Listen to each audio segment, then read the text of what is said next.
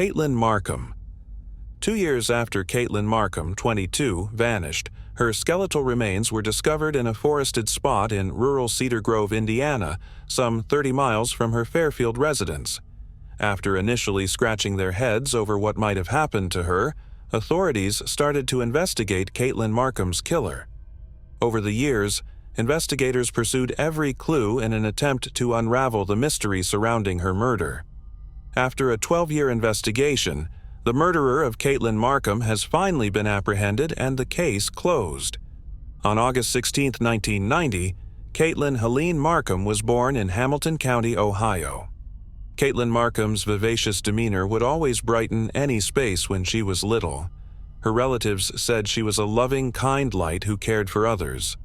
Allie, her younger sister, stated in a documentary about her passing, "Caitlin always took care of me." Family and friends compared her to a butterfly because of her vivacious and carefree personality. She loved all things artistic growing up. Before attending college, Caitlin had her entire life mapped out. She was engaged to be married at the age of 22, and she was finishing up her undergraduate studies at the Art Institute of Cincinnati in Ohio. Caitlin worked 2 jobs while saving money to move to Colorado with her fiancé right after marriage. She worked at David's Bridal and at the bookshop on campus. Sadly, tragedy struck just 2 days before her 22nd birthday, meaning that her promising future would not last. On August 13, 2011, at approximately 9 o'clock at night, Caitlin Markham left her job at the Bridal Boutique and made her way to her Fairfield apartment. Once she arrived home, she saw her fiancé, John Carter, who was waiting for her. Later on in the evening, Caitlin's friend stopped over to spend time with the pair. Before we continue, we want to remind you that only a small percentage of people who watch our videos are actually subscribed. So if you enjoy our content, consider subscribing. It's free and you can always change your mind later. Now, let's move on with the video. However, she ultimately left when she became aware of the tension between John and Caitlin. Caitlin appeared to be silent, as the buddy noted. She questioned John about the odd behavior of the couple. John added that it was because he and Caitlin had used magic mushrooms. John Carter claims that he left Caitlin's condo later that night to go to a bonfire at 11 o'clock with some pals. It was believed that Caitlin Markham, who remained at home, was displeased with John Carter for going. Caitlin Markham had inexplicably disappeared from her residence overnight, leaving no trace by the next day. John Carter called 911 at around 8 p.m. and reported his fiancée's disappearance after stopping over to see how she was doing because he hadn't heard from her in a while. John Carter said, "My fiancée is missing." Overheard, "I'm having trouble finding her. I saw her yesterday night about 12 o'clock. I'm very anxious because she lives alone in a house. Her vehicle is still there. Her car was still at her house when I decided to drop by and check on her after attempting to reach her for a while. She would have her car at work right now, which is why I'm so freaked out." Following that, Fairfield police officers started looking into the matter and following clues related to Caitlin Markham's disappearance. Family, friends, and concerned citizens came out in force a few days after Caitlin Markham vanished, offering to help look for her near her house. She worked at the Tri-County Mall, the Art Institute, and her neighborhood in Fairfield. However, hours became days, days became months, and months became years. No trace of Caitlin Markham could be found. Carter said that she sent a final text in the wee hours of August 14, 2011 at 12:52 a.m. according to cell phone data. Investigators have not discovered any indications of credit card or cell phone activity since that point in time. Her friends and family were the initial group of suspects.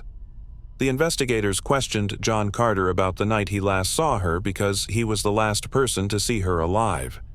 John admitted to the cops that he had not spoken to Caitlin since the night of the bonfire. He said, just before 1 in the morning, Caitlin had texted him a picture of her boss that she thought was cute. When questioned by investigators about his whereabouts following the Blazy, he replied that, at approximately 4 in the morning, he walked to his mother's house and dozed off.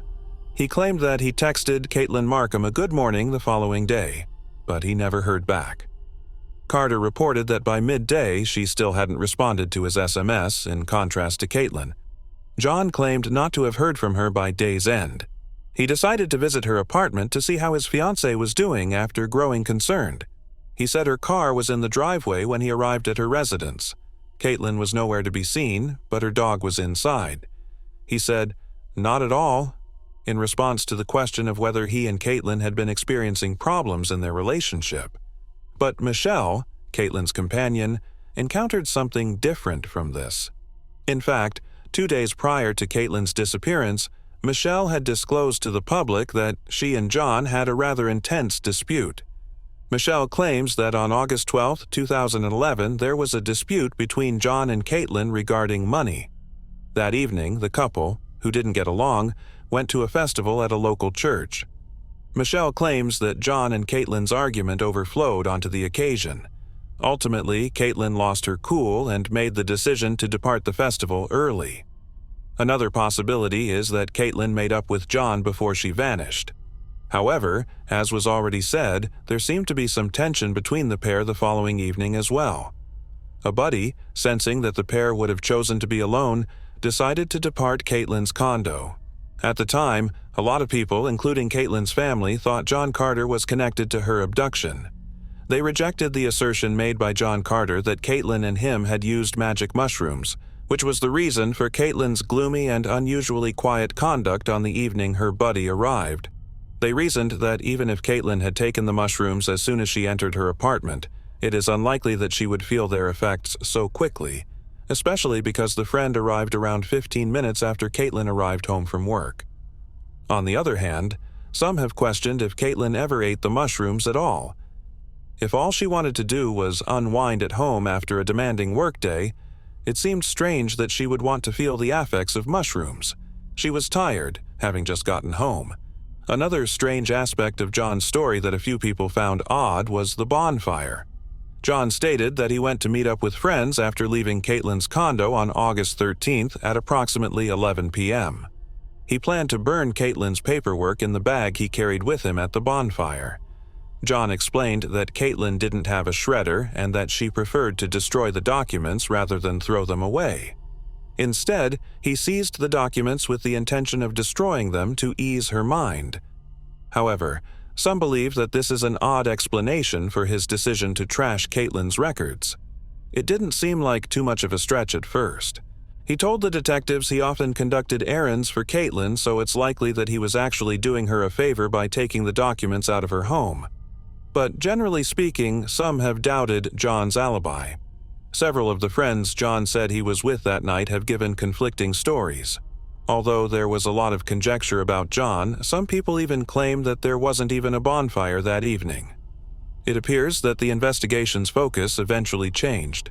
Over the years, John Carter has addressed Caitlin's situation in the media on multiple occasions, and he has persisted in his denial of any involvement in her disappearance. 3 days after Caitlin vanished on August 16, 2011, John Carter spoke of being terrified and worried during one of his fiancée's searches. He said it this way, "I'm scared. I'm utterly afraid. All I want to do is find Caitlin, spend her birthday with her, and go to Red Lobster the way she had intended." Later on, he said that in the worst situation, Caitlin is a tough person who would battle her way out. But after several days, Caitlin was nowhere to be discovered, so the search for her was called off. After almost 2 years of no progress, the case was revived on April 7, 2013, when a couple purportedly searching for scrap metal discovered what looked to be a grocery bag holding a human jaw and a skull with hair still attached. The pair would give 911 a call right away. Wanda Lee examined dental data to identify the victim's remains and ultimately determined that they belonged to Caitlin Markham, the coroner for Franklin County, Indiana. At that point, her death was declared a homicide, but the cause of death remained unknown. Her family was understandably heartbroken to learn that she had been the victim of a homicide when word of her death reached them. The news did not particularly surprise them either. When she first vanished, her family clung to the hope that she would be discovered safely. Weeks passed into months without her, and their hopes dimmed. After some time, they concluded that Caitlin had been killed. At one of Caitlin Markham's favorite locations, Harbin Park, her family and friends come together to celebrate her life on April 18, 2013. Her alma school, Fairfield High School, hosted her burial 4 months later on August 25, 2013. She would have adored the way the space was arranged, with lots of vibrant colors. John Carter, her fiancé, was moved to tears as he addressed the assembly and referred to Caitlin as the love of his life. Our kiss would have been shared. Our marriage would have taken place. Our honeymoon would have taken place. Our child would have been born. John Carter remarked, "We would have had our life and grown old together." Following the discovery of Caitlin Markham's remains in Indiana, the Indiana State Police became involved in the inquiry. Caitlin Markham's family also engaged a private investigator to look into the matter in the years after her bones were discovered. Caitlin's family apparently believed insufficient resources were being used in the wake of her death, despite the fact that the Indiana State Police and Fairfield Police had launched investigations into the incident. Over time, the Caitlin Markham case developed to become nationally recognized. A documentary was produced in her honor to commemorate her life in 2016. The 1-hour documentary, taken too soon, The Caitlin Markham Story, included her family and friends.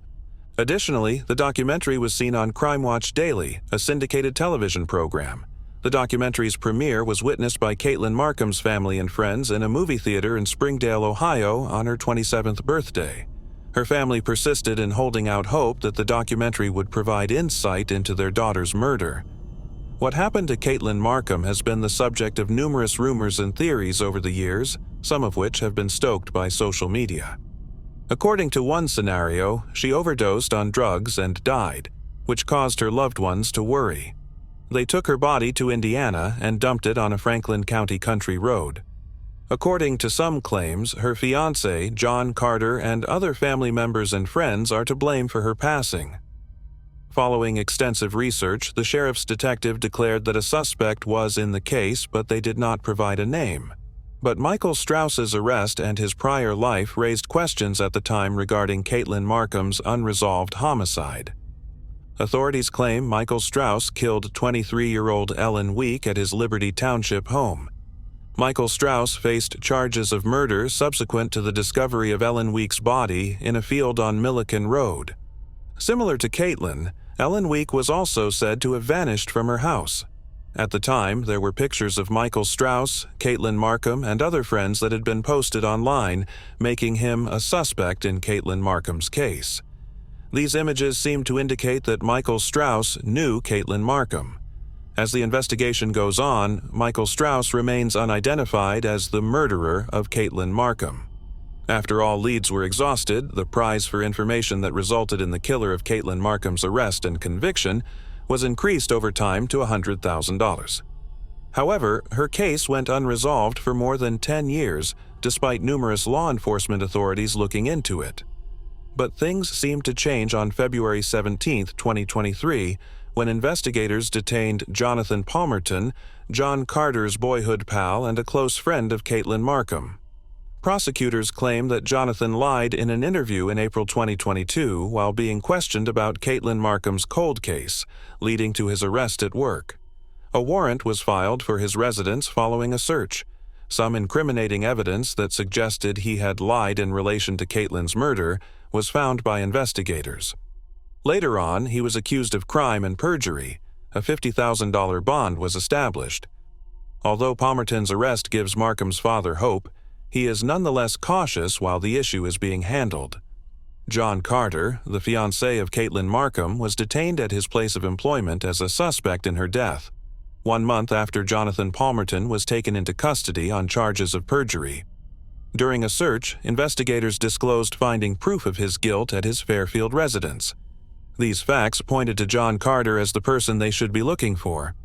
In court, John Carter entered a not guilty plea, but Butler County Prosecutor Mike Gamoser provided fresh information on Caitlin's body's finding in court. He stated that Caitlin's left wrist had 3 or 4 deep force wounds. The location of Caitlin Markham's body's final discovery, as per the forensic report, is most likely not the original one. In the course of the high bond debate, G.M. Moser recited passages he claimed investigators discovered during a recent search warrant inside the mother's house of John Carter. When Caitlin passed away, John Carter was residing in his mother's house. Somewhere in one of the writings it states, "Deep down, I love her. You want to kill her, but I love her. She must die. I can't kill her. Yes, you can. No. Yes. How do you talk me into all these things? I'm just that good. But you're bad, I know. How do I kill you? You can't. You're right. About what? Nothing. You're accurate. Regarding what? Nothing." John Carter appeared to be battling and interacting with a demon. According to other court-revealed records, John Carter battles depression and PTSD. John Carter was given a $1,000 bond, but on April 4, 2023, he posted it. He posted a $1,000 cash bond and appeared in court with only an ankle monitor on. He could now stand before the judge unrestrained. He will not be imprisoned until June 2024, when his trial is scheduled to take place. Dave Markham, Caitlin's father, stated following John Carter's arrest that it is not surprising. "To be honest, I had suspicions about him from the beginning. I believe that many, if not the great majority of people, had suspicions about him." Dave believes that with John Carter's apprehension, he and Allie would at last receive justice for the deaths of their sister and daughter. Moving on to the next case. Craig Price. Youngsters are meant to be carefree and innocent, and tantrums are supposed to be the only way they let out their fury. But there are many of kids out there whose bitterness and fury turn into something far worse: anger. These people's animosity frequently motivates them to carry out and take part in horrifying atrocities. We'll be looking at 3 of these horrifyingly deadly kids in this instance. Price Craig. Craig Chandler. Price, dubbed the Warwick Slasher by the media, killed his first victim when he was just 13 years old. Craig was born in Rhode Island on October 11, 1973, although not much is known about his early years or family. It is known that he had a juvenile record from an early age, with charges of drug use, assault, robbery, and stalking. No one thought the young child would kill himself, even with his dubious criminal history. Craig broke into Rebecca Spencer's 27-year-old home on July 27, 1987, a woman who was located directly next door to him. Using a kitchen knife, he stabbed her 58 times. Then, on September 1, 1989, at the age of 15, Craig broke into the 39-year-old Joan Heaton's house, where she lived with her 2 daughters, with the intention of robbing the place. He stabbed Joan 57 times while high on marijuana and LSD. Then he stabbed Jennifer, her 10-year-old daughter, 62 times, 30 times with her 8-year-old daughter, Melissa. Craig also ground Melissa to a powder with a kitchen stool, breaking her skull. He even gave one of the girls and Joan a bite. Because of how violently Craig attacked the family, the knife blades he used separated from the handles and remained inside the victims' bodies. Craig's juvenile background and proximity to both crime scenes notwithstanding, authorities did not view him as a suspect until the FBI connected the 2 crimes, claiming that he was hurt in the battle and that they were probably committed by a neighbor. When 2 police officers interrogated the 15-year-old on September 5, 1989, they observed the cut on his hand. Craig admitted to police that he'd sliced it when intoxicated. He subsequently failed a polygraph examination. Police were able to obtain a search warrant for his residence because of this suspicious combination of items, and they discovered knives and bloody clothing inside. It is reported that Craig had a calm tone and manner when he was discovered. Without any more prodding, he confessed, and the police reported that his admission lacked regret. Even worse, while he admitted to the atrocities, he continued to imitate the sounds made by his victims as they were dying. Craig thinks that part of the reason behind the killings is his early exposure to racist messages. 1 month prior to turning 16, he was incarcerated and boasted that upon his release, he would create history, given that he would be released at age 21 after being tried and found guilty as a minor. Later, the Craig Price case changed the law to permit charging minors as adults. However, this could not be implemented in the past. Considering the severity of the act, citizens of Rhode Island organized to advocate for Craig Price's imprisonment. Numerous state psychologists concurred that Craig was not a good fit for treatment. Craig has been charged with numerous other crimes while he is incarcerated. Criminal disdain for declining to undergo a psychological assessment, threatening a correctional officer and receiving extortion, assault and probation violation due to fights he took engaged in while incarcerated. Craig Price never experienced freedom on his 21st birthday as a result of these offenses. He was originally scheduled for release in 2022 following his 2009 parole denial. However, he was charged with stabbing another prisoner with a 5-inch handmade knife in April 2017. Additionally, on January 18, 2019, he received a second sentence of 25 years in prison. At 46 years old, Rhode Islanders can finally sleep well, knowing that the Warwick slasher will spend the remainder of his life behind bars. Moving on to the next case. Debbie Lynn Randall. Sadly, on January 13, 1972, 9-year-old Debbie Lynn Randall, a young student in Marietta, Georgia's 3rd grade, disappeared while returning home from a local laundromat. Thousands of people participated in the enormous uprising that followed her disappearance, but it ended tragically. Debbie was brutally attacked and strangled, and her body was recovered 16 days later on January 29, 1972.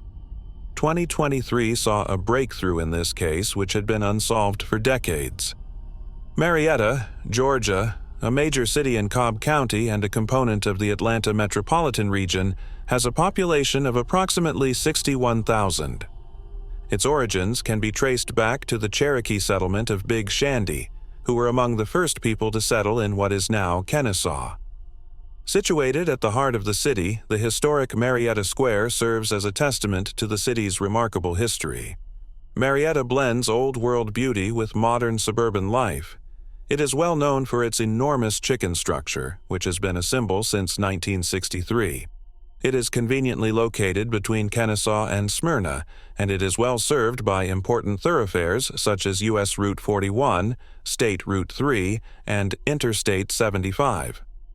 The city is not impervious to crime despite its many good aspects, as demonstrated by the recent closure of the Debbie Lynn Randall cold case in 2023.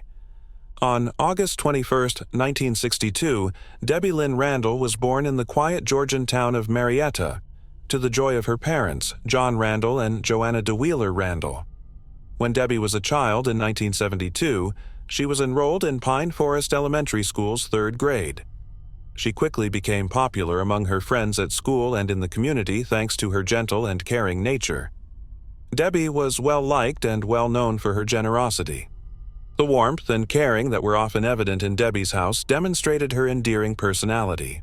Regular gifts of dolls were given to her by guests as a token of their admiration for her. These dolls were more than simply toys. They were a symbol of the community's love for her. At home, Debbie had a special bond with her older brother, Melvin Randall. As siblings, they had a close-knit and caring relationship. Melvin, Debbie's older brother, is protective and kind, and he always tries to fulfill her wants. This tie exemplified the close-knit dynamics within their family. Debbie's life was tragically cut short, leaving her family and community in deep grief. Debbie's life was full of hopes and youthful aspirations. The Randall family in Marietta appeared to be having a typical evening on January 13, 1972. Little Debbie was playing with her mother Joanita while her brother Melvin was ill and in bed. As John Debbie's father came back, Joanita was in the kitchen preparing dinner. The night continued as usual. That evening, as she regularly did, Debbie begged permission to play at the local playground. It's in a well-known and safe region just a short stroll from their home. Debbie gladly consented, telling Juanita she would be back before supper to get some laundry powder from the laundromat across the street. Debbie would usually walk to the playground after school for 5 minutes, where she would play for an hour. Joanna waited for her to return in around 1.5 hours, but as time passed and Debbie failed to return, worry grew. Debbie never arrived late without informing her or missed her curfew. As the evening wore on and Debbie remained elusive, Joanna's concern mounted. When Jod got home at 9:45 p.m., they still had no idea where Debbie had gone missing. Their worry became to panic when they realized that this was nothing like Debbie. Despite feeling under the weather, Melvin decided to join the search. The family took swift action. The area, which was usually the hub of activity, was suddenly the subject of growing anxiety.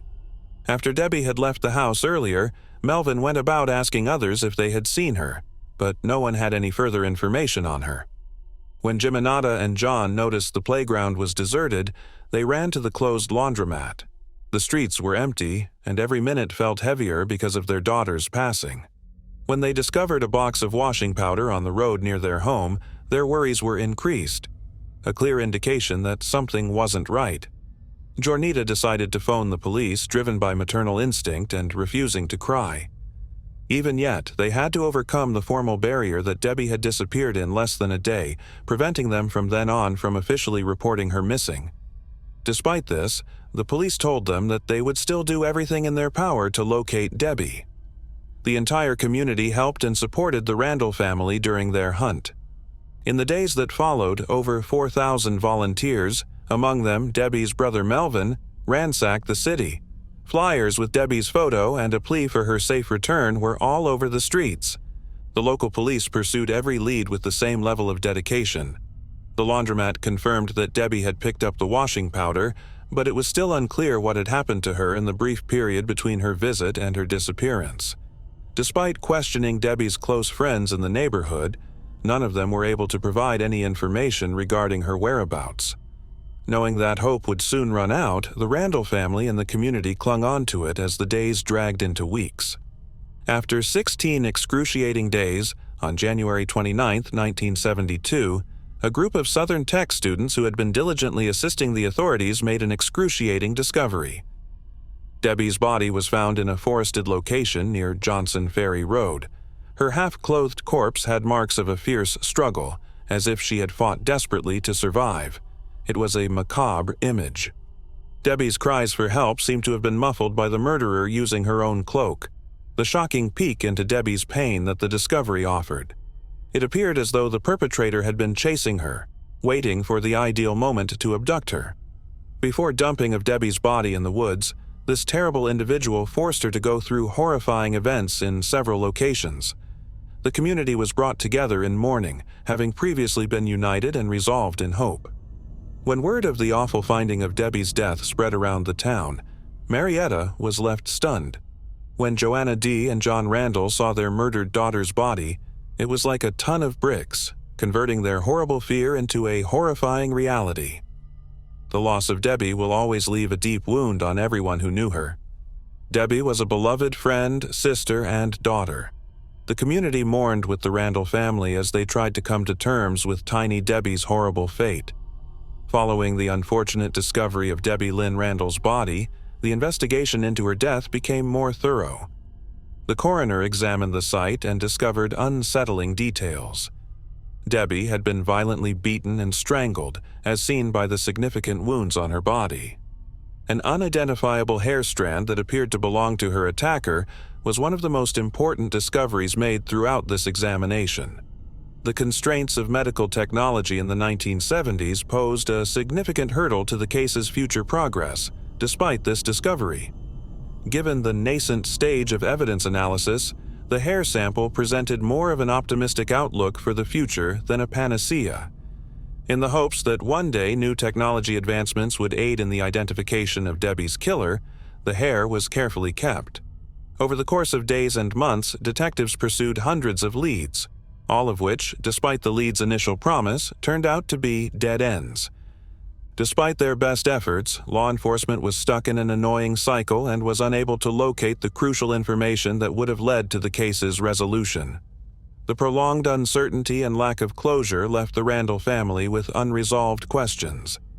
They questioned who was responsible for their daughter's untimely death, as well as the actual events of that terrible evening. They had to cope with the loss of their beloved Debbie and the never-ending frustration that justice was still eluding them. The case of Debbie gradually transitioned from an ongoing inquiry to a cold case as time passed and the quantity of leads dropped. For nearly 28 years, her murder mystery remained unresolved, resulting in ongoing pain and interest. The Randall family and the people of Marietta were left to wonder if the real story of Debbie's horrific death would ever come to light. The case persisted in the collective minds of many who knew and loved Debbie, leaving unanswered questions and unfulfilled justice. However, the unresolved mystery surrounding Debbie Lynn Randall's case garnered attention again in 2001. Detective Morris Nix could not shake the eerie memory of unresolved crimes even after going through old files again. This included Debbie's case, in which he detected information that the initial 1972 inquiry had missed. Detective Morris was determined to discover answers, so he restarted the investigation. He discovered the hair strand that had been saved from the crime site as well as the long-stowed evidence box. Despite the FBI's best efforts, the owner of the hair could not be identified with the sophisticated technology of the early 2000s. Therefore, the case was placed on hold while more technical improvements were made. The case was unsolved until 2015, when Detective Morris joined the Cobb County Cold Case Unit. Thanks to advancements in medical research, the case gained pace and new life. Sandra Walker was one of the kids Debbie played with that fatal evening, and her story came to light thanks to media attention. Sandra's testimony, which had been withheld earlier due to fear, added a horrifying new dimension to the case. The horrifying events of her witnessing Debbie's kidnapping remained vivid in her memory years later. To involve the community in job memory, police teamed up with freelance artist and graphic designer Amanda Wood. Wood spent months creating a graphic representation of Debbie's last moments. The end product is a powerful and poignant portrayal that emphasizes Debbie's innocence as well as the horrifying nature of her attack. John, Debbie's father, saved every newspaper article describing his daughter's abduction, a constant reminder of the unsolved mystery. Meanwhile, a piece of cloth bearing floral prints discovered on Debbie's body was transferred by Detective Morris to the Sorensen Forensic Lab for DNA analysis. Technology advancements made it possible to establish a partial DNA profile of an unknown male. Despite challenges, extra financing from the Criminal Justice Coordination Council allowed for new opportunities for the investigation in 2019. This was made possible by renewed DNA testing. The Randall family and the Marietta community may finally find the answers they have been searching for after years of not moving the case. The 2023 breakthrough in Debbie Lynn Randall's cold case was made possible by advancements in genetic genealogy. In collaboration with DNA Labs International, the police set out to build a single nucleotide polymorphism profile, or SMP. This was because initial efforts like evidence analysis and searches in CODIS, the combined DNA indexing system, produced no findings. When it comes to genetic profiling, the SNP profile provides a more comprehensive and perceptive approach than traditional methods. It involved a laborious procedure of searching through public and police records. Finding a DNA match for a person associated with the case was their goal. Upon discovering a match, the investigators set out to construct a complex family tree. They made an attempt to locate as many of the alleged attacker's relatives as they could. This action demonstrated how police work and community involvement are dynamic processes. The police got in touch with the suspect's relatives. The family members voluntarily provided samples of their DNA for study, which surprised the researchers. This was a pivotal moment in the inquiry that showed how community cooperation may be used to solve long-lasting riddles. The DNA evidence recovered from the crime scene clearly matched after all necessary testing. William B. Rose, a Mableton, Georgia resident, was named as the murderer. This discovery was a turning point for the Randall family and the Marietta community, who had been waiting for answers for more than 50 years. William B. Rose was born in 1950. But very little is known about him, his parents, or his career. As a result, he remains somewhat of a mystery. His life tragically changed when, at the age of 22, he abducted and killed Debbie Randall. When officials searched for Rose in 2023 in an effort to apprehend him, they unexpectedly found something they had not expected. Rose killed himself in 1974, 2 years after he had brutally murdered Debbie, because he was preoccupied with staying out of the hands of the police. This dread was evident even during the time of a previous arrest related to an alcohol-related event. Rose was never in the police radar throughout the initial inquiry, so finding out he was Debbie's killer came as a shock. Since Debbie's family lived in the same apartment complex, Rose might have seen Debbie in the local playground where he was planning his nefarious plan. Tests clearly showed Rose to be the one who had cruelly killed Debbie Randall when the police exhumed his remains in 2023 to prove he was the offender. The long-running case of Debbie Lynn Randall ended with a bittersweet identification of William B. Rose as the perpetrator. Debbie's parents, Joanna D. and John Randall, sadly passed away before this knowledge was discovered. Joanna lost her battle with illness in 2018, and John followed in 2022. They spent decades grieving over Debbie's death at such a young age. Melvin, Debbie's brother, expressed his gratitude and relief. Retired investigator Morris Nix stated that technology was essential to solving the case. Moving on to the next case. Graham Frederick Young. Graham Frederick Young was born in September 1947 in Middlesex, England, and developed an early fascination with poisons. His experiments on others around him soon gave rise to a malevolent fascination in him. However, it took a while before Graham was apprehended and permanently imprisoned. Graham started poisoning his family in 1961 in order to research the impact the poisons had on the human body. He began with his 37-year-old stepmother, Molly, who experienced unexplainable diarrhea, vomiting, and stomach aches. Fred, his 44-year-old father, quickly went in her direction. At last, Winifred, Graham's sister, and a few of his pals started to experience the consequences. Graham was sick too, though not as badly. Whether this was a deliberate action or an accident is unknown. Graham brought Winifred tea later in November 1961, but she only swallowed a single mouthful before spitting it out because it felt sour. She was rushed to the hospital after experiencing hallucinations during her morning commute, when it was determined that she had been exposed to deadly nightshade or Atropa belladonna, a plant that, when consumed, is very toxic.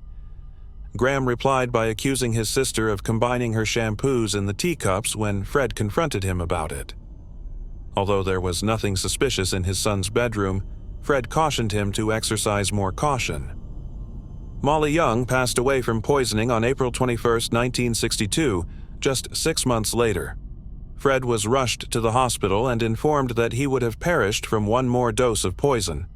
Following this change of events, Graham's science teacher discovered poison bottles in his desk and informed the principal, which made Graham's aunt suspicious of him as well. On May 23, 1962, Graham was taken into custody and referred to a psychiatrist. He admitted to trying to kill Winifred, Fred, and one of his buddies. Since Molly had been cremated at Graham's insistence and had suffered a prolapse of her spinal bone in a car accident, her death was not thought to be suspicious.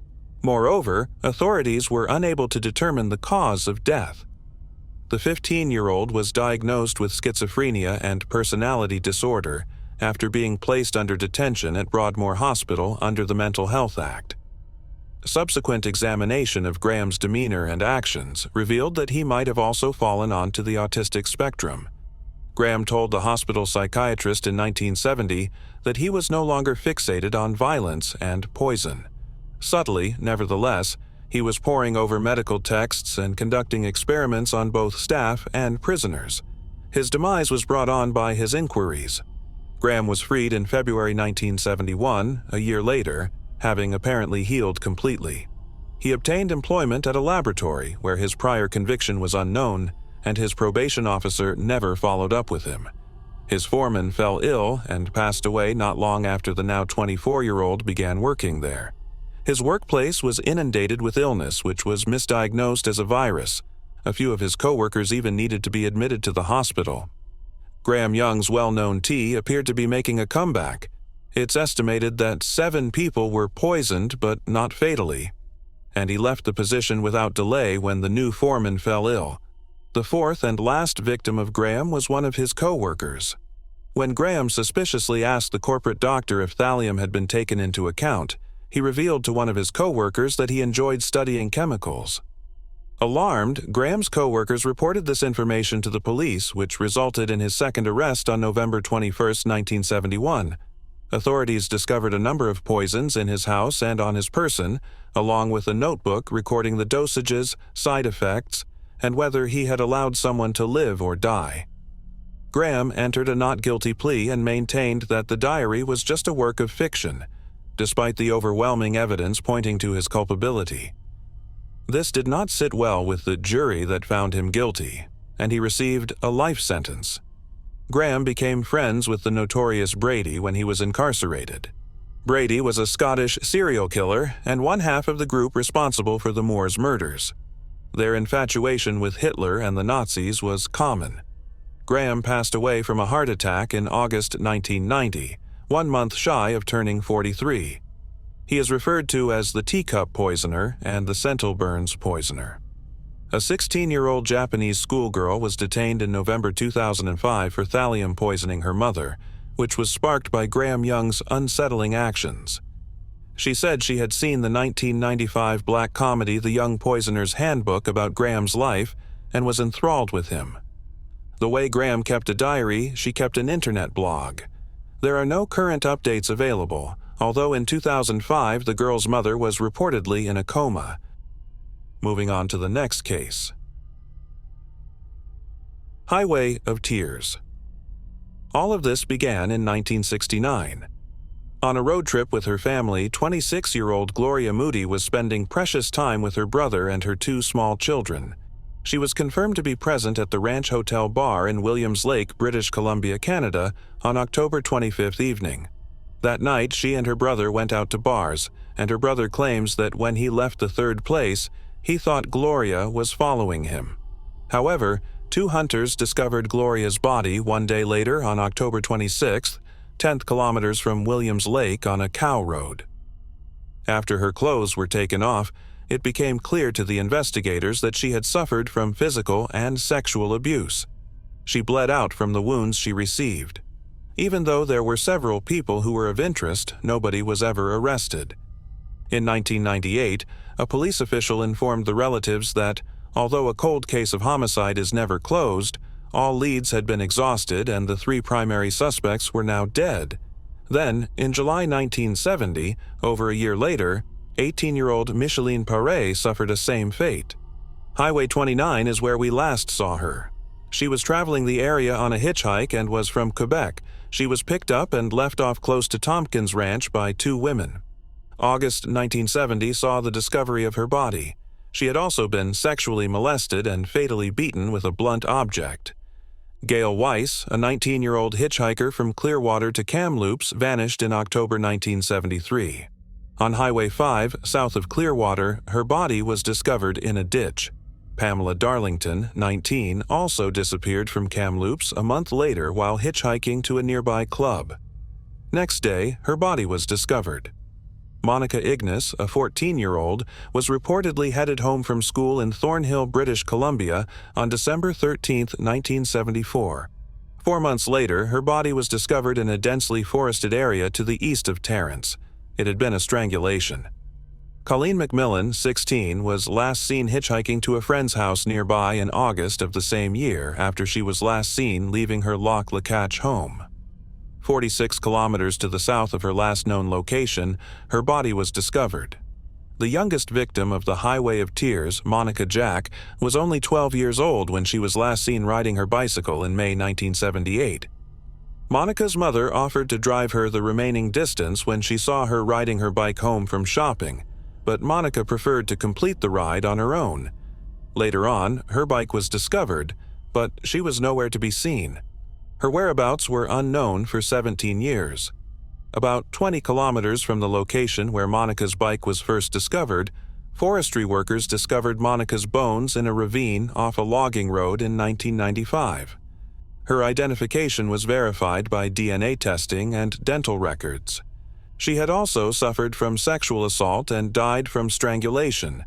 Maureen Mosey, then 33, was last seen hitchhiking from Salmon Arms to Kamloops on May 8, 1981. A woman walking her dog along a road approximately 16 kilometers east of Kamloops discovered her body the following day. She had suffered a serious beating. Witnesses spotted her getting into a car with a bearded man in his late 20s or early 30s who had black or brown hair.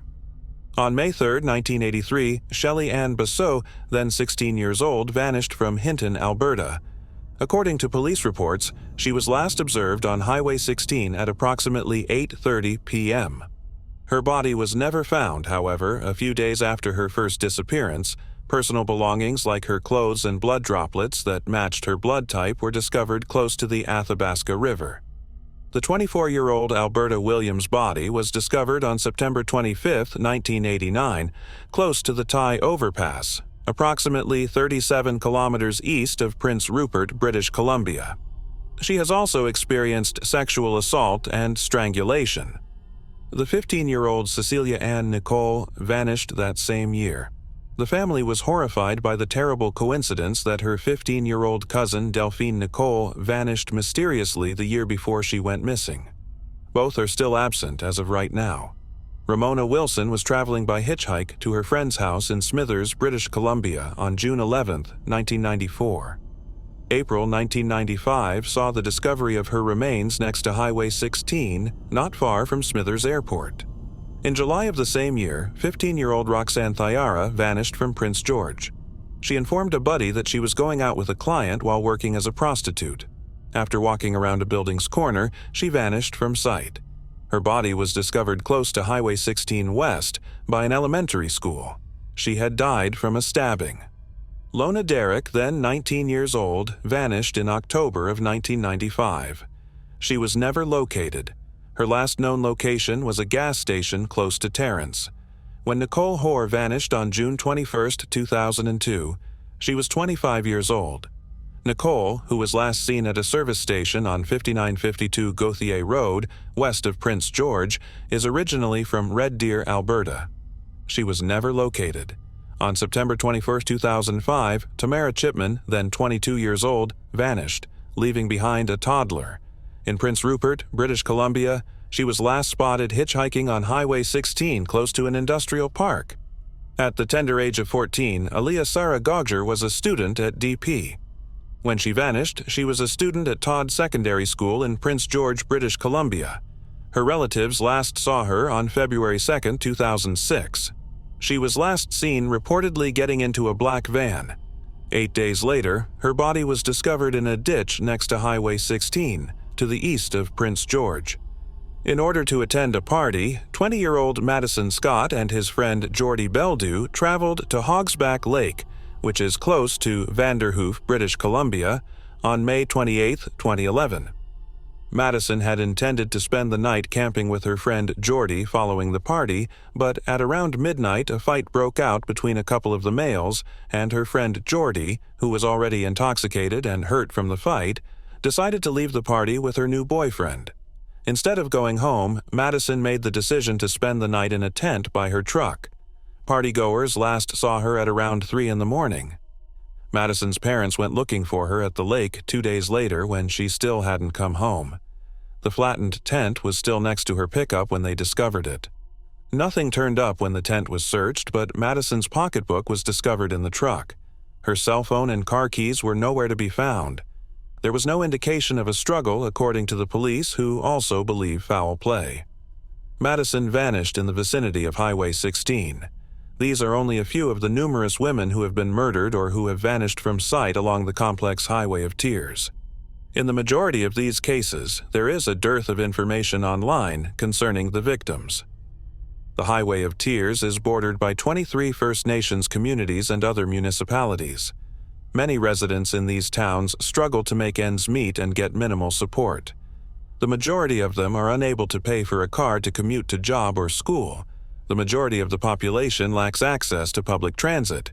Public transit is available in certain places, although it is typically restricted to a single bus that operates on a set timetable. People who live here must therefore find alternative means of transportation if they miss the bus or if their job schedule conflicts with the bus schedule. Hitchhiking enters the picture at this point. Hitchhiking on the Highway of Tears is the only alternative available to a large number of people, particularly women. Because of this, predators can easily prey on them.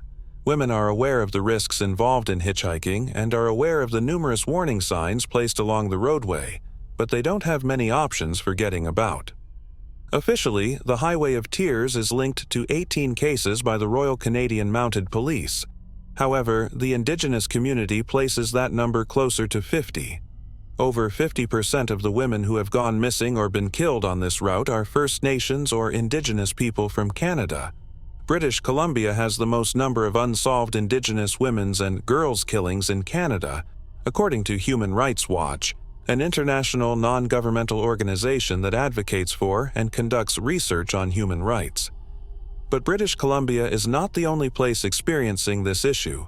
According to a 2015 investigation of missing and murdered Indigenous women and girls, there have probably been more than 1,200 murdered and unaccounted for Indigenous women in Canada. Although they make up only 4% of Canada's population, 16% of murdered women are Indigenous women. There is a similar pattern of disproportionate violence against Indigenous women in the killings and disappearances that occur along the Highway of Tears. Over the years, there have been other disappearances on Highway 16, but it wasn't until a white lady, Nicole Hoare, 25, vanished in June 2002 that huge search parties set out to find her, and the matter was covered by the media.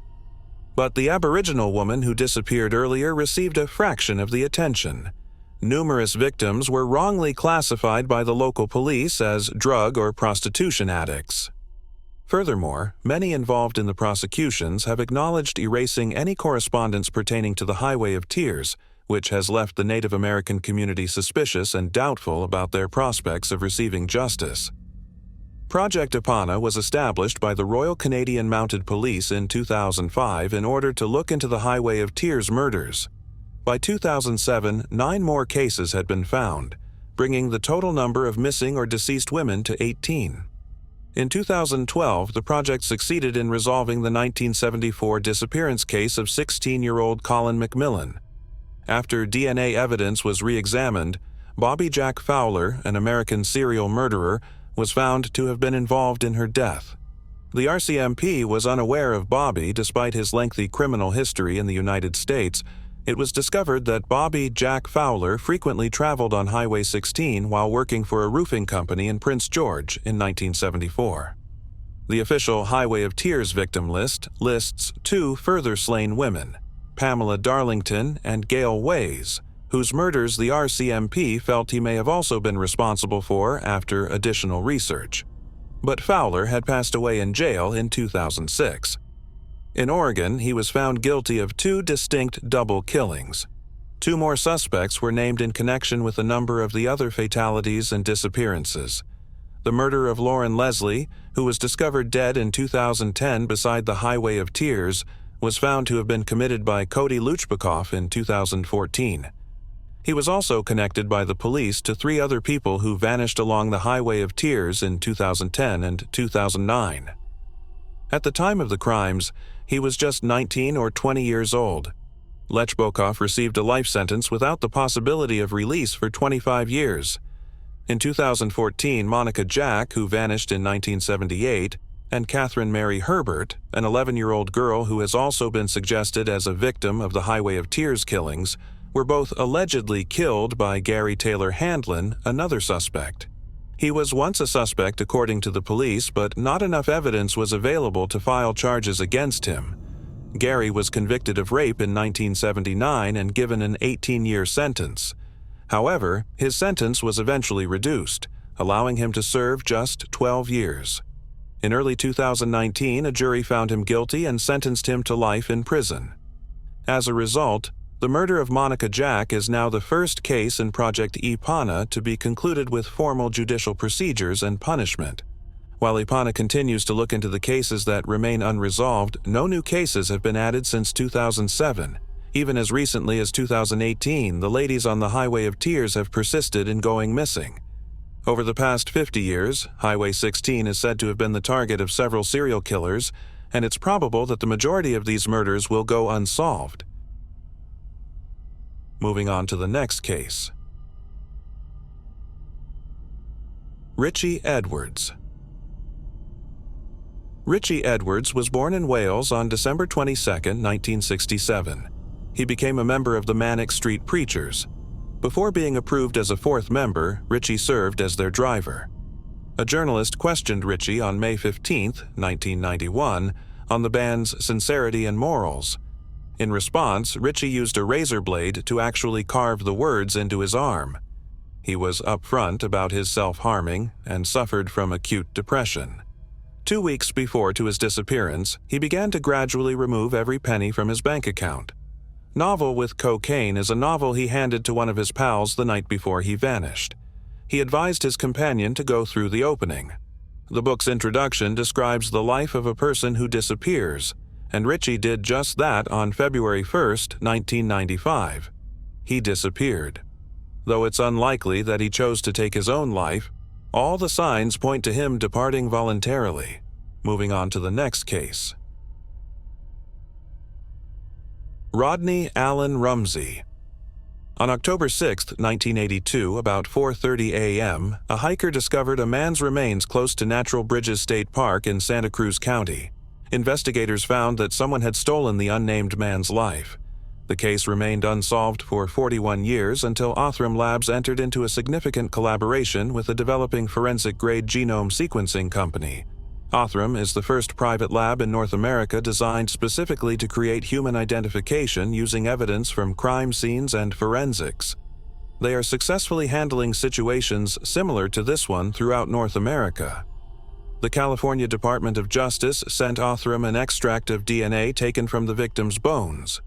Othram evaluated the amount of DNA that is actually present on it by performing what is known as a suitability analysis. Othram Labs can examine up to 100,000 DNA markers, which facilitates the process of tracing more distant ancestors and reverse engineering back to the immediate family. In this instance, the victim's family was identified through genealogy. The FBI then became involved, and after they had a suspicion as to who it may be, they were able to validate that identity through some fingerprinting. After making that crucial connection, law enforcement was able to identify the body that had been known to detectives for so long as John Doe. The public was informed in October 2023 that the 28-year-old Rodney Allen Rumsey's remains were found there. Upon May 25, 1954, Rodney was born. Sacramento, California was his home. According to Othram Labs' head of account management, Michael Vogon, this began as an unidentified human remains case. Additionally, they are currently looking at a brand new casing. The neighborhood is affected. It affects the detectives. Years of family history, and it feels wonderful. We then celebrated it before moving on to the following one. On Rodney's left forearm, there was a tattoo of a skull and a crimson rose with 3 leaves. The skull included crimson around the eye sockets, 3 red-tipped feathers protruding from the head, and black braids. Investigators still have a lot of work ahead of them, according to Santa Cruz Police spokeswoman Lieutenant Karina Cesena, but they will make an effort to get in touch with Rumsey's family. The Santa Cruz Police Department's investigation unit can be reached at 831-420-5820, and its tip line can be reached at 831-420-595. Moving on to the next case. Sandy Charles. Sandy Charles was a Canadian boy born in northern Saskatchewan in 1980. He didn't seem to be particularly strange or out of the ordinary. Even though not much is known about him prior to his crime, it appears that no one believed he was a little child who needed to be taken seriously. That was all before 1995. Sandy was 14 years old when she first saw the 1989 film Warlock and became enthralled with it. According to the 15-rated horror movie, consuming the liquefied fat of an unbaptized child can provide one unique abilities or the ability to fly. Little is known about how Sandy came up with his scheme, but on July 8, 1995, he beat the youngster with a rock and a beer bottle, sliced off strips of his flesh, and then boiled them down. Jonathan George Timpson, who was born on December 30, 1987, was his victim. The 7-year-old, who was described as gregarious and lively, looked up to the masked crusader Zorro. On July 11th, only a few days later, Jonathan's body was discovered. A few hundred yards from his grandmother's house in the woods. He had been slashed across the throat and his head crushed. His skin had been sliced into 10 or 15 sections. William Martin, Sandy's 8-year-old accomplice, was too young to face charges at the time. However, it's unclear how he contributed to the murder. Sandy Charles was found not guilty by reason of insanity in August of 1996, but he was later found guilty as an adult and committed to a mental health facility. It is unknown what evidence brought Sandy Charles to the attention of the police. Sandy had reported to the police that she was having these ideas because there was a spirit in her room. The 14-year-old reportedly considered suicide when a voice suggested that killing someone else could be a better option. A schizophrenia diagnosis was made later on. It became out that Sandy had attempted to break the little boy's neck but had instead smothered him. Jonathan also had a knife stuck in his eye. There is disagreement among sources on Sandy's consumption of the rendered fat that he had removed and cooked from Jonathan's body. He allegedly said that he didn't drink it because he just wanted to remain himself. Sandy, then 17 years old, attacked a jail nurse in June 2000, yet her sentence was limited to 1 day in solitary confinement. He stated in court in 2014 that he wished to reintegrate into society after becoming sufficiently socialized. However, his plea to transfer to a new institute was turned down. Sandy Charles is currently confined to a mental health facility, and it is unlikely that he will be allowed to leave. Moving on to the next case. Antoinette Briley's babies. In 2003, a waste management employee in Stickney, Illinois, made a horrifying discovery. 2 infants' remains were discovered by the worker in a garbage truck's front lift pocket. Their hypoxia caused their death. They were found to have been disposed of in a garbage can in a Stickney lane, according to investigators. Investigators made progress, but they still didn't know who was behind the babies left in a garbage can. The case quickly became unsolved. Subsequently, in 2018, investigators had the notion to try using DNA technology to find relatives who had been abandoned. They identified Antoinette Briley, a 41-year-old Michigan woman, as the mother after doing DNA tests. She was taken into custody by police in December 2020 after a traffic stop. That's when she admitted to the crime. She told the investigators this. In the time, she was 24 years old, and Ned was the only one in her grandfather's house when she gave birth to the children in her bathtub. She was terrified for several minutes while the babies were sobbing. After that, she made the decision to pack them in a duffel bag and head to the hospital by car. But on the way, she stopped, took the babies out of the bag, and threw them in the garbage. After leaving the duffel bag behind, she returned to her grandfather's house, watched TV, and went to bed. Antoinette has a daughter, which the investigators took note of and ensured is secure. This piece of trash does not yet have an attorney on file and is being detained on a $15,000 bail. Before we continue, we want to remind you that only a small percentage of people who watch our videos are actually subscribed. So if you enjoy our content, consider subscribing. It's free and you can always change your mind later. Now, let's move on with the video. Moving on to the next case. Blanca Arellano. Sometimes people act irrationally out of love and they don't regret it afterwards. However, in this instance, the victim we will speak about not only gave up her life for a one-sided love, but it also took it. Blanca Arellano, a 51-year-old Mexican, traveled 3,000 miles by plane from Mexico City to Lima, Peru on October 31st, 2022 with the intention of meeting 37-year-old Guam Pablo Villafuat, a Peruvian student studying human medicine and biotechnology at the Faustino Sanchez Carrion National University. The two were rumored to have met on a gaming hub and been dating virtually for a few months before Blanca, driven by excitement and heartbreak, flew to meet him in the hopes of finding real love. Her family claims that she frequently expressed her sentiments to Villafuat before departing for Peru and that she was content and at peace in their relationship. Blanca Arellano went missing after spending a week with Villafuat and told her niece that she had fallen in love with him. Her family was unable to get in touch with her for several weeks. When Blanca's niece Carla contacted Villafuat to find out why Ahanti had stopped answering calls and hadn't even called her family, she was the first to realize something wasn't right. When Kayla inquired about Blanca's well-being, Villafuat responded in a disrespectful manner, claiming that Blanca had chosen to leave him because he was unable to give her the opulent lifestyle she desired. He claimed that Blanca had grown tired of him and had gone to get an airline ticket home to Mexico. He told Blanca's family in their final conversation, "I hope she is doing well, but my role here is over. I say this with sadness because I have no idea what else is out there. She's probably running low on battery life or her phone is broken. I hope she returns home safely and I wish you well." In addition to trying to paint Blanca as a money-hungry gold digger who wasn't interested in love, he also attempted to dissuade her family from thinking that he was involved in any way in her abduction. Sometimes I wonder how murderers think.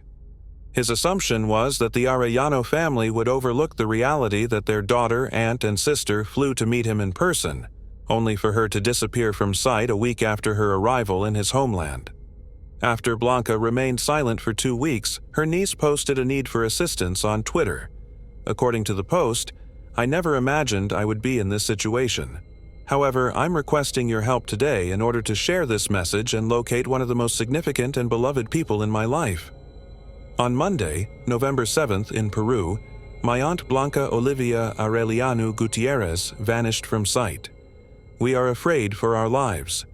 She went on to say that she had questioned Villafuat about her aunt's location, but he had never provided any useful information regarding the location of her hand Blanca.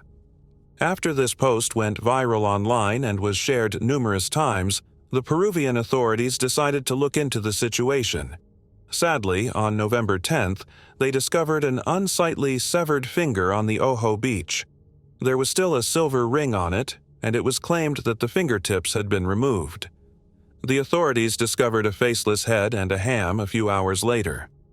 At the end of a canal that empties onto the beach, they discovered a tozo the next day that was organ-free. Investigators quickly discovered that Villafuat attends Carrier National University, Joseph Aosunu Sanchez, and that the canal runs in front of the university. Experts in forensics had also shown that the victim's face had been removed by a skilled surgeon. It is regrettable that although the majority of medical researchers work to save lives, some, like Villafrosi, work to end lives. Blanca's family verified that the ring on her finger belonged to her, and the investigators concluded that the remains of her body, discovered at sea, belonged to her. Villarfoli's apartment had traces of Blanca Iranono's blood all over it. In Villarfoli's chamber, investigators also discovered women's clothing, hair, and a Mexican flag. It has also been stated that days after Hawkins vanished, he uploaded images and videos of her on TikTok. Villafuat was detained by police shortly after the finding on charges of femicide, organ trafficking, and human trafficking. Villafuat is currently being held by the police while the inquiry is ongoing, despite his denials of involvement in the crime. Blanca Iraneo went to find love at the hands of a demon, who ultimately killed her, severed her body, and invested her organs. It is heartbreaking that this happened. Let us keep the Arellano family in our prayers and thoughts. Moving on to the next case. Christopher Alvin Daly. Christopher Alvin Daly, age 26, was a resident of Huntsville, Alabama. He was employed for a Hilton hotel in Huntsville. He was last observed during a staff meeting on April 25, 1995. His family never got home, so they filed a missing persons report for him a whole day later. 2 17-year-olds called the police an hour before Christopher was reported missing after they found a body near a former logging road that had a single gunshot wound to the head. When Decatur Police Department investigators arrived on the site, they were able to identify the body as Christopher Daly's. About 4 miles distant, part of Christopher's automobile, his wallet, and his ID were discovered submerged in a river. The case quickly became cold despite a thorough investigation that turned up no suspects, witnesses, recovered weapons, or reasons. A man named Johnny Dwight Whited called the Decatur Police Department at Alp cracked the cold case on November 18, 2020. He declared his desire to come clean about killing Christopher Daly. Sean McAdam, a police detective, was first dubious since Johnny could not recall the year.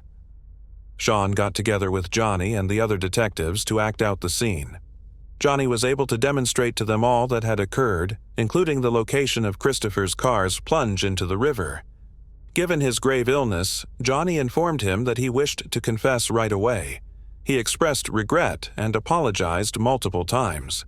But it's not a justification. Even so, he killed someone, and he ought to have stepped forward years ago. Christopher's relatives were made aware.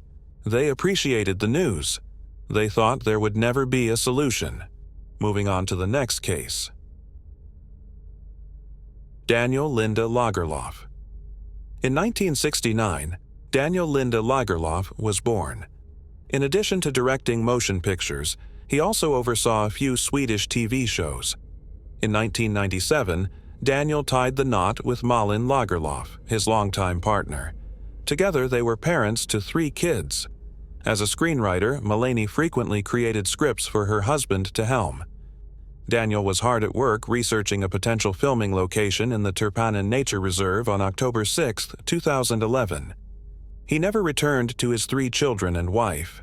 It's thought that big waves that were sweeping the region trapped Daniel on slick rocks, and he was pushed out to sea close to the sheer cliffs. There are no witnesses because he was by himself.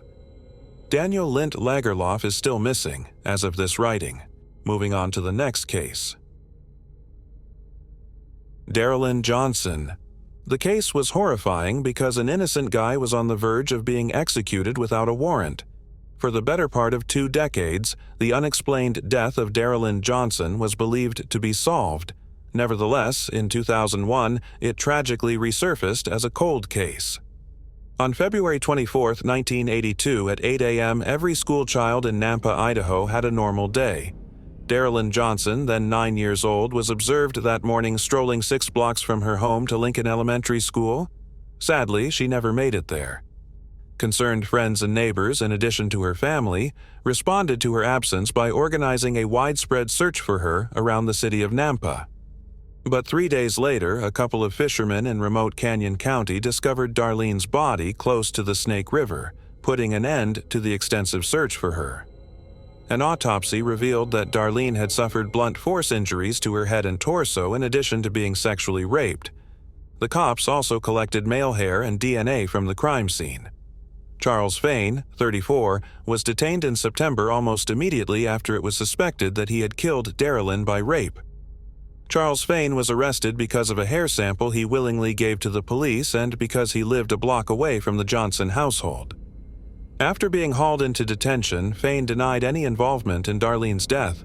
He also performed well on the polygraph exam. He passed the test and denied killing Darylyn Johnson, but he was nonetheless charged with her murder. Prosecutors raised the likelihood that Fain was the owner of a shoe trail found near Darylyn's body during his trial. Furthermore, 2 jail informants claimed to have heard Fain admitting to the crime. In exchange for their testimony, the 2 informants also received lower prison sentences. Fain refused to back down from his insistence that he was innocent in the face of mounting evidence. He stated that the neighborhood where Daryl was slain was 100 miles away from him. Despite the lack of strong evidence and trustworthy witnesses against Fain, the judge did not rule him out as a suspect based on the testimony of the other witnesses. The polygraph results of Charles Fain were admitted into evidence in court. Furthermore, there was not enough DNA evidence at the time to prove Fain's innocence. Fain was sentenced to die in March of 1984 after being found guilty on November 4, 1983. However, he was subsequently detained for almost 20 years. He was about 4 days away from being executed in 1991. Surprisingly, though, his execution date was rescheduled. 8 years later, in 1999, with a little more advanced DNA testing, it was confirmed that the hair DNA found on Darylyn Johnson's body really belonged to an unidentified male and not Fain. Fain was then immediately cleared. In August 1999, he was released from the maximum security institution located in Idaho. Detectives revived the investigation in 2019, after a few years had passed, and the following year, they identified David Dalrymple as a suspect through the application of genetic genealogy. His DNA matched the sample found at the crime scene, and he was 64 years old. For kidnapping and molesting a child in 2004, Dalrymple was already serving a life term. In January 2022, he was formally charged with Daryl Lynn Johnson's murder. He is presently incarcerated and may shortly be executed or given a second life sentence. Conversely, Charles Fain feels relieved that the offender has been apprehended and is content that he is no longer behind bars. In exchange for his 18 years of incarceration and his incorrect conviction, he received a payment of $400,000. With some of the money he got back after his erroneous conviction, Thane recently bought a truck for himself. Moving on to the next case. Kim Marlene McVeigh. A woman's body was discovered on May 23, 1992, under a construction shed on North Memorial Drive, not far from Tulsa, Oklahoma. It didn't take long to identify her as Kim Marlene McVeigh, age 31. Kim had sustained a head wound. There was no DNA evidence and no known witnesses to the crime. The case fizzled out and no one came forward with any relevant information. However, witnesses have now come forward. They reported to the police that Tommy Edward Harris, a male, had admitted to them that he killed Kim. Kim was residing in the same house as Harris and a few other unidentified people. It was stated that the home was a well-known drug house. 7 days before her body was discovered on May 16, 1992, a guy entered the home to make amends for a botched transaction. This person requested a refund of his money. There was then a gunfight. This man grabbed Kim by the head and pulled her outdoors. Tommy Harris then received demands from the individual. Harris pulled a gun, striking Kim's left temple. Harris then howled her body into the house and covered her corpse with the shed in the backyard. The arrest of Tommy Harris occurred on May 14, 2020. Vic Rigolado, the Tulsa County Sheriff, described the situation as bittersweet, resentful of Kim McVeigh for having a family. Although they were unable to come today due to being out of state, they have been notified. Without a doubt, our thoughts are with them, and sweet in the sense that her family can finally have closure thanks to us. Years went into creating it. Ultimately, though, justice is served even though it sometimes moves slowly. Since then, the individual who broke into the house demanding money has passed away. After learning about the arrest, Kim's family, who was not present at the police briefing, has likewise not yet released a statement. Moving on to the next case. Kirsty Gordon. Nestled amid the parklands that separate North Adelaide from the city centre lies the Adelaide Oval venue, a sports field that first opened in 1871. With a seating capacity of more than 53,000 people, it is a well-liked location for cricket competitions as well as rugby and football games. However, the Adelaide Oval abductions are arguably the most well-known incident for locals in Adelaide. The term used to describe the two small children who vanished during a football game in the 1970s. Joanne Ratcliffe, then 11 years old, left with her brother Frank, a family friend, and her parents, Les and Kathleen, on August 25, 1973. There was a football game between Norwood and North Adelaide on this day. Kirsty Gordon, age 4, was watching over her grandma from the maternal side next to the Ratcliffe household. Her parents, Greg and Christine Gordon, were visiting friends in the town of Renmark with their younger daughter, so they were not present. Every week, Joanne's family and Kirsty's shared a table and both had season passes. They thus got to know each other. Because of the high level of trust that existed between the two families, Joanne was permitted to go with Kirsty to the restroom that particular day. The Ratcliffes often forbade their kids from using the restroom during breaks or the final quarter, but on this particular day, they made an exception. Joanne and Kirsty went to the restroom at 3:45 p.m. Their folks started to get worried and started looking for them when they did not show up again after 15 minutes. Kathleen, Joanne's mother, tried to use the PA system at the venue to make an announcement, but she was turned down. After a second attempt, a report wasn't sent across the venue until 5 p.m. However, no one came forward and the girls stayed unaccounted for. Around 5:12 p.m., the missing was reported to the police. Authorities showed up on the spot without delay. After speaking with witnesses, they learned that the girls had been spotted multiple times during the 90 minutes between when they left for the restroom and when the announcements were made at the Oval. The two were initially observed as they tried to lure a stray cat that was skulking around with a few other kids. The second was when Kirsty was spotted being carried by an unidentified male. Joanne apparently looked upset during this time, punching and hitting the man while screaming at him. However, at the time, observers gave the occurrence no thought. They felt the youngster was just upset with her father and that it was a family issue. Joanne and Kirsty were last seen together on a bridge close to Adelaide Zoo. During a visit with her father, a 14-year-old girl recalled seeing a man with the two girls. She stated, "I saw a man approaching us quickly on the gravel path while carrying a small child," according to the investigation. A girl was racing to catch up with him and pounding him in the back as hard as she could while yelling at him to put her down. Set her down. And she was really angry. The girl described the man in the same way as the other people who had seen him inside the sports arena earlier. It's important to note that the poster claims a young male saw the girls last on Port Road, which is close to the North Adelaide train station. Private detectives surmised that the girls were removed from the vicinity from this station on a red hen train. Despite the high prominence and national attention this case garnered, the first inquiry quickly ran into trouble. A $5,000 prize was put up for information, but no significant leads materialized from the offer. It was difficult to accept that the girls had been abducted in broad daylight in front of 13,000 witnesses and that no one had identified the man responsible for the crime, but it seems that this is what happened. There has been conjecture in the years following the girls' disappearances that their case is connected to the notorious Australian case of the Beaumont children, in which 3 siblings, 9-year-old Jane, 7-year-old Anna, and 4-year-old Grant, vanished in the Adelaide region in 1966. Many of the suspects in the Beaumont case are also suspected in this one as a consequence of this potential connection. Witnesses in 1960 reported suspects in this one as well.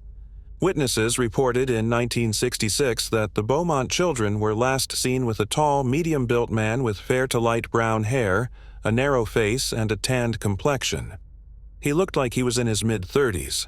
It's interesting to note that the description of the man saw with the Beaumont children and the man seen with Kirsty and Joanne before they vanished was similar in a police sketch.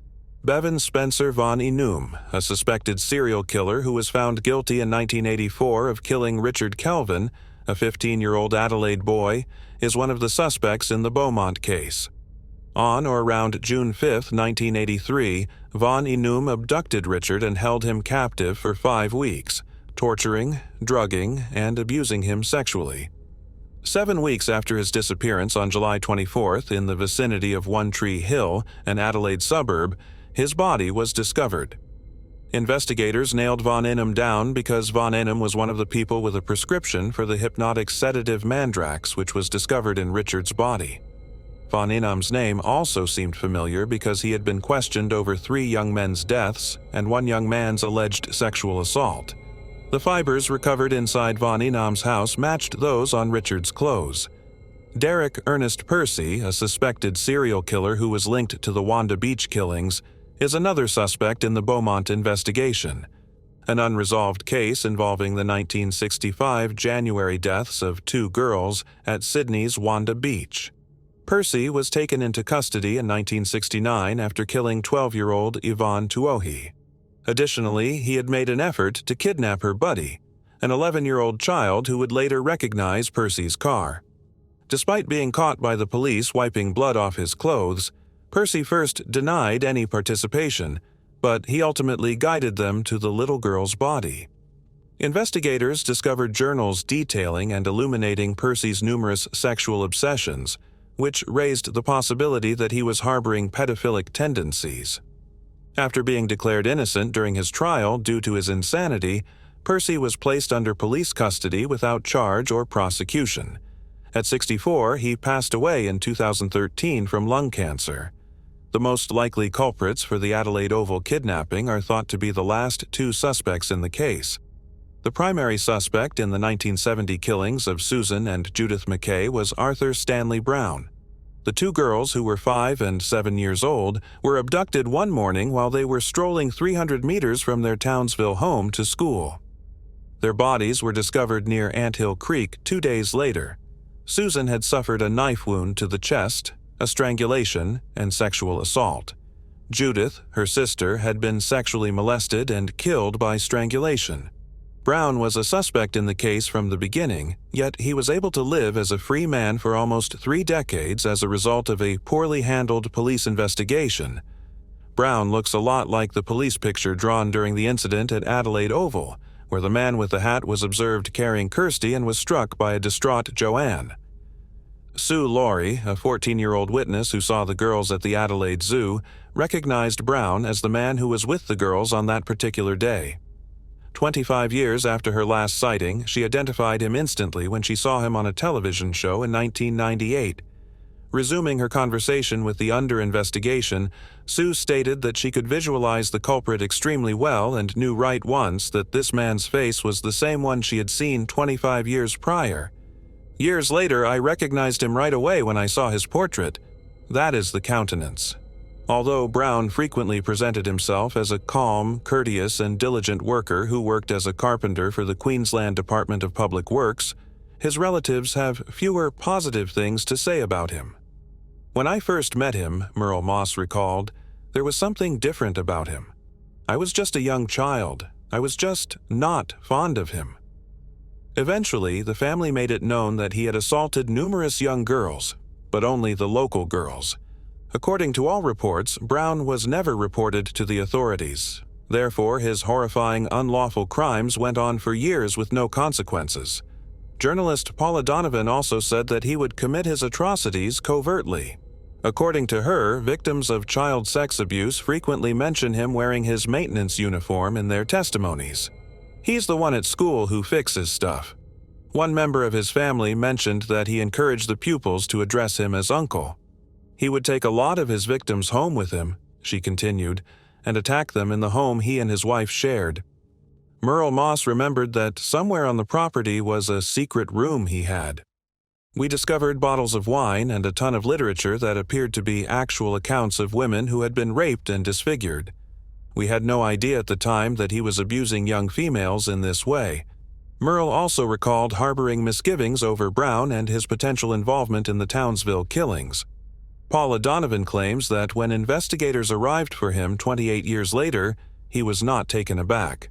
Brown was eventually charged with the offense in December of 1998. Around this same period, Sue Laurie recognized him from the news as the man she had seen with Joanne and Kirsty in 1973 as soon as she saw his face. Sadly, though, the jury was deadlocked during the trial. Despite the order for a retrial, Brown was deemed unfit for trial. He passed away in 2002 without ever having been found guilty of the killings in Townsville or the disappearances of Joanne and Kirsty. It's interesting to note that Stanley Arthur Hart, another Australian pedophile who is well known, resembled Brown and the police drawing. Until 2009, when a prisoner named Mark Trevor Marshall made a written confession stating that he and his grandfather, Hart, had been at the Adelaide Oval on the day that Joanne and Kirsty disappeared, the Adelaide Oval case had essentially come to a standstill. He asserts in the written article that his grandfather was the one who removed the kids from the event and then killed them. In 1999, Hart passed away. After obtaining a copy of the confession, journalist Brian Littlelay described it as horrifying and added that the girls had been kidnapped, taken into the country, and then slain. He expressed his opinion that Marshall might be speaking the truth because there were enough specifics in the notes. Interestingly, Littley doesn't feel this way alone. Private investigator and former police detective Bill Hayes has also said that there are details in there that make you believe he is knowledgeable about the subject. Susie, Joanne's sister, has also perused the notes and informed the investigators that an excessive amount of unquestionably true information and details are included. He has discovered information in there that he would not have known if he had not really met her. Hart allegedly had an interview after the 1973 event. Furthermore, Bill Hayes claims that a witness thinks he saw the 2 little girls at Hart's house a few days after they vanished. Authorities raided 2 of Hart's properties in 2015, one in Prospect and the other in Yetana. The Prospect house had an underground bunker which was filled in 1975 following the disappearances, but it was abandoned at the time, and Hart was the only one with access to the residence starting in 1973. It was his childhood residence. In the meantime, there were 2 wells on the Yatina property's grounds that had been dug up. Regretfully, neither property yielded anything noteworthy. In 2013, Joanne's sister requested that the police investigate the background of their family friend, Frank, who was present on the day the girls disappeared, and whether or not he was connected to the incident. She remembered that he was someone who was well versed in the customary actions of the girls during football games. Frank also left his seat for about 30 minutes before the girls vanished, according to Joanne's mother. Later, when the family started to worry that they were missing, he stayed seated and did not assist in the search. Frank's peculiar behavior had also been noticed by Kirsty's grandmother. Whether he was ever questioned about the disappearances is unknown. The case of Kirsty and Joanne remains unresolved, as they have never been discovered. On August 25, 1973, the two girls vanished from Adelaide Oval, a sporting facility. It was Joanne Ratcliffe's 11th birthday. She was a white girl with brown hair that was pulled back in pigtails at the time of her disappearance. Her clothes consisted of a black tank top, black jeans, white shoes, white socks, and a white shirt. Her build is medium. She was escorting 4-year-old Kirsty Gordon to the bathroom when she vanished. Kirsty is a white female with blue eyes and blonde shoulder-length hair.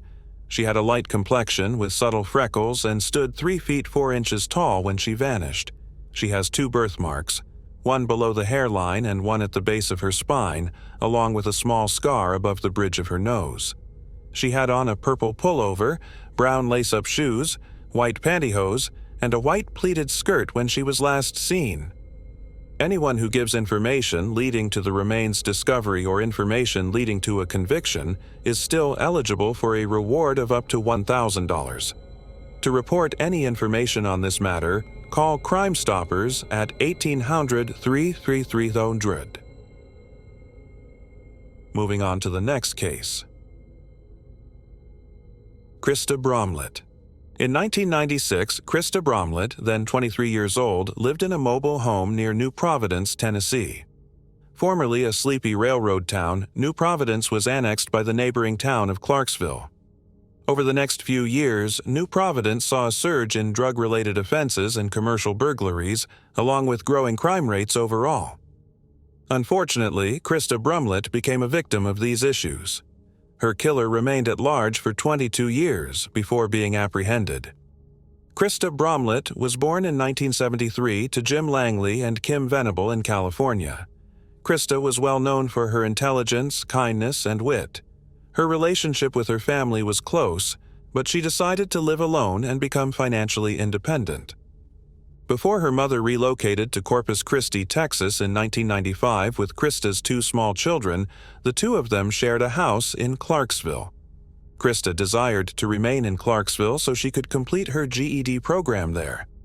After that, she pursued her high school equivalency despite living alone in a mobile home in order to provide her 2 children a better life. Her neighbor perceived her as cold, despite her family's description of her as kind and loving. Jeff Pennington, Christa Bromlett's landlord, knocked on the door of her trailer in the Sunnydale Mobile Home Park, which is located off of Peachers Mill Road, in the afternoon on October 28, 1996. Christa was contacted by the landlord to talk about a fire that happened a week prior, but she never replied. But later, when Jeff tried to get in touch with Christa, he found out something horrible. He noticed Christa Bromlett's shoeless figure in the living room, lying in the flickering light of a tiny colored television. Then I phoned the police, claimed a scared Jeff Pennington. At the time of Christa's murder, Clarksville, Tennessee police were investigating many house homicides of women. The killings, according to the police, had nothing to do with the particle case.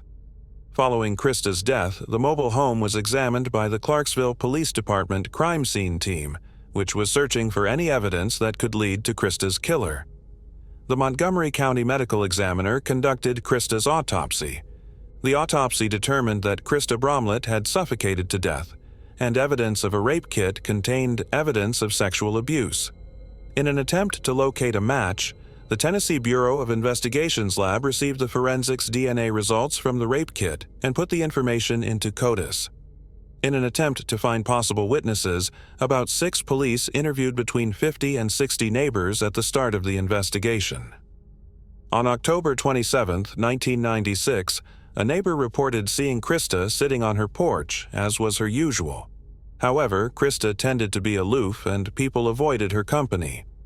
After receiving close to a dozen tips, the police anticipated making an arrest within a week. However, the leads dwindled.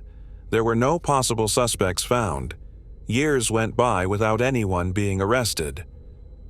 It wasn't until February 13, 2019, 22 years later, that Clarksville Police Department Detective Michael Urey received the information he so desperately desired. As it turned out, the suspect's DNA from Krista's rape kit eventually matched that of a suspect who lived in Phoenix, Arizona. Cody's DNA matched that of Kenneth Hudspeth, a 48-year-old man. Hudspeth had not yet been mentioned in the investigation, according to Detective Michael Urey, and no one had taken notice of him. Detective Urey discovered that Hudspeth had actually resided in Clarksville at the time of Krista's murder and had left the city in December 1997 when he met with the suspect in April. Hudspeth did not dispute every detail that was given to him. He identified himself as Krista's friend and said he was the last person to see her alive. The DNA evidence from this interview led to the arrest of Hudspeth and charges of homicide. He was spared extradition and moved to Tennessee pending trial. Hudspeth's arrest records revealed to investigators that he had been arrested several times for charges including felony assault and domestic abuse. He has spent time behind bars in Arizona and Texas. His DNA ought to have been in Cody's years ago, but investigators believe that swabs may have been lost or damaged in the chain of custody. Hudspeth claimed that while living in the Sunnydale Mobile Home Park in Clarksville, he had previously engaged in drug use with Krista Bramlett. The toxicology result by Krista Bramlett, which showed a low blood alcohol concentration, disproved these claims.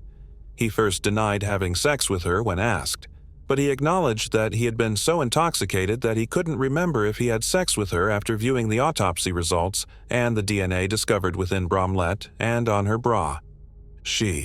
I was high on drugs. She is someone I know. Have I slept with her? Speaking in court, Hudspeth remarked, I don't remember that. I just can't image me killing this woman and raping her. He stated it again. I hope I didn't. Upon learning of a development in the case, Krista Bramlett's relatives were notified. It was only a question of time, as I always understood. We were always confident that they would identify the perpetrator. According to Krista's grandmother, 52-year-old Kenneth Hudspeth was found guilty by the judge and given a life sentence for the murder of Krista Bramlett in January 2022, capping a grueling 22-year ordeal. Moving on to the next case. Laura Ann Huizar. Judy Marie Huizar and Jose Luis Huizar welcomed Laura Ann Huizar into the world on May 10, 1972. At the age of 11, she was abducted, subjected to sexual assault, and ultimately slain violently while she was a sixth grader at Chester Amer Elementary School. On Sunday, November 6, 1983, about 1:30 p.m., Laura disappeared while traveling home from a friend's home in St. Lucie County, Central Florida. Her last known location was 2G's Market. She was carrying an armful of garments as she made her way home after spending the night at a friend's place. Her parents called the friend she was with after realizing she hadn't come home, and they were informed that she had left hours earlier. Her folks were expecting the worst. Laura never lived on the streets for very long. After searching the region in vain, they decided to report their daughter missing to the St. Lucie County Sheriff's Office. Officers at the time did not consider the young girl's disappearance to be worrisome since they believed that teenagers who do not arrive home on time are usually playing with their friends and have become disoriented. When it came to missing teenagers back then, the police usually didn't take them seriously until they had been gone for a longer amount of time. Although Laura was never the subject of a thorough search, authorities posted a bolo sheet. Soon after, a St. Lucie County Sheriff's Office deputy named James Howard Harrison came forward to report that he had spotted the young girl strolling close to a gas station. It seemed that James Howard Harrison was out on patrol the day Laura vanished. He gave the time he'd roughly seen her and then said he'd continued his patrol. Our Laura Ann was short for her age, but she was a strong, independent woman. Her relatives said she was very aware of her surroundings and would never have entered a vehicle with an unknown person. On November 9, 1983, 3 days after Laura Ann disappeared, 2 men found her dead in a drainage ditch not far from the petrol station where she was last seen. Asphyxiation was found to be the cause of her death, and her body was immediately submitted for an autopsy. She had been sexually assaulted and then fatally strangled. The police launched a murder inquiry, but they were unable to gather any concrete evidence from the location of the killing. In order to remove any tangible evidence, the murderer moved Laura Ann's body from the scene of the crime and placed it in a drainage ditch. Based on his actions, it appeared that the murderer had handled evidence and committed crimes before. The authorities found evidence of male DNA on Laura's body. The DNA was stored in a sexual assault kit because, at the time, no one could match it with. DNA testing and the criminal database weren't advanced enough in those days to provide the authorities with any leads regarding the murderer. Eventually, the files from the St. Lucie County Police Department regarding Lorraine's murder investigation went cold. In 2020, the St. Lucie County Sheriff's Office established a dedicated cold case squad, and as a result, Laura Ann's case was given another look. Detective Paul Taylor was in charge of the investigation. Numerous flaws in the first study were promptly found. Detective Paul Taylor, who was shocked to be the only officer other than Deputy James Howard Harrison to talk with one of the men who had initially discovered Laura's body, conducted an interview with the man. The discovery had been quite upsetting for him, therefore he had vivid memories of that day and the crime scene. "Every time I close my eyes, I picture that young kid lying there." The man continued, telling investigator Paul Taylor all he had witnessed that day. However, the detective was taken aback to discover that his version conflicted with the details in Laura Ann's file. Detective Paul Taylor stated, "I've already gone through the case file and the photos from the crime scene, and what they're telling me doesn't match what I'm seeing." Interviewing the witnesses, he learned that one of their own deputies had pushed them away and then removed Laura's body from the original crime site. The witness stated that Detective James Howard Harrison was the first to arrive at the crime scene when they phoned the police to report finding Laura Ann's death. The individual said Harrison sent them away after getting a few brief statements from them. They never heard from anyone at the St. Lucie County Sheriff's Office again about the case after that. Harrison was found to have spent 20 minutes alone himself at the crime site prior to the arrival of other officers. The inquiry was completed quickly. Suspects remained unidentified, and the matter was swiftly shelved for nearly 40 years. Detective Paul Taylor made the decision to investigate Deputy Harrison's past further after hearing this testimony. And what he found was devastating. Detective Paul Taylor named James Howard Harrison, a former deputy sheriff for the Lucie County Sheriff's Office, as the main suspect in the murder of 11-year-old Laura Ann Huizar in February 2022. Harrison has been a pastor and employed by 10 different police enforcement agencies since the 1960s. The last individual to see Laura alive was him. While she was strolling home, he abducted her, molested her, killed her, and disposed of her body in a drainage ditch. 5 months after Laura was killed, Harrison was found to have been let go from the sheriff's office. He was being accused at the time of having raped multiple underage girls in his church. Harrison's fellow deputies had also voiced complaints about him, claiming that over the course of his work as a deputy, he had acted inappropriately near young females. "Actually, I'm standing there telling the victim's family that one of our deputies was the one who carried out the crime." Taylor, the stunned detective, replied, "It's rough." Regretfully, Harrison died before the authorities could take him into custody for Laura Ann's rape and murder. 2008 saw his cancerous death. However, in 2020, a warrant was acquired by the detectives to remove his body from the cemetery in order to get a DNA sample. By then, though, Laura's crime scene's DNA had degraded too much to match the sample recovered from Harrison's corpse. But they are positive that James Howard Harrison, the former deputy, killed Laura Ann Huizar.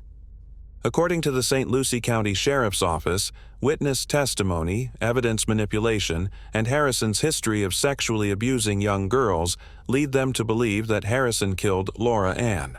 5 months after Laura Ann Huizar was murdered, investigator Taylor said Harrison was forced to retire from the St. Lucie County Sheriff's Office and his church due to his inappropriate behavior with young adults. Harrison's DNA was added to both federal and state databases by investigators. His DNA is currently being examined in several Florida cold cases to determine how many additional victims he had. Joe, Laura's elder brother, was utterly shocked that his sister's murderer might at last be identified when the Laura N. Who is Our Cold case was officially concluded. After all this time, it was only reasonable to feel like a dream of disbelief. "Are you saying that you know who killed our younger sister?" stated Joe. The Huizar family was disappointed with what they believed to be a subpar investigation at the time Laura was killed, but they also expressed gratitude to investigator Paul Taylor for his hard efforts in solving this case. They also stated that they wanted to speak with every investigator involved in the case in 1983. "We believed that things were willfully ignored and not taken care of." The Huizar family claimed that the investigation had enormous holes in it. Guys, what are your thoughts? Did the former deputy abuse children all the time he was a deputy sheriff and a preacher, or did he do it for the entirety of his life? How do we defend our women against these strong males who use the legal system and other institutions to achieve their own nefarious agendas? Kindly provide your thoughts in the space provided for comments below. Moving on to the next case. Mary Catherine Edwards. In 1995, Mary Catherine Edwards, at 31 years old, resided in Beaumont, Texas. She was a well-liked educator with a big social network and a close-knit family. Mary was last seen at her recently purchased townhouse on the evening of Friday, January 13, 1995. When she did not answer her phone the next day, her parents became worried. When they arrived at her house to see how she was doing, they discovered a horrifying scene. It was Mary who had drowned in her own restroom. Her hands were behind her back when she was shackled. She had also been beaten, an autopsy indicated. Her body contained male DNA, which the investigators extracted and preserved for later use. There was no resolution to the lawsuit for over 25 years. Then, in April 2020, detectives started utilizing genetic genealogy to identify potential suspects. They were getting closer to an arrest when they discovered a number of distant cousins. They eventually located Clayton Bernard Foreman thanks to the DNA. Mary and Foreman went to the same high school. In addition, they were casual pals. Mary even attended Foreman and his first wife's wedding as a bridesmaid. Additionally, investigators discovered that the incident against Mary resembled an assault that one of Foreman's high school classmates had experienced in 1981. After entering a guilty plea, Foreman was placed on 3 years of probation. Foreman was accused with killing Mary Catherine Edwards when he was taken into custody in May 2021 in Franklin County, Ohio, where he resided. Foreman was charged on September 22, 2021, a Wednesday. The trial's date has not yet been announced. Moving on to the next case. Mary Mathis Davis. On May 30, 1987, Mary Mathis Davis, a 29-year-old mother of 2, disappeared from Lexington. Her family and friends were shocked to learn of her abduction. The community was stunned to find her body the next day, hidden behind a nearby supermarket. Before a breakthrough in 2023, the case remained unsolved for over 30 years, despite the police department's best efforts. In this scenario, we are in the North Carolina city of Lexington. Lexington is renowned as the barbecue capital of the world due to its well-known barbecue and rich and varied cultural history.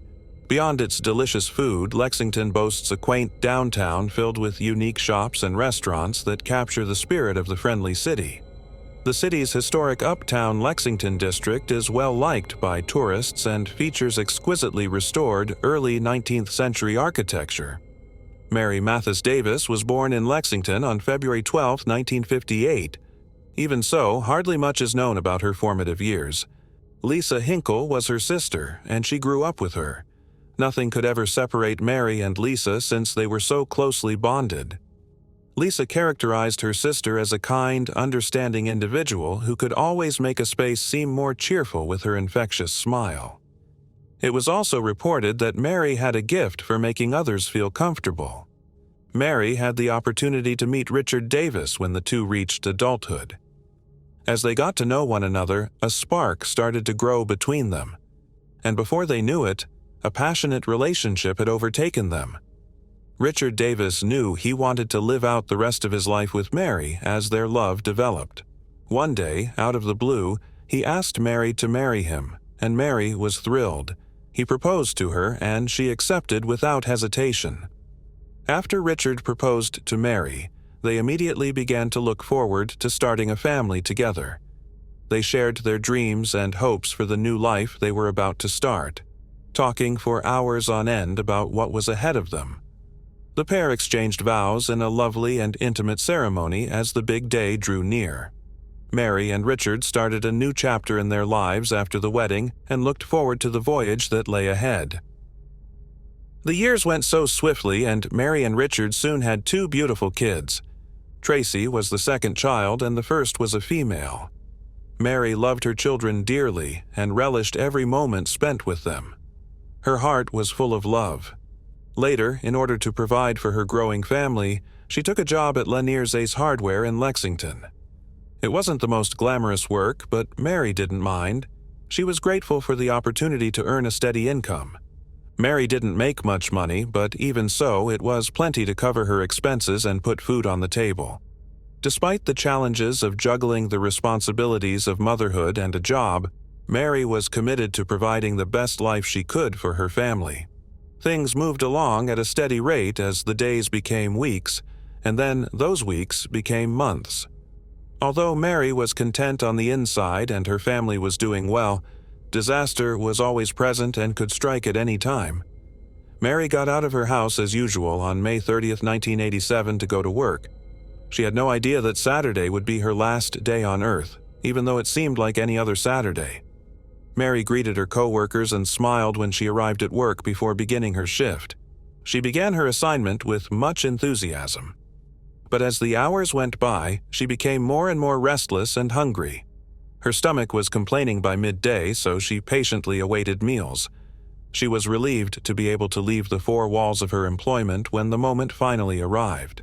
She planned to treat herself to a lovely dinner. To determine if she had enough money for lunch, she opened her purse, and she left her store and headed to a nearby restaurant once she was positive she did.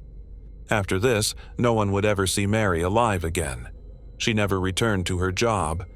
With every second that passed after her lunch break, her absence became increasingly apparent. Her cow laborers were curious as to why it was taking her so long. The minutes felt like hours, and their perplexity turned to worry.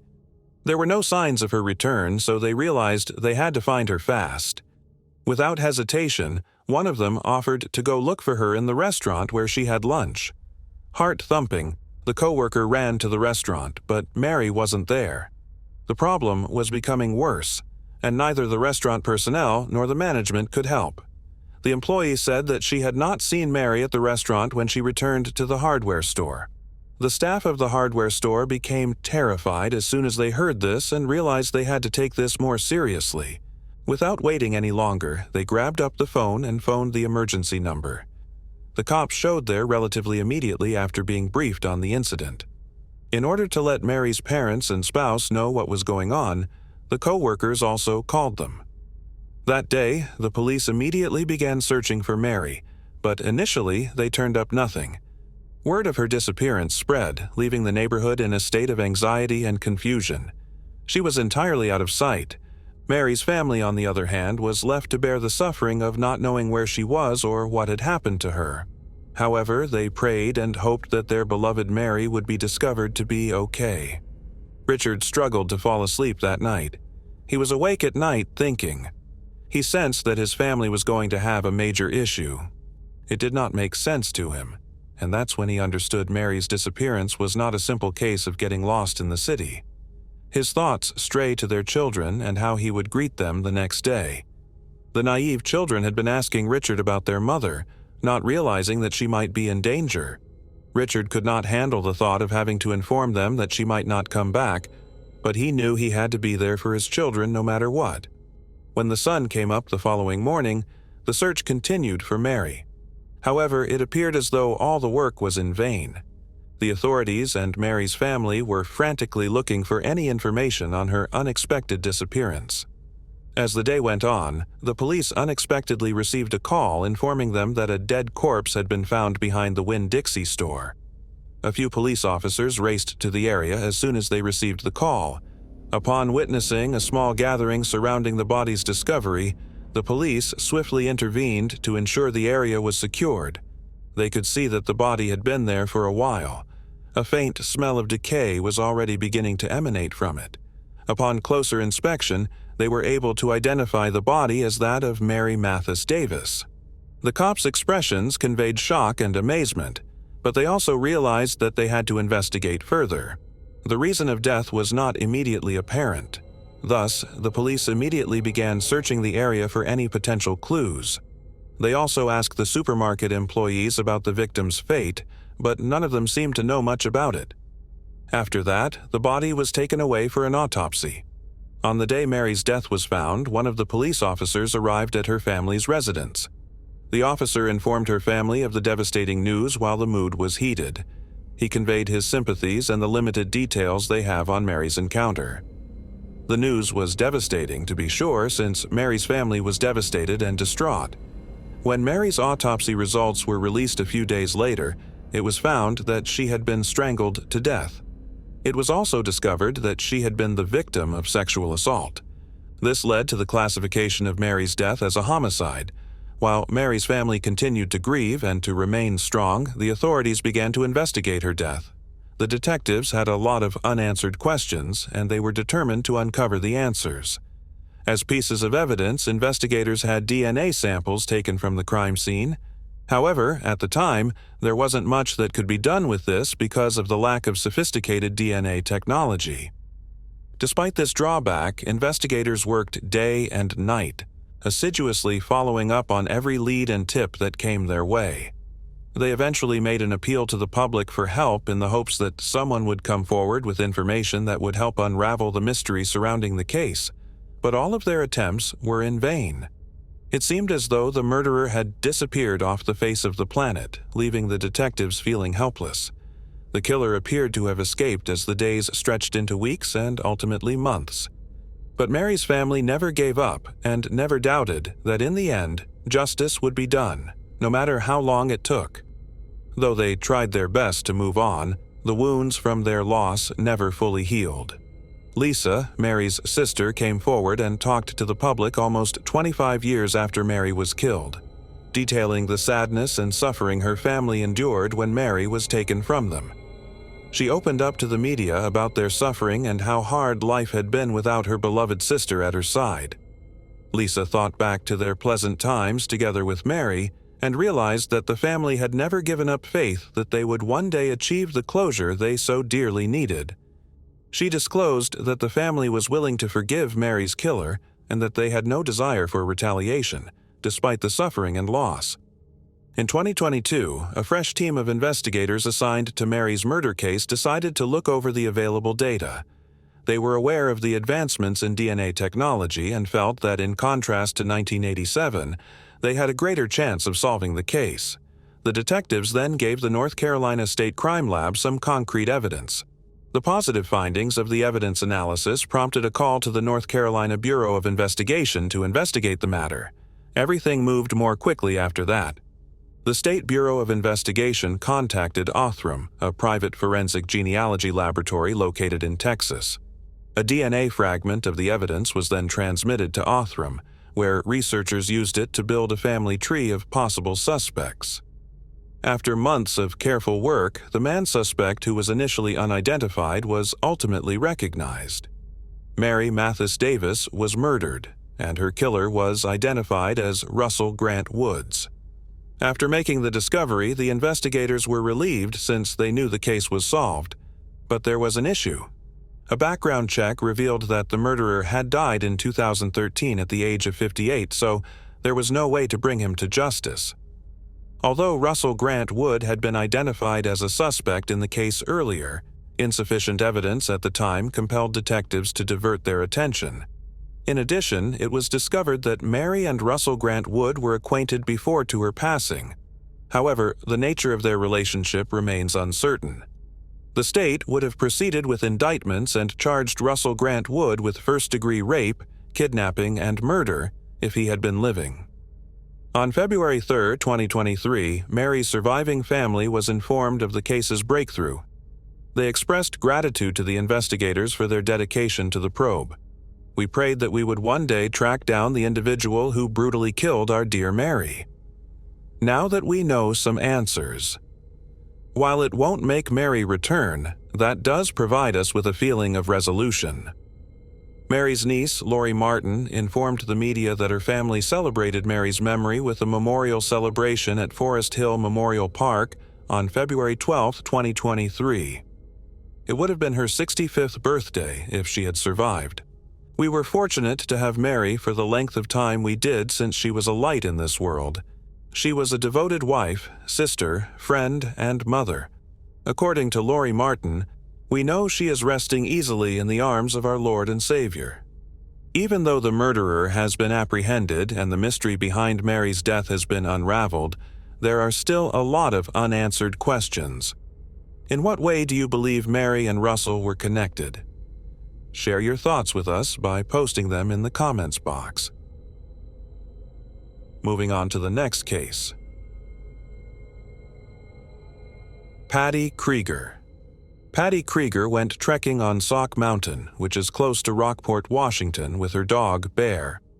Larry Lee Presley, their lover, and a handful of his family members were also with them.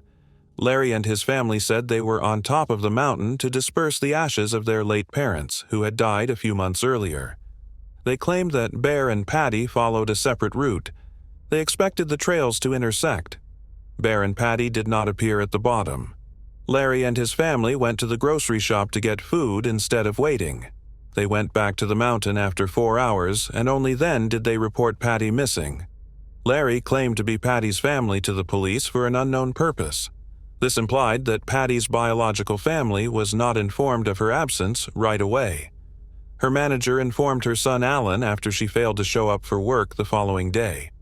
Larry refused to let Alan inside his mother's home, despite Alan's best efforts.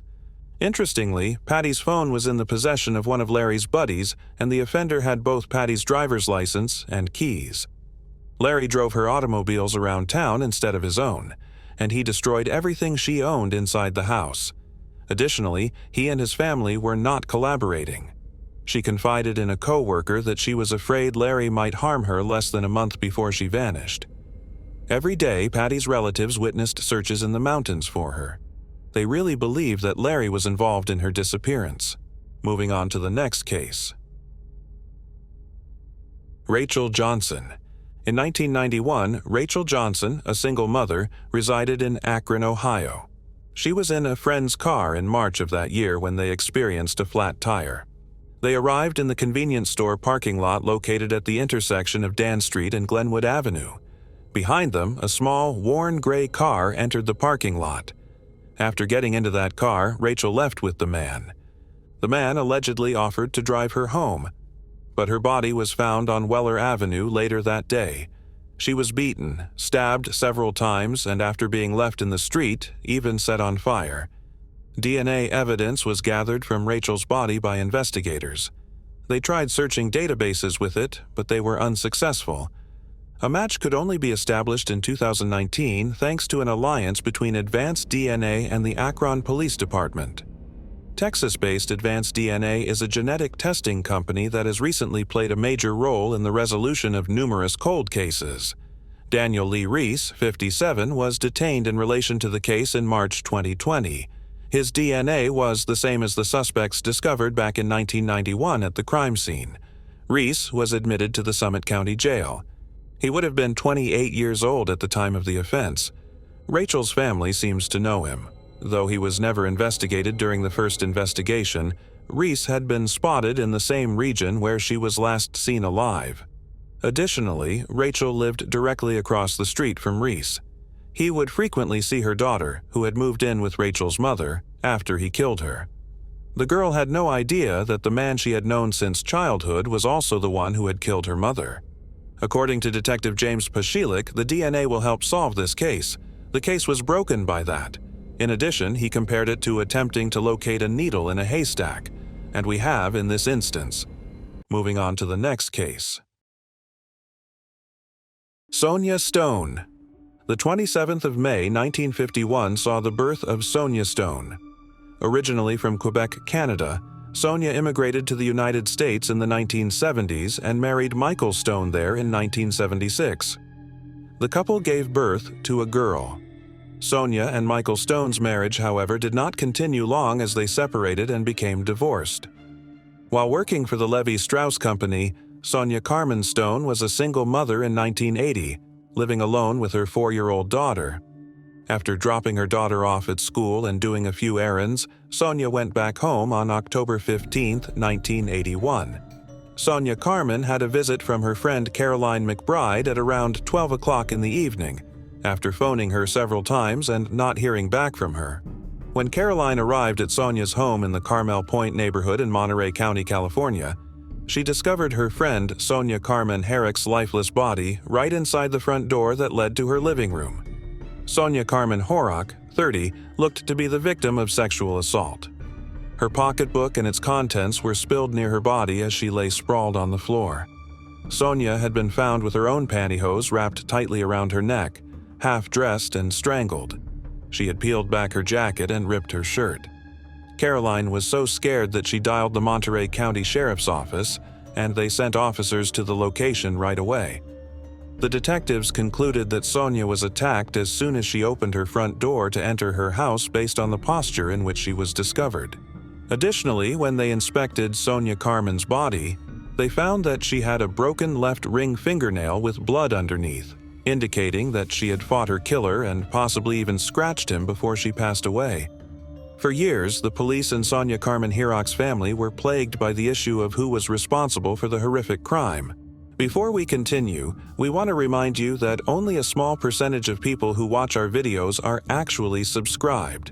So if you enjoy our content, consider subscribing. It's free and you can always change your mind later.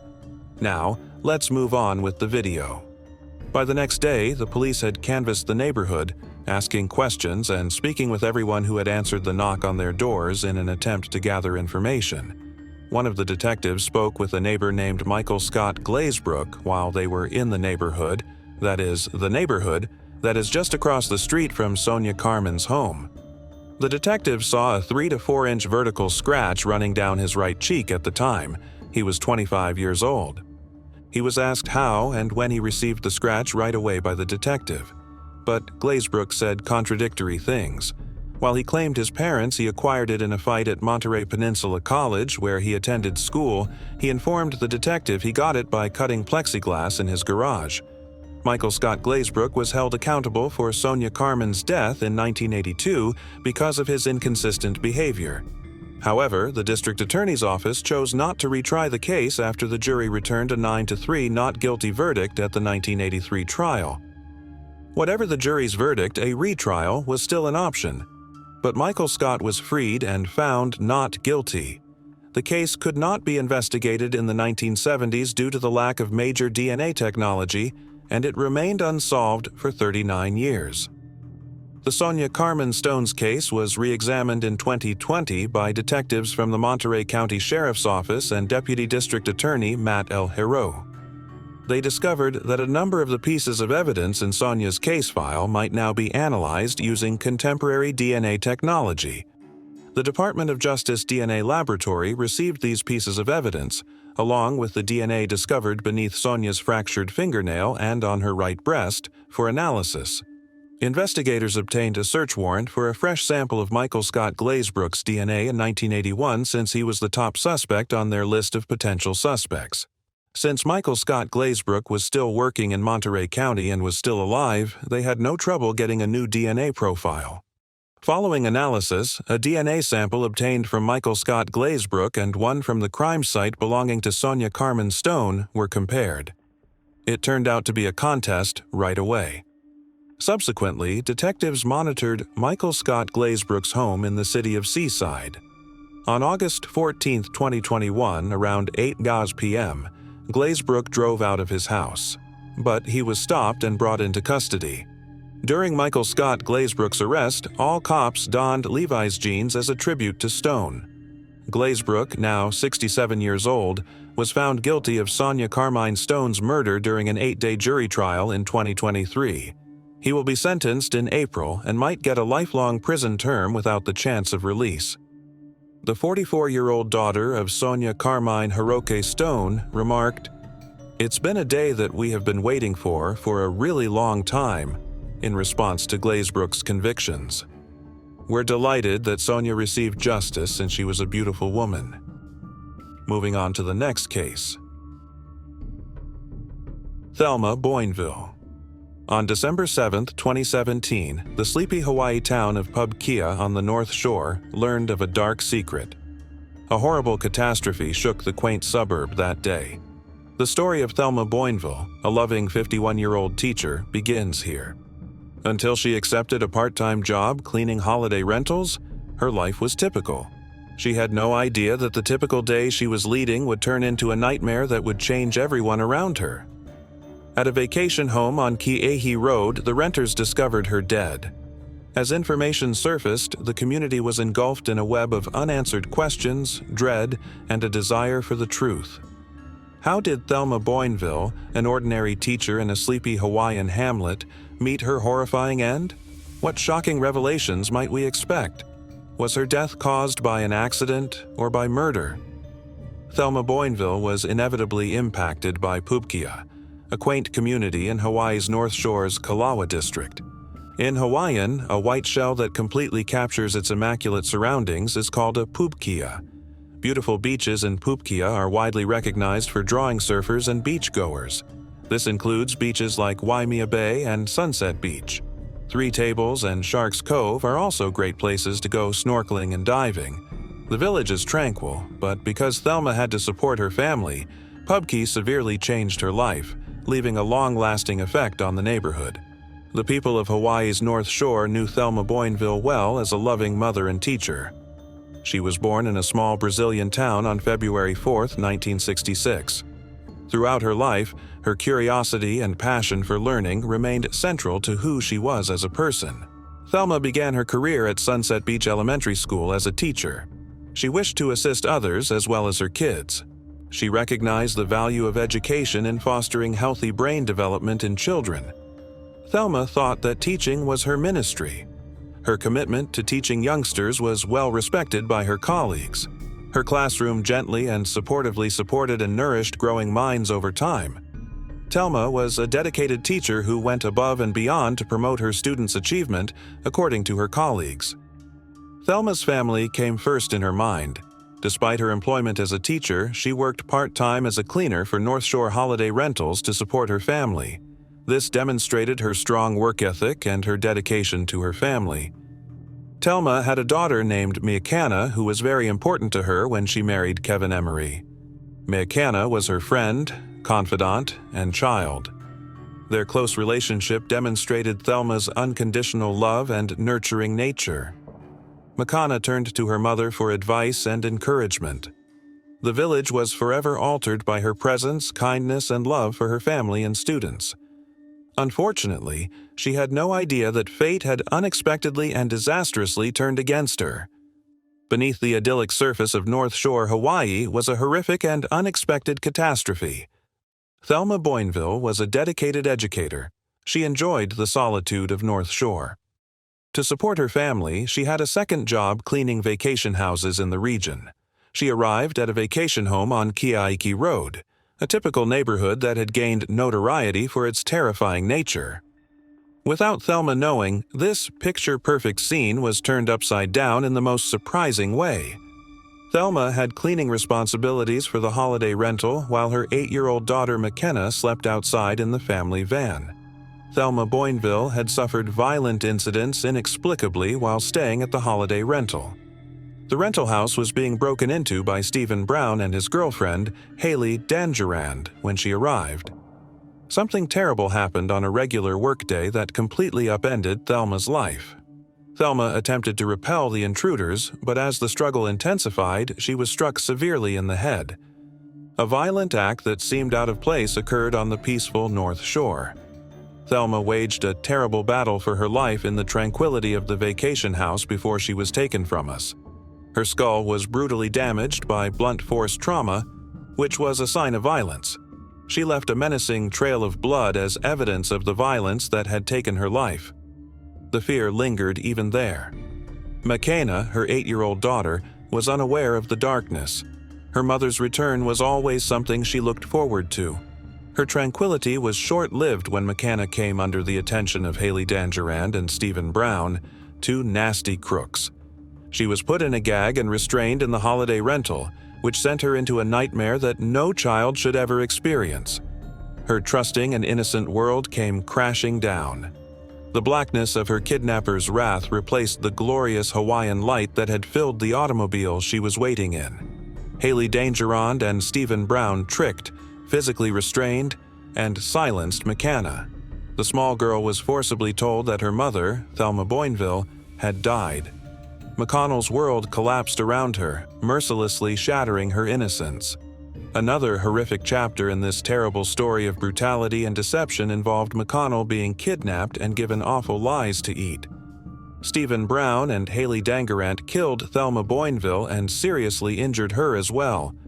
Officers conducting an investigation at the vacation home on Kiki Road in North Shore, Hawaii, discovered Thelma Boinville's lifeless body at approximately 3:20 p.m. local time following the report of the incident. Thelma was the target of a horrible murder. The kidnapping of McKenna, Thelma Boinville's daughter, and the case of her mother inspired a thorough inquiry aimed at achieving justice. Many lives were impacted that day by a distress call that the Honolulu Police Department and other law enforcement agencies received. Police found a terrible tragedy at the holiday rental on Keiki Road when they arrived. When they entered the rental, they found Thelma Boinville dead. A grim picture of what had happened inside was created by bloodstains and fight-related debris. The crime site was thoroughly examined before the inquiry began.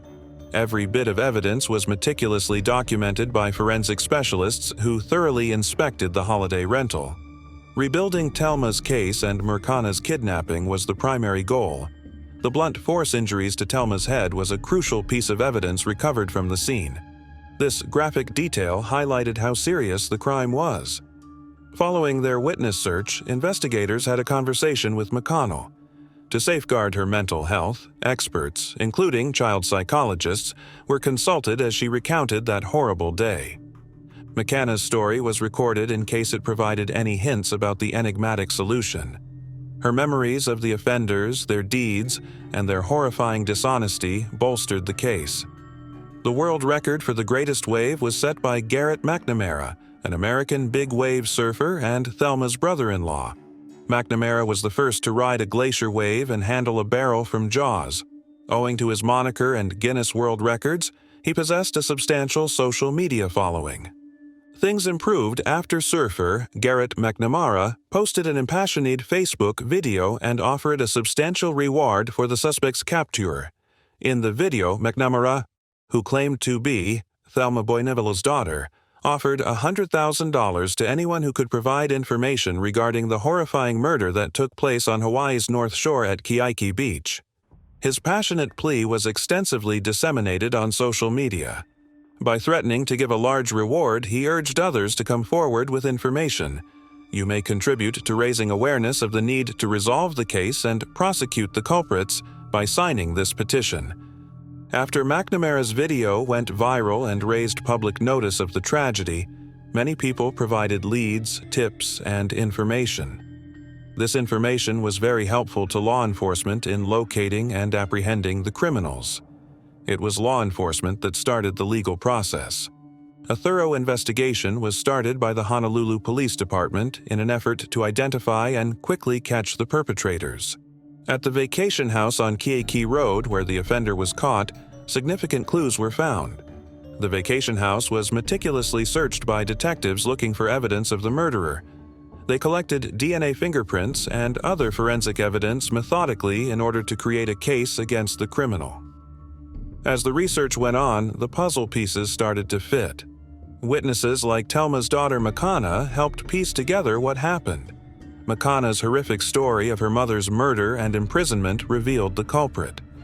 Thanks to generous donations, increasing media attention, and McNamara's generous reward offer, the investigation was able to apprehend the murderers, Stephen Brown and Haley Danderand.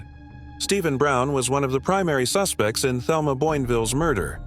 His presence at the crime site and his involvement in the deadly burglary led to his incrimination when witness accounts, investigations, and forensic evidence were gathered. Stephen Brown was placed under arrest on December 8, 2017, just 7 hours later, in order to pursue justice. The arrest once again shocked the neighborhood, but this time it was accompanied by optimism and a pledge to hold the offenders accountable. Stephen Brown's testimony provided further insight into that very fatal day as the investigation progressed. Brown stated that he and Danderand smoked marijuana before entering the vacation home through an open window. Thelma was instructed to lie down by Danderand so that they could bind her when she entered. Brown's testimony raised questions for the investigators. Thelma did not appear to be defending himself based on his wounds or his bloody garments. Brown's horrifying narrative contradicted McKenna's. Deputy Prosecutor Scott Bell was certain that Brown alone could bring Thelma Boinville under control. Because of McKenna's claim that Brown told her they killed her mother, the inquiry was compromised. A complicated web of treachery, bloodshed, and grief in the bucolic North Shore. Justice seemed imminent as the parts of the jigsaw puzzle began to come together. Stephen Brown, the horrifying killer, came from a chaotic and violent family. Stephen Brown was 23 years old when he killed Thelma, who was born in 1994. His early legal troubles painted a bleak image of a young guy headed down a horrible path. Brown's severe criminal history makes it reasonable to be concerned about his potential for aggressiveness. Investigators probing his past were wary of this trajectory. Brown's girlfriend at the time of the crime, Haley Danderand, was a mysterious 1997 native. She was 20 years old when the crime was committed. Danderand's involvement in the terrible events of that day perplexed a lot of people. Stephen Brown was convicted of 2 kidnappings, murder, and burglary after a trial. The first of his act's consequences was his punishment. The legal process began following the arrest. The prosecution put together a strong case using witness statements, evidence from the crime site, and McConnell's graphic testimony. The trial became a struggle for justice, and the truth after the crime was made public. The jury rendered their verdict following a 6-year trial that detailed the grisly deaths and the events of that horrific day. Stephen Brown was convicted of assassination, kidnapping, and burglary after a contentious trial. Both the family of Thelma Boinville and the North Shore community found closure. Stephen Brown's legal path began with his conviction. He accepted his fate even though he knew he would most likely spend the rest of his days in prison. Justice was done. Both Thelma's family and the neighborhood would be scarred by the atrocity. The courtroom was buzzing with intense anticipation after a 2-week trial that captured the attention of the country and the North Shore. On Friday, January 20th, 2023, after a protracted trial, a jury comprised of 12 members with a variety of backgrounds delivered its verdict. Pupke was a quiet village until the legal drama surrounding Stephen Brown, the main suspect in Thelma Boinville's murder in December 2017. The jury's decision changed the case after the trial lasted less than 30 minutes. Stephen Brown was acknowledged as having a major role in the sad events of that December day, even though he was convicted guilty of multiple offenses. Brown's accusations included 2 kidnappings, 1 burglary, and a 2nd decree killing in addition to his conviction for homicide. However, he received a life sentence without the chance of release.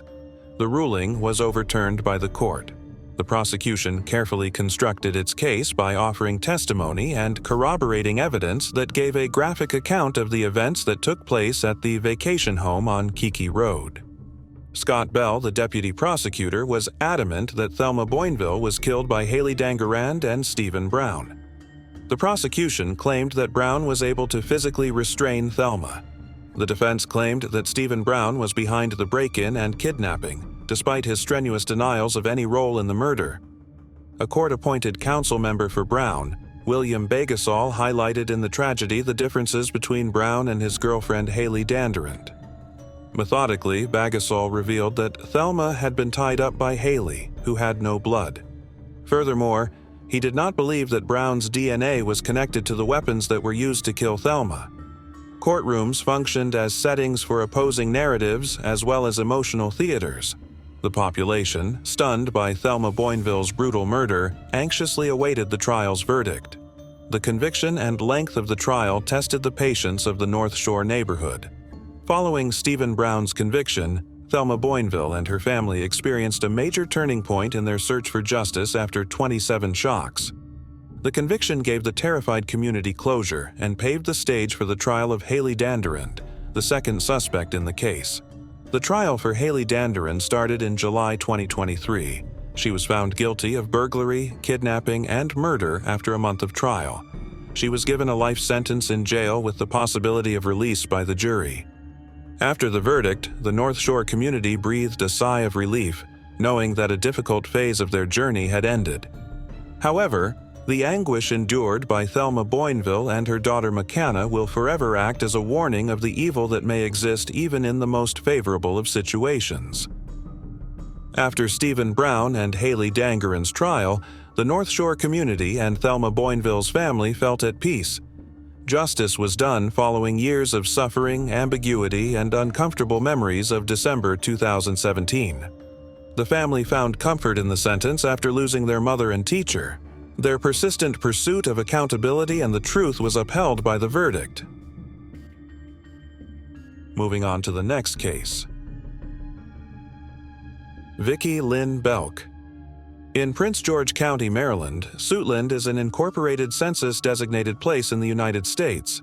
Suitland's blend of urban and suburban areas makes it an ideal place to raise a family. The well-known parks in Suitland are a popular weekend destination for the town's liberal residents. Suitland is a lovely town, but in comparison, no matter how big the community, its crime rate is far greater than the national average. Tragically, a young mother was abducted and brutally murdered in Suitland in 1979, leaving behind her loving family.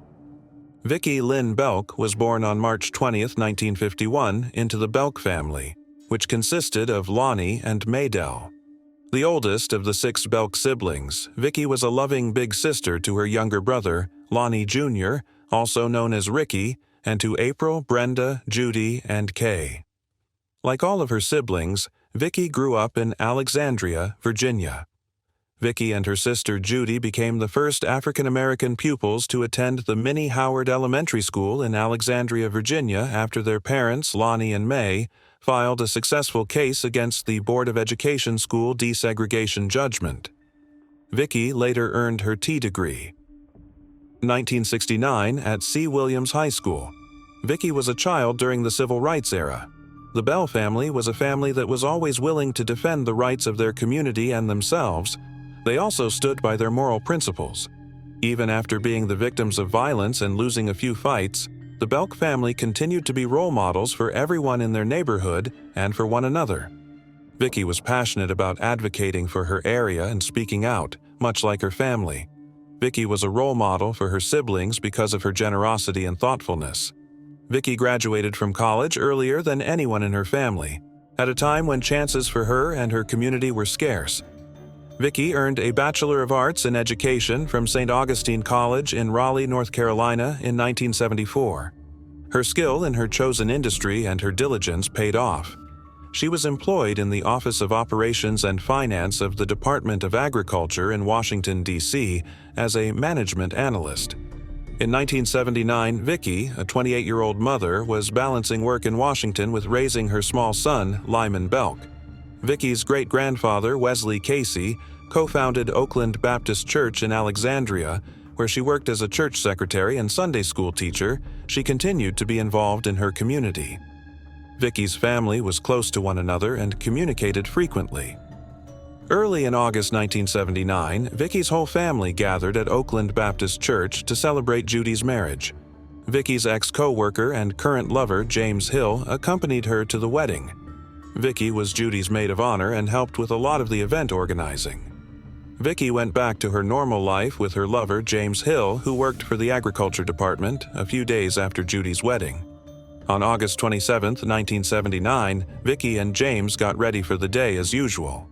They rode in James's 1972 Buick from their Prince George's County condominium to the Stadium Armory station, where they parked and caught the rail to their offices. Vicki planned to finish the errands she had to undertake that day after lunch. She informed James that she would meet him in the parking lot following her shift that night. When James arrived in the parking lot following his workday, Vicky was not in sight. The vehicle was still missing. After waiting until dusk, James started to worry because Vicky was nowhere to be seen. That night, he attempted to contact a few of Vicky's close friends and relatives to inquire about any updates on her whereabouts, but none of them knew. After returning home, James waited for Vicky for hours, but she never appeared.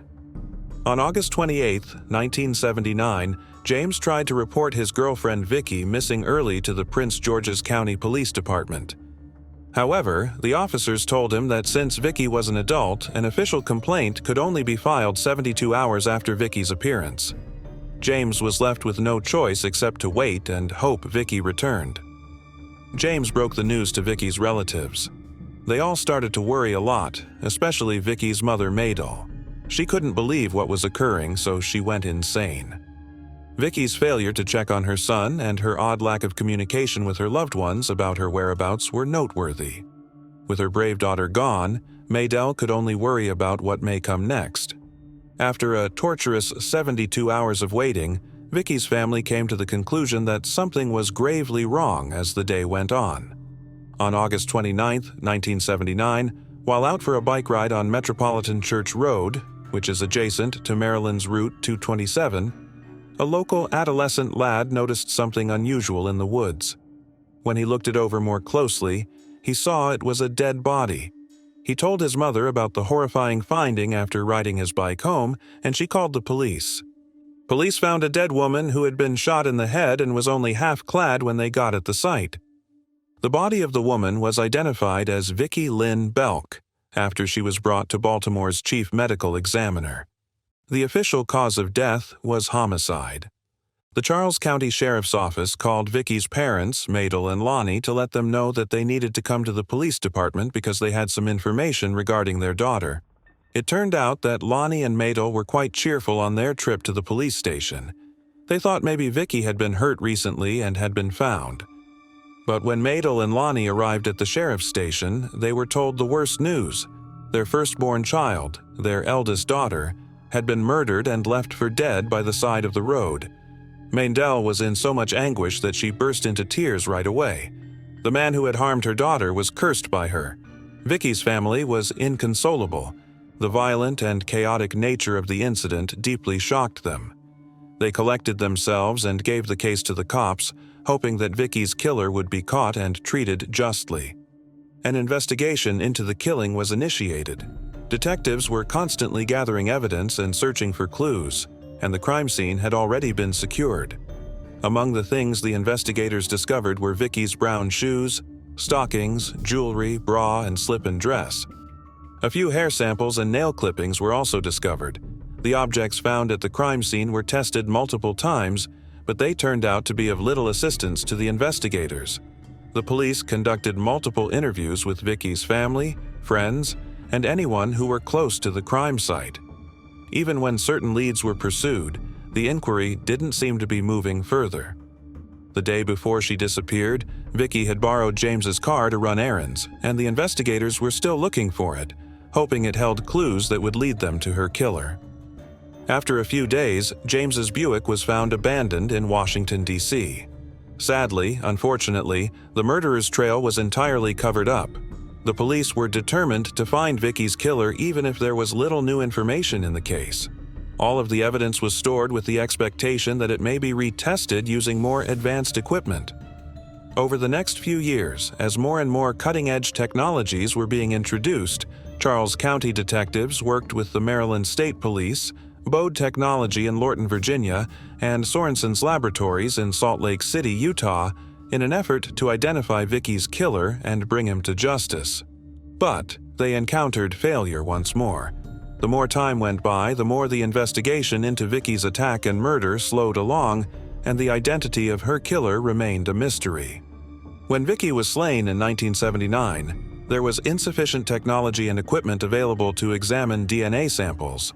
The technology was first developed in the 1980s when law enforcement started to gather a large database of DNA samples and fingerprints from criminal suspects all around the country.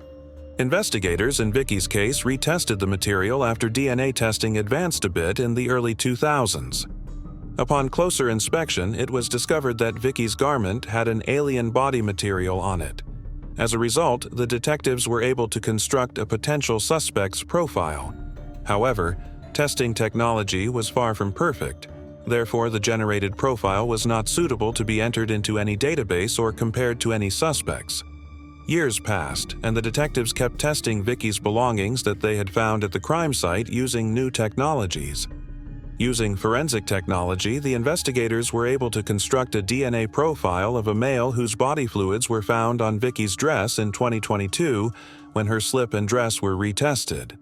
This offered police enforcement some hope that the person who killed Vicky would be found and brought to justice. A comparison was made between the newly developed male profile and profiles in CODIS, the combined DNA index system. After carefully reviewing multiple profiles, the forensic team found a match in their database. The 61-year-old man named Andrew Taylor was the proprietor of this profile. Following notification of the findings to the sheriff's office in November 2022, investigators decided to look into Andrew's background, particularly his criminal history. Andrew, who is now elderly, was living in a rehabilitation and nursing home in Washington, D.C. at the time. Through close observation and relentless inquiry into his past, the police learned that Andrew had been living in his aunt's Charles County home when Vicky was killed. Even though Vicky's body was found less than 4 miles from the residence, Andrew eluded capture despite this information. The investigators still needed more solid evidence to link him to the horrific crime. In order to accomplish this, detectives went into Andrew's assisted living facility in March 2023 and acquired an arrest warrant for him. In order to obtain additional evidence, detectives questioned Andrew and collected a sample of his saliva for further comparison with the DNA recovered from the crime scene. Andrew knew from the surprise visit that he was being investigated for Vicky's murder, but the police weren't worried that he would flee the city because of his health. Even though the lab tests would take weeks to complete and the results would not be available, authorities knew he was staying put.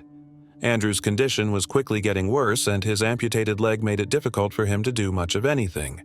The confirmation of the DNA match with Andrew's profile was made again on June 16, 2023.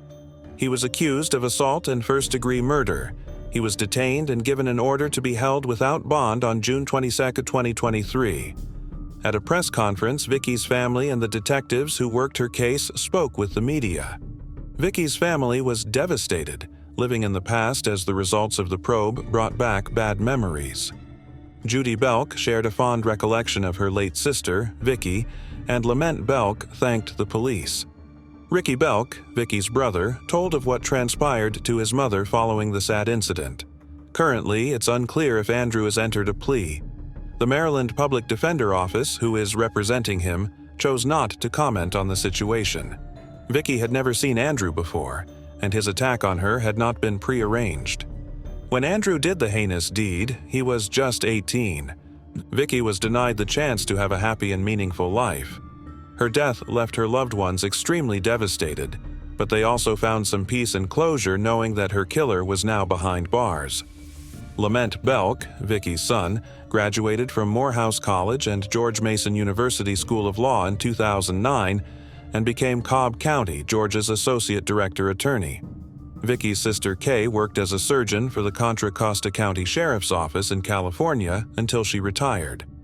Lonnie is a lieutenant in the Fairfax County Fire and Rescue Department, the only boy among several sisters. The Bell family created the Vicky Belk Scholarship Foundation in 1980 in memory of Vicky after her tragic death. The foundation grants scholarships in Vicky's honor. The mission of the Scholarship Board is to provide opportunities that continue Vicky Lynn Belk's legacy and assist in raising funds for graduating seniors at Oakland Baptist Church in Alexandria, Virginia, the church where she was baptized. So far, the scholarship program has awarded scholarships to almost 100 students from Oakland Baptist Church. Vicky's family wishes to continue her love of education among the youngsters of Oakland Baptist Church. Moving on to the next case. William Newton. William Newton's severed body parts were found in a West Hollywood dumpster in 1990 when he was 25 years old. The news of his murder rocked the small LGBT community to which he belonged, particularly as it came at a time when the HIV and AIDS epidemic was already taking a toll on the gay community. For over 3 decades, West Hollywood was plagued by this horrifying unsolved case. It was the Black Dahlia murder as told by the gay community. Investigators worked very hard throughout the years to solve the case, but they were unsuccessful for a long time. But 3 decades later, William Newton's case has been resolved by a group of amateur detectives. The case study for this case brings us to Los Angeles, widely regarded as the global hub for entertainment. Movie studios, the Sunset Strip, Venice Beach, renowned museums, theme parks, vineyards, breweries, outdoor activities, and a bustling nightlife are just a few of the many attractions and things to do in Los Angeles. People have found the city to be interesting over the years because it offers a lot to everyone. On July 26, 1965, William Arnold Newton was born in Eau Claire, Wisconsin. His parents lived apart and were not married. William's love for the arts was revealed as he grew older. Friends would frequently catch him penning poetry and other creative works that were a reflection of his soul and the natural world.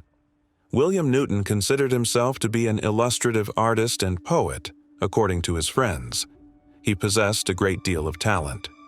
Richard Harriman, his father, once informed the press that his son was a bright young man.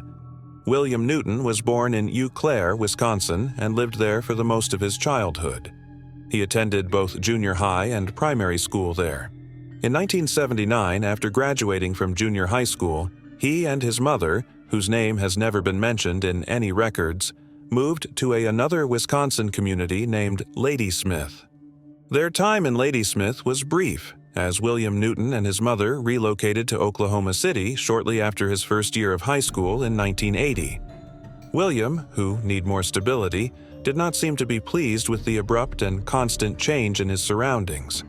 He then decided to move in with his father, Richard Harriman, and packed his belongings. He had the impression that his father would be overjoyed to have him. He was, after all, his son. However, such was not the case, as he received a startling welcome when arriving in Eau Claire, the home of his father. He was instructed to leave and return to his mother's house by his father. At 16 years old, William Newton felt crushed and shattered, but since he never gave thought to moving back in with his mother, William bravely decided to forge on and begin a new life on his own. William Newton traveled around the country for the next 3 years, arriving in Los Angeles in 1985. Oklahoma was one of the cities he called home. He met Terry Elliott there, and they struck up a romantic relationship during his visit. William decided to pursue a career as a professional beautician after discovering his love for makeup and beauty. He learned everything there was to know about makeup, skincare, and style. After finishing his training in cosmetics, he obtained his license as a beautician. William Newton began a new life in Los Angeles in 1984. Despite all of the difficulties and obstacles that come with relocating, William never had to wait long for possibilities. His strong resume, which highlighted his expertise as a beautician, helped him land a job in the entertainment sector making music videos very fast. William worked as a choreographer and a makeup artist. Not having a full-time career, he later got a second job at Hollywood Spa, a gay bathhouse. He met David Ray during a night shift, and the man liked his personality right away. David was rumored to have visited the area to judge a beauty pageant for a local homosexual publication. William's meeting with David served as just another stepping stone toward his professional zenith. Gay adult flicks were David Ray's specialty as an adult filmmaker.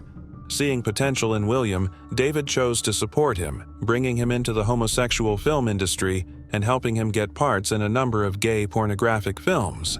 William and David's connection developed into much more than a business partnership over time. Following their romantic relationship, the two partnered to launch their own adult film company, London, in 1987. Ray produced content. William then began working in London. Ray worked as a set designer, makeup artist, and movie producer under the alias Bill A. London. Additionally, he performed in films under the identities Billy Porter and London. Ray Productions was a new company since London, and there wasn't much money to change the location of the film. In their apartment, David and William would film their films.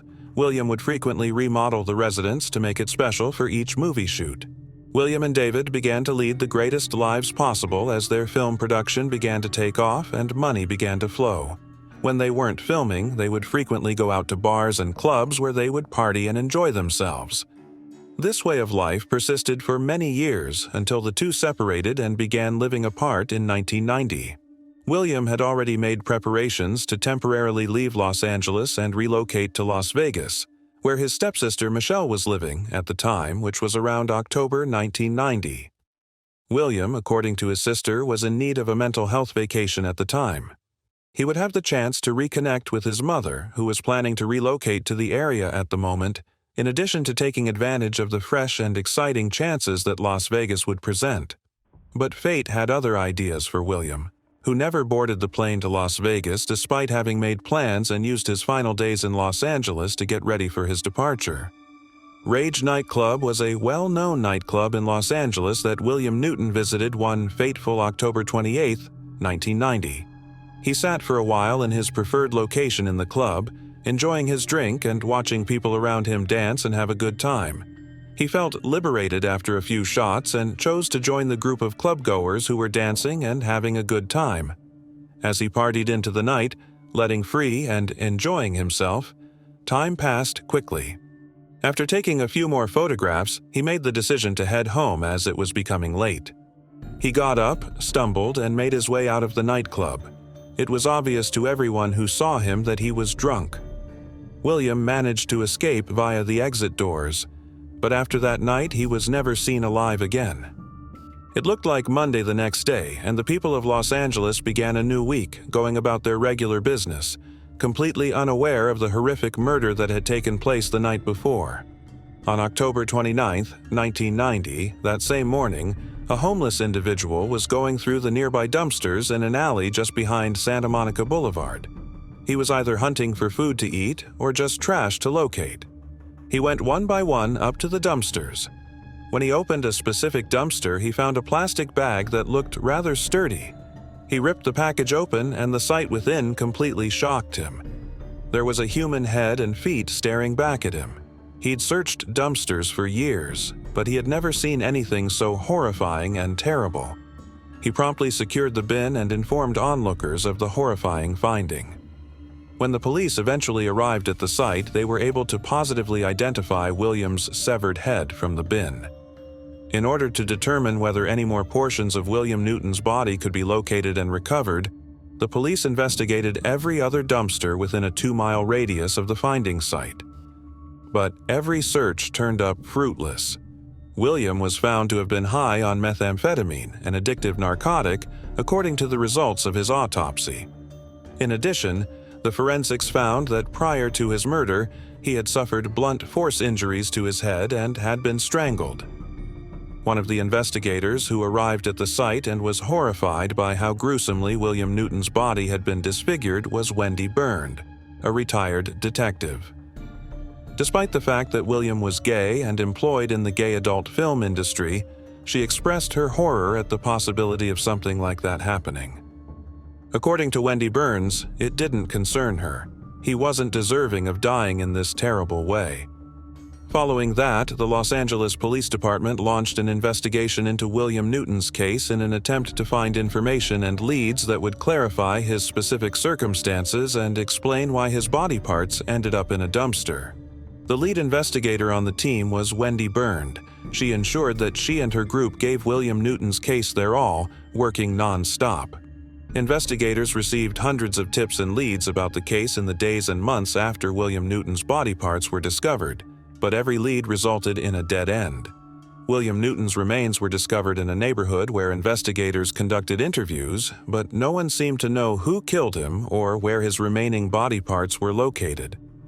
After depleting all leads and tips, the investigators were left with nothing concrete to work with, and William Newton's case finally remained cold for an extended period of time.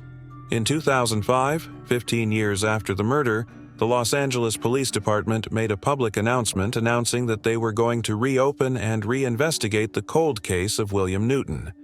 They asked the public for leads and tips. However, the inquiry ultimately produced no useful results, and the case eventually became unsolved. But toward the end of 2006, Los Angeles reporter Mickey Ski reported that Richard Harriman had contacted him, telling him that the Los Angeles Police Department had not followed up on solving his son's murder case. This brought attention back to William Newton's case. After learning of this, the Los Angeles Police Department made a public statement stating that they were still actively working to solve the William Newton murder case and that they have not forgotten about it. In the unlikely event that the police wanted to notify Richard Harriman of any updates on his son's case, he had left an email address for contact. Sadly, he was unable to witness justice being served for his son's murder, since on May 30, 2011, he passed away at the age of 65 in his home. In 2020, two gay authors and best friends, Christopher Rice and Eric Shaw Quinn, were podcast hosts who became interested in William Newton's unsolved case.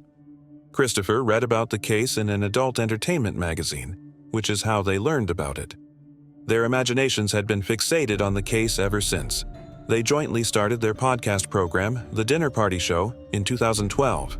Christopher Rice chose to bring up the William Newton case and the fact that there hasn't been an arrest since 1990 in one of the show's 2020 episodes. Christopher then made a last-minute plea to the audience to come forward with information or leads that could help William Newton's case get resolved. After a few months, Christopher Rice and Eric Shaw Quinn conducted another episode on William Newton's case in which they discussed all the new information they had learned about the case since their previous one. In the program, Christopher also shared that he received a message from a man named Ron Wheeler, who said he had crucial information about the case.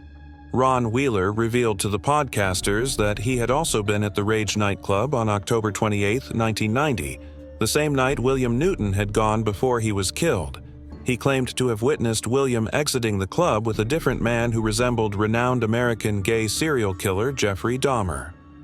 Before being apprehended in 1991, 9 months after the horrifying murder of William Newton, Jeffrey Dahmer had killed 17 boys and men in the Milwaukee region between the 1970s and the 1990s. After that, he received 16 life sentences. Although Jeffrey Dahmer's profile suggested that he might have killed William Newton, it was impossible to verify that since he had already passed away in jail in November 1994 after being attacked and beaten to death by another inmate. Following his disclosure of the information he and Eric Shaw Quinn had uncovered regarding William Newton's case and its potential connection to Jeffrey Dahmer, Christopher Rice expressed hope that someone would soon get in touch with them with information and proof that would enable them to apprehend William Newton's killer. Detective John Lamberti became interested in the William Newton case about the same period. After reviewing every piece of evidence, document, and file his forebears had utilized, he was taken aback by how much work they had put into the case. John Lamberti then started examining the case in great detail from all aspects, using the work of his predecessors as a reference. While looking into the case, he Googled William Newton's name and found the most recent podcast episode featuring Eric Shaw Quinn and Christopher Rice, who theorized that Jeffrey Dahmer was William Newton's murderer.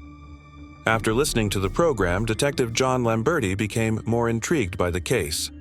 He then got in touch with Christopher and Eric to arrange a meeting. 3 of them spoke in depth about the subject at the meeting, revealing what they knew about it. By the end of the meeting, they both agreed that the mystery surrounding William Newton's murder case needed to be solved. It seems that the 3 men were not the only ones who found William Newton's case intriguing. At around the same time, Rachel Mason, a documentary filmmaker, became interested in the case and began working on an underground investigation. While working on a well-liked Netflix documentary about a gay adult bookstore called The Circus of Books in 2017, Rachel coincidentally learnt of William Newton's death. In search of real, substantial material for the documentary, she went to see local writer and activist Mike Zemansky. Mike agreed to let her go through all of his old collections of West Hollywood pictures. An article on William Newton's murder case from 1990 accidentally slipped out while Rachel and Mike looked through the notebooks and photo album. Rachel couldn't stop staring at it. She snatched it up and saw that the article discussed William's murder and the fact that no one had been arrested as of yet. When she requested Mike for further details on the case, he kindly gave her the rundown on what he knew so far. Rachel Mason became interested in the case right away, but she had to finish the documentary for Circus of Books first. After completing the documentary, she started searching for other projects to work on. Then she recalled reading about William Newton's situation in an article at Mike's place. She gradually started to examine the case in greater detail, and eventually she developed an obsession with it. She made the decision to begin her own covert investigation as she couldn't stop thinking about the issue. She was determined to gather all the information necessary to resolve the issue while she was at it. Then, on a Facebook page for a gay community group, Rachel made a public appeal for anyone with helpful information or ideas that could lead to the resolution of William Newton's case. She also requested information on Jeffrey Dahmer's whereabouts during the 1990s William Newton murder incident. After some time, she got a message from a Sherman Oaks resident called Clark Williams. Married and a stay-at-home father of 2 LGBT children, Clark Williams claimed to be bored after his daughter departed for college and used a Facebook group dedicated to Wisconsin's gay history to rekindle old friendships. Similar to William Newton, Clark Williams grew up in Eau Claire, Wisconsin, and became interested in solving the case because he thought he could help Rachel Mason fill in the details of William Newton's lifestyle prior to his passing because he had a unique perspective on what it was like to be a gay child growing up in Wisconsin at the time. Then he contacted Rachel to inform her that Jeffrey Dahmer had never killed anyone outside of Milwaukee and Ohio. Rachel Mason was happy about the latest development in the case and appreciated the tip. She sought someone who understood a lot or little about William Newton's life story because she planned to write a documentary on his case. She got in touch with Clark Williams right away to see what he had to say. Clark Williams said at the meeting that he felt a connection to William Newton's case because of their common experiences after reading about it on a Facebook forum.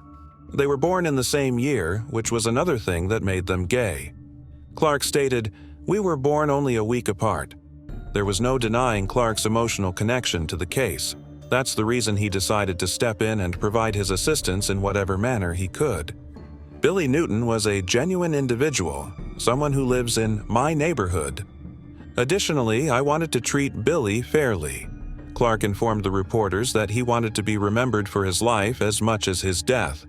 Thousands of gay men in America lost their lives in 1990 as a result of the AIDS crisis, and William Newton's murder was a reflection of the lives of many gay men and youths at the time.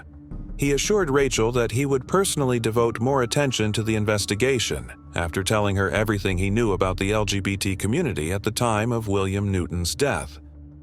In 1990, he traveled to Fresno, the mother of Jeffrey Dahmer, and asked acquaintances in Milwaukee some questions that would help solve William Newton's case, but he received no response. When Clark Williams follows up on a lead in the investigation, he gets in contact with Detective John Lamberti. After that, John Lamberti, who was appreciative of the work, included Clark and Rachel in the inquiry. Because the Los Angeles Police Department lacked the tools necessary to crack the case at the time. In his free time, Clark would frequently sit down to study William Newton's case. Having worked in gay adult films, Clark decided to change his attention and go into the world of gay pornography in an attempt to find any leads. Soon after, he came upon Rick Pasquay, who had pretended to be a private detective investigating William Newton's death at the time of the murder. However, he never revealed that he had spent 20 years working in the gay porn industry. Clark started looking into the life of Rick Pasquay. He learned that The Devil and Danny Webster was a pornographic movie he had directed and that his true name was Richard Lawrence. This gave Clark the advantage he needed to win the case. Rick Pasquay and William Newton had been employed in the same business in 1990. Thus, he made the decision to get in touch with Pasquay to ask for advice on what might have happened to William Newton. But Rick Pasquay had now passed away, so Clark was unable to speak with him. But he did his homework on the characters of the movie he directed, searching for people who could be living and willing to narrate tales about William Newton's life. Subsequently, he saw that the film had a still living individual named Billy Houston. After conducting a thorough investigation into Billy Houston's biography, Clark found that he was a fresh and exciting addition to the gay adult film industry. Daryl Lynn Madden was his true name. Subsequent investigation showed that Daryl Lynn Madden was still alive and incarcerated on life sentences, after murdering Bradley Qualls, one of his friends, and 2 other gay males. When Darrell and Bradley Qualls went out one fateful night with a threatening plot to initiate Bradley Qualls into their skinhead cult group, the Chaos Squad Skinheads, Darrell claimed that they had committed the first murder. They had to kidnap and murder a gay man for the initiation in order to accomplish this. Then, Daryl and Bradley quietly waited for the poor gay man to pass by while lurking about the streets of Oklahoma. Eventually, one Stephen Domer fell victim to their death trap. Then, Daryl and Bradley tricked Stephen into going to a desolate place. He was handcuffed in his own vehicle and driven to a location where he would be easily assassinated. Stephen pleaded, cried, and struggled to have his life spared. However, he was ultimately defeated by 2 strong guys who used his own coat hanger to strangle him to death. Daryl and Bradley killed him and dumped his body in a nearby creek. Then, in a startling change of events, Daryl pointed a gun at his friend and accomplice, Bradley, murdering him instantly for an unidentified cause. After that, Daryl left Bradley's body behind and ran off. Nevertheless, he was unable to conceal his misdeeds for very long, as he was apprehended and forced to deal with the fallout. After being deeply taken aback by Darrell Lynn Madden's character, Clark Williams resolved to learn more about his life in Oklahoma. Afterwards, he discovered that Darrell had previously participated in an interview for the book American Honor Killings. Because of the book's limited availability, Clark chose to order it in order to read it and gain insight into William Newton's situation. Before Clark could eventually receive it at his doorstep, he had to wait for quite some time. Clark snatched up the book with excitement and started turning the pages. He was taken aback by what he eventually read. Daryl Lynn Madden discussed killing another gay guy in Los Angeles during the interview, in addition to killing Bradley Qualls and Stephen Domer. However, he omitted information about the crime from the book. However, given that William Newton was gay and had died in Los Angeles, Clark was ecstatic that Daryl might be alluding to him. Clark fervently believed that the murderer of William Newton was going to be identified at last. Clark called investigator John Lombardi to confirm this information, and they met to go over what Clark had discovered. 2 weeks before to Clark's report, John Lombardi's cold case section had reopened the William Newton file. Needless to say, he wasted no time in alerting his colleagues to the latest development in the case. They set to work, conducting study on Darrell Lynn Madden's lifestyle in 1990.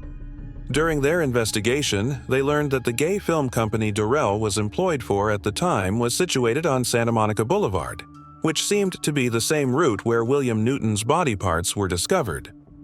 The leads were starting to pile up.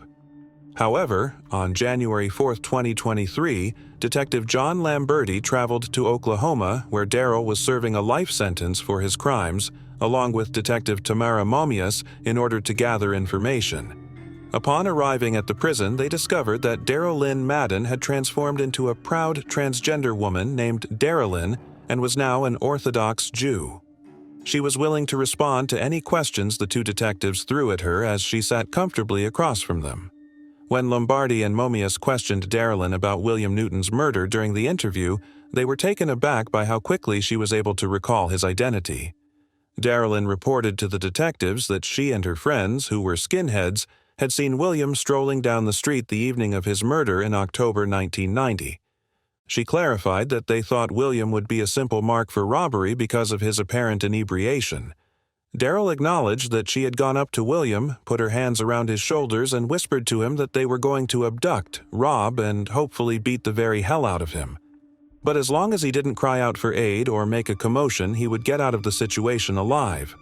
The coroner at the scene verified that she had actually killed him by strangulation. Thus, regrettably, the last statement was false before his body was dismembered. When Darylyn told detectives Lombardi and Momias about the incident, they were confused. They went on to question her about the reason for William Newton's body being cut up and dumped in a dumpster. But Darylyn insisted it had nothing to do with her. She claimed that when they killed William, she left his body with her companions. Darylyn declined to provide the names or identities of the 2 acquaintances when the investigators asked for them, claiming, I might be a murderer, but I am not a snitch." Detective John Lamberti, who already had all he needed to solve the William Newton case, submitted a strong case against Darylyn to Los Angeles County District Attorney George Gascon's office in the days that followed her confession. To their dismay, George Gascon informed them that there was insufficient evidence to indict Darylyn, thus they would not be pressing any charges against her. Detective John Lamberti and other amateur investigators who had put in many hours on the investigation were nevertheless pleased that William Newton's case had been resolved and that his perpetrator was now serving a life sentence. This was despite the tragic conclusion of the case. When the investigation was eventually concluded, Michelle Oliver, William Newton's stepsister, expressed her gratitude for the investigators' and amateur sleuths' efforts in looking into her brother's death. Michelle mentioned that having some sort of closure is helpful. The bereaved sister, however, was still in search of explanations for why Darylyn and her companions had targeted her brother and the location of the remaining body parts. Moving on to the next case. Lillian D. Chloe. On Saturday, April 29, 1994, June Nicholas found her 89-year-old aunt, Lillian D. Chloe, dead on the bedroom floor of her yellow brick home at 1550 Northwest South Avenue in Pompano Beach, Florida. Nobody knew who had attacked, beaten, and strangled her during the day. Using forensic analysis and DNA evidence, this tragic story would lead investigators on an unexpected trip that would ultimately reveal a surprising fact that would be kept a secret for the next 28 years. June, along with the rest of Lillian's family, would be forever entangled in a web of grief and anguish due to the trivial question: who would want to cause harm to an innocent 89-year-old woman? Today's story takes us back 30 years to Lillian de Chloe's horrific 1994 assassination. The story of today takes place in the quaint Broward County, Florida city of Pompano Beach. The city's beaches, which have soft golden sand and turquoise blue waters, got their name from a species of fish that was formerly common off their shore. Despite the high crime rate in the region, Lillian D. Chloe, then 89 years old, was nevertheless able to enjoy Pompano Beach in 1994 after a youth well spent.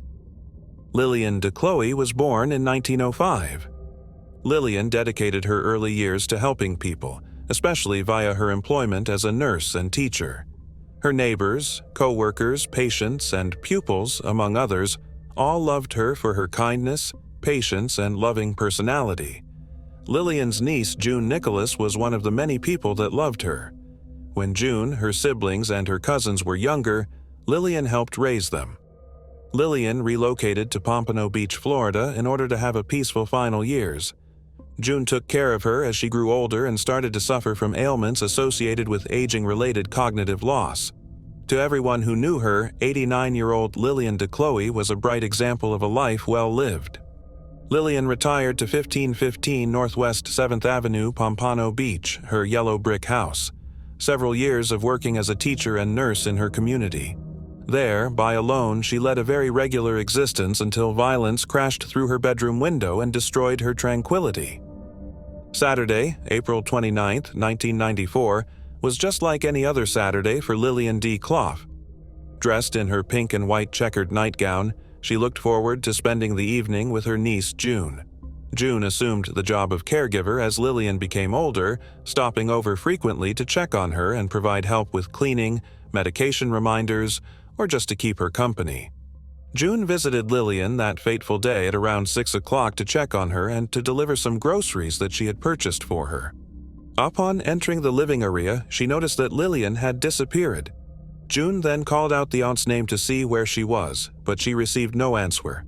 June had checked the first bedroom, Lillian's normal sleeping quarters, but she was not there. June looked inside the bedroom on the right after following the corridor. She looked a little surprised. There on the floor, seemingly dead, lay her Aunt Lillian. June sobbed and ran back up the corridor to call the police. 2 Pompano Beach Police Department officers responded to June's 911 call, their heads aflutter with inquiries. It was not common to hear of an 89-year-old woman being murdered in her own house, so it seemed like a strange call. The officers were able to verify Lillian's death when they arrived at 1550 Northwest 7th Avenue. Lillian was discovered unconscious on the ground, adjacent to a toppled floor lamp and a phone with its cord severed. She appeared to have been battered because of the cuts and bruises all over her body. The room was littered with blood-stained towels and various articles of apparel. The officers also noticed a shattered window in the room where Lillian's body was found, which is most likely where Lillian's attackers had entered. The house had been looted. The numerous broken pieces of furniture strewn all over the room indicated that Lillian had engaged in a bloody struggle for her life. At first, it seemed like a crime of passion because of the horrific state of Lillian's body. Lillian's body was bruised all over. Her nose, ribs, and wrist were all fractured. Moreover, there were injuries around her genitalia, suggesting that she had been beaten before she passed away. The injuries on her neck indicated that she had also been strangled. The Broward Medical Examiner's Office concluded that Lillian died from asphyxiation and a strike to the head following her autopsy. Lillian's attackers used the phone, whose cable had been taken out, to strangle her. It was found near to her body. However, there was no indication that Lillian was the specific target of her attacker. Thus, it's likely that passion had nothing to do with the crime. Since Lillian was generally well-liked in her neighborhood, she had no adversaries. The general state of the residents and the crime scene, according to Pompano Beach Police Department Lieutenant Earl Fluellen, suggested that the case was likely one of a burglary gone wrong. But Lillian's family didn't understand it. They knew she'd lived alone and didn't have any fortune to justify losing her life. June recalled that Lillian had no more than $50 at the residence at the time of the occurrence. After the residence was searched, the only item that appeared missing was a gold wedding band. Around 6:50 a.m. that morning, Lillian went to buy a newspaper, which was the last time the neighbors saw her. However, following the collection of evidence from the crime scene, authorities interviewed them to find out if they had heard anything regarding Lillian's murder. She looked healthy that morning, even though the murder took place during the day, and no one could recall seeing anything strange. In a few days, detectives had gathered enough information on potential suspects in Lillian's murder to warrant an arrest, but not enough to make an arrest. With a $1,000 prize for information leading to Lillian's killer's identity, the police hoped to entice witnesses to try to remember anything they might have heard or seen that could help with the investigation. Pompano Beach Authorities spokeswoman Sandra King also told the reporters that the authorities were looking for anyone who had information about the crime or the man who perpetrated it. In an interview with The Sun, Sandra King said, "At this point, we're encouraging anyone who saw anything to call us, holding the blood of an 89-year-old helpless woman in their hands. There's a human creature running loose."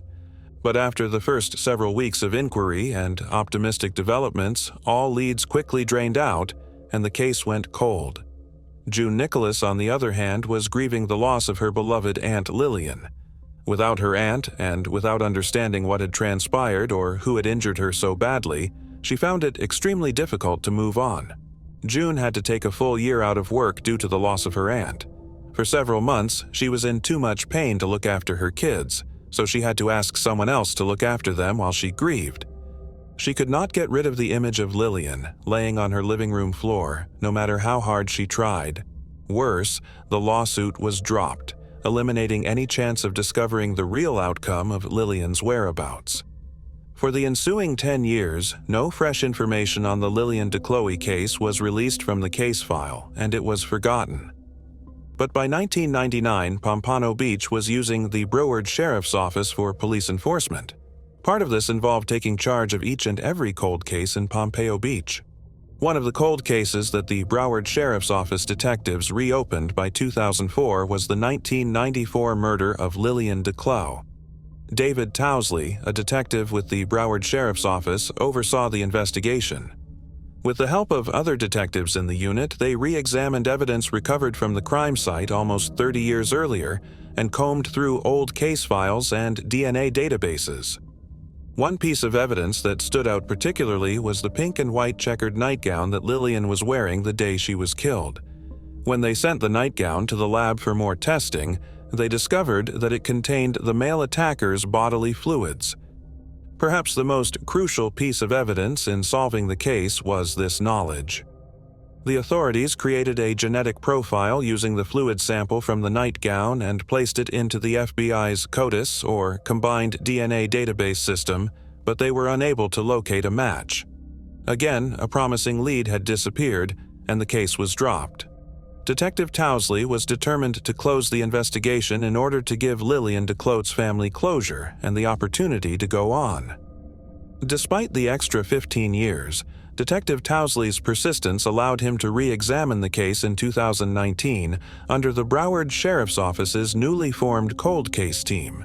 Reopening the Declo case didn't seem to have any positive outcomes, according to Jennifer Parker, the criminalist from the Broward Sheriff's Office who oversaw the DNA examination of the case's evidence.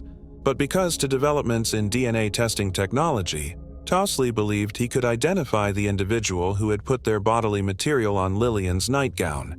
The Broward County Crime Lab obtained a more complete DNA profile in 2021. Because of this fresh analysis of technology, Detective Towsley and his crew asked the Florida Department of Law Enforcement to use the DNA profile for a family search of its offender database. Stated differently, they cross-referenced the DNA profile with the database of people who had been taken into custody and recorded as criminals. This method compares the DNA profile to possible first-order relatives in the database, such as a father, sister, or kid. A match was discovered by the search. The DNA from the crime scene was strikingly identical to that of a known offender in the system. The man whose DNA was found on Lillian DeClote's clothes the day she was slain was identified as the offender. This man's name was Johnny Matt Brown. The murder of Lillian DeClote occurred while Johnny Matt Brown was 40 years old. He was a 1954-born Vietnam War veteran who also suffered from PTSD. Life after the service was not enjoyable for Johnny. He started using drugs as a PTSD coping method, which eventually resulted in drug addiction. He battled for a while to obtain steady work because of his addiction and mental health issues. Johnny found himself homeless as well. Upon originally investigating Lillian's death, Johnny was not considered a suspect in this case or any other crime. He went entirely overlooked.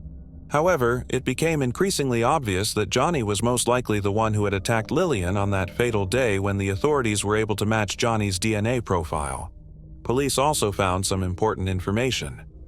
Even though Johnny and Lillian lived a short distance apart in the early 1990s and early 1994, Johnny had passed away by the time investigators were able to find him to question.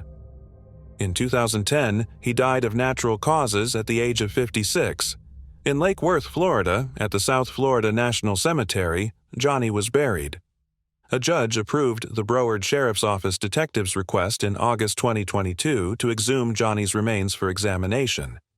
The U.S. Department of Veteran Affairs, the Palm Beach County Sheriff's Office, the Palm Beach Medical Examiner's Office, and her forensic anthropologist, who excavated the bones and tested their DNA, all worked together with the investigators. The experts evaluated samples collected from Johnny's body in the Broward Sheriff's Office Crime Lab to get the most precise result possible. The office's criminal list supervisor, Jennifer Parker, compared the findings to the pre-existing DNA profile. Parker took a sample of Johnny's bone marrow from his ribs so that it could be examined. The sample found at the crime site and the known DNA profile matched, according to the test results. The DNA results showed that there was 66.8 trillion times greater likelihood that Johnny's DNA was from the crime scene than that of anyone else, according to the Broward Sheriff's Office. With this conclusive evidence, Johnny Mack Brown's guilt as Lillian DeClote's murderer was without dispute. That did not, however, fully explain Johnny's motivation. The prior conclusion that the whole episode was just a case of burglary gone wrong seemed to be the most likely explanation for what happened. In a press conference, Broward County Sheriff Gregory Toney said that it was most likely an opportunistic crime. The sheriff indicated that he only lived a few houses down from there. When he hit hard times, he became homeless and acquired a drug habit which led him to break into the house. Maybe he didn't realize she was alone in there. But she was 89. Because everything seemed to have been removed from the house and all of the drawers were open, it looked as though she was living alone. All of the evidence that the police had obtained up to this point was shown to the Broward State Attorney's Office. The prosecution there concluded that Johnny Mac Brown was involved in Lillian DeCloy's killing after reviewing the evidence. The issue was settled. Justice may seem to linger for a long time, but Sheriff Tony believes that justice never ends.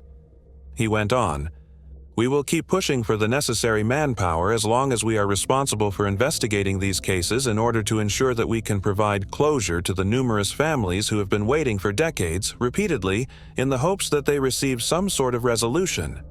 For 28 years, Lillian DeCloy's family longed for an explanation to the mysterious circumstances surrounding their loved one's passing. Now that they finally found the answers they were searching for, they can move on. June Nicholas, who found Leon's cold body years earlier, thanks the Broward Sheriff's Office for their dedication and for finding out the truth about her aunt's death. She believes her aunt can finally sleep well at this point. She can sleep soundly wherever, I'm sure. We are free to proceed. We know her murder has been solved, so we can pass away in peace. By the time the novel concludes, we know for sure who killed Lillian DeCloy, but some questions remain. Questions from an unknown history that continue to bother us. What drove Johnny Mac Brown to do that particular action? Did he feel guilty about it in the years that followed? Was it taking too long for the detectives to find the real killer?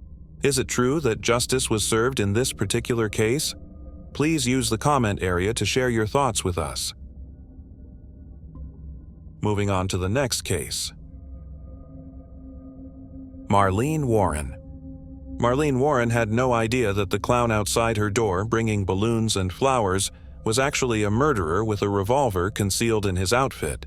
For more than 30 years, the killer clown case remained unsolved for investigators, Floridians, and fans of true crime across the globe. The date of Marlene Warren's birth is April 15, 1950. She married Michael Warren, who was 19 years old when she turned 22. Marlene had 2 children from her first marriage, and it seemed like Michael saw her 2 young lads as his own. Together, the couple developed as they put in a lot of effort and became well known. They acquired several businesses, one of which was Michael's used car dealership. The family's multiple sources of income allowed them to keep up a respectable standard of living. Their lives were so good that they could buy a 6,500 square foot home in the exclusive Aero Club suburb of Wellington, Florida. Every residence in this neighborhood has a runway and hangar of its own, allowing the homeowners to use their personal aircraft whenever they like. The Warrens gave the impression of having everything, yet this was not the case at all. In 1983, Michael ran into legal issues at his car dealership. After he was accused by customers of tampering with the odometer, he was taken into custody by the police. As a result, he was placed on probation for 18 months. It was well known by 1990 that the Warrens were having marital problems. One of Michael's employees, Sheila Keene, was supposedly involved in an affair with him. Sheila's husband chose to divorce her in spite of Sheila and Michael's denials of these claims. A white Chrysler LeBaron without a license plate drove down the block where Michael and Marlene lived on May 26, 1990. While in the kitchen with a friend, Marlene noticed someone dressed as a clown approaching the front door with a basket filled with balloons and flowers. Marlene was raised in a family that loved clowns. Her mother has an entire room full of collectible clowns because her family loved clowns so much. Marlene, who was 14 years old, had painted clowns. Marlene ran to the front door to greet her guest, much to the delight of clowns. Joseph Aarons, her son, who was present at the time, remembered hearing his mother say something like, "How pretty." This seemed to be Marlene's final remarks, since shortly after there was a pop sound that was heard by everyone in the home, including Joseph's visiting guests.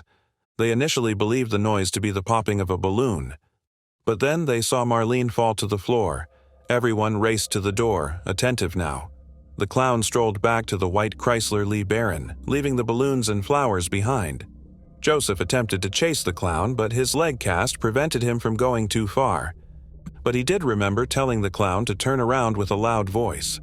The clown pivoted and bestowed onto him a brown, wide-eyed glare. There was no expression on its face. Soon after, the clown got into the white LeBron and drove off. Witnesses only described Marlene's wounds as having been caused by a clown with brown eyes. They didn't even know the clown's gender. After attempting to pursue the clown in their own vehicle, Joseph and a friend lost sight of it.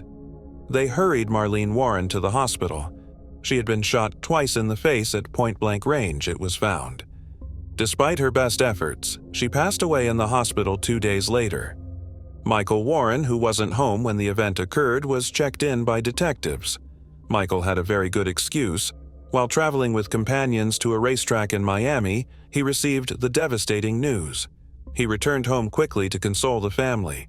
He cooperated with the investigation process by giving as much information as possible when questioned by the detectives. He was promptly excluded as a suspect. The authorities could not understand. In his 19 years as a law enforcement officer, a spokeswoman for the Palm Beach County Sheriff said that the killer clown case was the most bizarre thing he had ever seen. 2 hours following the homicide, police received a strong tip. A caller who desired to remain anonymous recommended that Sheila Keene and Michael Warren be interrogated in depth by the police. She hung up before the police could question her more. At the time of the murder, Michael was traveling with friends, but Sheila Keene was in town. Sheila worked as a repo person for Michael's dealership, despite her claims to have been at work. It wasn't exactly a strong alibi. A couple of days following the media attention surrounding Marlene Warren's murderous clown case, 2 staff members of the Spotlight, a local costume shop, told the authorities about an unusual encounter. They said that as they were ready to close up the business, one woman with cocoa brown hair approached them. She cried out to be let inside. She was told by the staff that they were closed and that she should return the next day. But she persisted, telling them that she actually required a costume for the evening. It was almost Labor Day weekend, so the request seemed odd given that it wasn't Halloween. Nevertheless, the 2 staff members were understanding and let her into the shop. It was alleged that she purchased an orange afro wig, white gloves, red nose, white makeup, and a clown costume. Later in the investigation, the 2 workers identified Sheila Keene from a picture lineup and said they were pretty sure it was Sheila who had shown up pleading for a clown outfit. The grocer that sold the balloons and flowers the clown had delivered to Marlene's home was the next place the police investigated. It was found that Sheila Keene's residence was in close proximity to the supermarket throughout that period. Also, Sheila was chosen from a lineup of pictures by the supermarket employees. Next on the list was the getaway car, a white Chrysler LeBaron. Michael Warren said he didn't know anything about the car when questioned. He said his dealership sold solely Chevrolets, but his chief competitor, Payless, owned a Chrysler LeBaron. There was a history of conflict between Michael and Payless, particularly about an advertisement that Michael's dealership ran that featured the word Payless and was said to be an attempt to mislead customers. Payless once rented out a white Chrysler LeBaron to a client who wasn't local. When it came time to return the vehicle, the customer looked up Payless's number but ultimately got in touch with Michael's dealership. According to the client, they were told to leave the car outside the dealership and put the keys inside the sun visor. But later on, the LeBaron disappeared. The clown's getaway car was left in a grocery store parking lot after the murder. Police found orange synthetic threads in the car that looked like the strands of a clown wig during their search. They also found long brown hairs. When Sheila Keene was murdered, her hair was long and chestnut. During a search warrant, the police discovered more orange synthetic hair strands inside her home. Everything looked like a straightforward matter to handle at this point, but it wasn't. Sheila and Michael angrily denied any involvement in Marlene's death. They denied speaking with police officers without an attorney present. In 1990, DNA testing was still in its infancy, therefore the investigators' only source of evidence was indirect evidence. While Michael's legal troubles grew, the inquiry into Marlene's murder was shelved. Michael's illegal business transactions were discovered during the course of the murder inquiry. Evidence of further odometer tampering and customer overcharging was found by the police. After one of the employees was taken into custody, Michael turned himself in to the authorities. After Michael's case went to trial in 1992, he received a 4-year prison sentence. Michael married Sheila Keene a few years after being freed in 2002. The couple opened a restaurant and made a fresh start in Tennessee. Sheila announced to the community that Debbie was her new name and that it was a nickname from her early years. Given the success of his new restaurant, Michael must be a skilled businessman. Due to their prosperity, the couple was able to move to Heron Point, a wealthy area at the border between Virginia and Tennessee. They got along well with their new neighbors and made many of pals. Few people in the area knew anything about their past. Since he was a teenager, Michael has operated eateries, he said to their new neighborhood. Michael gained from Marlene Warren's death as well. Marlene's son was not the beneficiary of her life insurance policy. It was him. His theft of more than $50,000 from Marlene's family left them with almost nothing. Though they had strong suspicions, detectives lacked hard evidence. Although Sheila and Michael were accused of the crime right away, a grand jury was never called to investigate their claims. Michael's friends had told the police earlier in the investigation that they had witnessed fights between him and Marlene and that Marlene had asked Sheila about her and Michael's extramarital affair. Above all, they said, Michael didn't appear to be very upset by Marlene's death. Because there were so many jigsaw pieces, detectives understood they just needed to fit them together. The key to the case was the DNA. In 1990, Sheila was given blood and hair samples by the police, but they were not equipped to examine them. The materials were stored in a cooler for more than 25 years. In 2013, police were able to revive the cold case of Marlene Warren because of a federal grant they were able to secure. They have attempted DNA testing before, but the results were not definitive. Thankfully, advances in technology have yielded enough proof to prosecute Sheila for Marlene's homicide.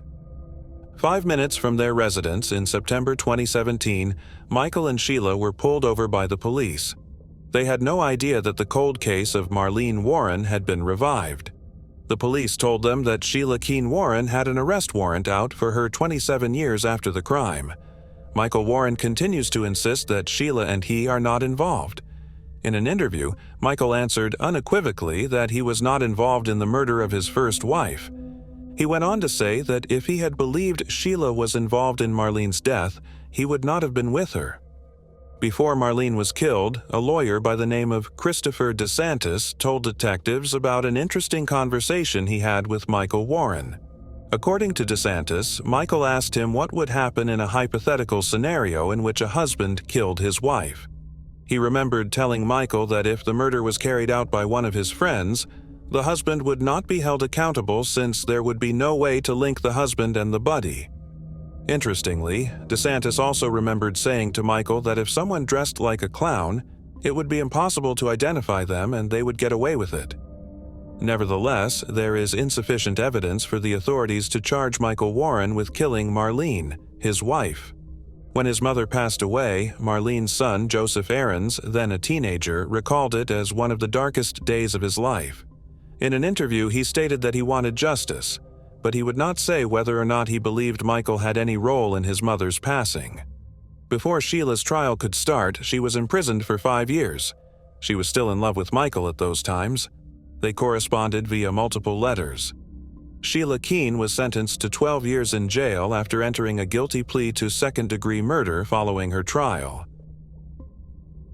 Moving on to the next case. Mildred Matheny. On Saturday, April 27, 1985, Mildred Matheny vanished from sight. Her naked and motionless body was discovered on a dirt road between Jupiter's intersection of 125th Avenue North and Old Indian Town Road. Upon seeing it, someone called the police. On April 7, 1985, 78-year-old Mildred Matheny, an Alzheimer's sufferer, left her home in Lake Worth Beach, Florida, and into the vehicle of an unknown person. Regrettably, her carefree excursion ended with her death. Later that day, 30 miles from her home, she was found on an uneven dirt road, bruised and nude. She died 11 days after being injured. For nearly 40 years, Mildred's murderer and attacker went unidentified, until in 2023, a breakthrough led to a conviction. Situated in east-central Palm Beach County, Florida, Lake Worth Beach is a quaint city. Its name comes from the Lake Worth Lagoon. With a population of over 42,000, the town is located approximately 64 miles north of lively Miami. East of Palm Springs, north of Lantana, southeast of Lake Clark Shores, and south of West Palm Beach is where you'll find this coastal sanctuary. Situated in the heart of the huge Miami metropolitan area, Lake Worth Beach is a unique center of innovation and culture. Here, experimental music, dance, theater, and vibrant visual arts all thrive. The community is built on the familiarity of neighbors knowing one another by name. Like a place where trust is demonstrated by open doors, the streets are safe. However, even in the middle of this idyllic setting, a tragedy occurred in 1985, leaving a mark on the otherwise peaceful community. Mildred Matheny was born in Wilmar, Arkansas on February 28, 1997. Her early years were influenced by tragedy, even though she was the second of Jess and Margaret Warren's 6 cherished children. When Mildred was 8 years old, her father, who was 37 years old, died of a heart attack. Margaret, a widow, was devastated and had to raise their 6 small children by herself as a result. Mildred began a career that would influence many aspects of her life as she got closer to adulthood. Over the course of her more than 40 years of dedicated labor in the field of psychiatric nursing, her kindness and compassion touched countless lives. In her early years, she wed Guy Harmon Matheny, and the two of them had a wonderful son named Gary. However, life has also been full with heartaches. After Mildred's husband died in 1958, she was left a 51-year-old widow. To make a living, Mildred worked as a psychiatric nurse in a Little Rock mental health facility for almost 40 years with steadfast dedication. Later, after her husband died, Mildred moved from her hometown of Arkansas to Palm Beach County, Florida, where she found comfort in the warm embrace of the city. After Mildred overcame adversity in life, her 75-year-old sister Gladys Nolan offered her a place to live and company. Their home was located in the 1300 block of Crestwood Boulevard in Lake Worth Beach. Boulevard Crestwood, 1300 block. Mildred's journey had been marked by a life of service. As her brother's mental state worsened, she not only looked after him but also faced her own health issues as she approached 70. Because of her condition, she began a new chapter in her life at her sister's house. She was drawn to Florida's breathtaking coasts, and her son and grandkids gave her the confidence to take the risky decision to relocate. However, there were some difficulties with the adjustment. The shift put her in unfamiliar territory, and dementia affected her judgment. She was terrified to leave the house without a trustworthy friend. She was eager and full of anticipation for a visit from her beloved grandchildren when she and Gladys moved into their new Florida home. At about 4:30 p.m. on April 27, 1985, Mildred Matheny, a dementia patient, vanished from her peaceful community at her Florida home. Witnesses reported seeing her at around 3:30 p.m., completely oblivious of the approaching disaster, as she left her home while still wearing a shirt over pajamas. After an agonizing hour, the alarm went off and she was placed under formal missing persons report. About 20 miles from her last known location, on a secluded dirt road, a passerby discovered her unconscious, nude, and injured 7 hours after she went missing. The moment the bystander reported his discovery to the authorities, an investigation was launched. The dirt road was now tainted with blood from Mildred's trauma, her garments left behind, and her bloody dentures. Her clothes were scattered around, and her blood-stained dentures were found on the road. They transported her to Juniper Medical Center due to a significant head injury, and a brain surgeon evaluated her there. The woman's face and head were heavily bleeding, giving the impression that she had been hit fairly severely. Although no one witnessed her abduction, her neighbors stated that at approximately 3:30 p.m., they spotted her strolling down the street while still wearing her pajamas. 11 days later, due to the heavy blow to her head, among other mild ailments, Mildred passed away. People were heartbroken by the fact that she had been attacked so violently.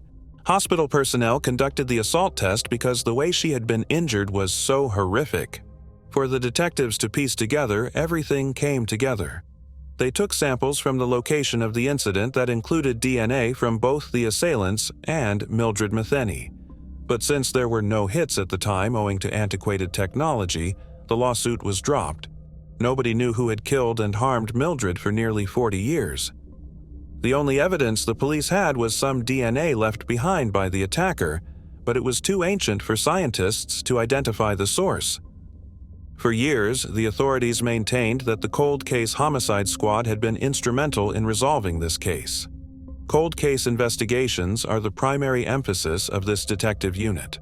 The assault evidence was linked to the offender through the application of advanced and innovative DNA analysis techniques.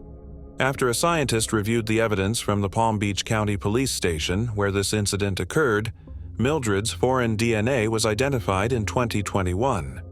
Using this DNA, they created a profile which they subsequently entered into the Florida State Combined DNA Index. Richard Curtis Lang was quickly linked to DNA found in the attack kit. Records show that he was 25 years old when he injured Mildred. To be certain, though, investigators required a direct sample of his DNA. Richard Curtis Lang's saliva had to be obtained in order to verify that it matched the foreign DNA discovered on the victim. To accomplish this, they have a warrant or other legal authorization. On April 22, 2021, detectives went to Richard Lang's home in Boynton Beach, Florida, and collected a sample of his DNA. Records show that in 2006-212, Richard Lang, who is today 62 years old, got into major difficulties which forced him to give his DNA. His DNA was added to the database in this manner.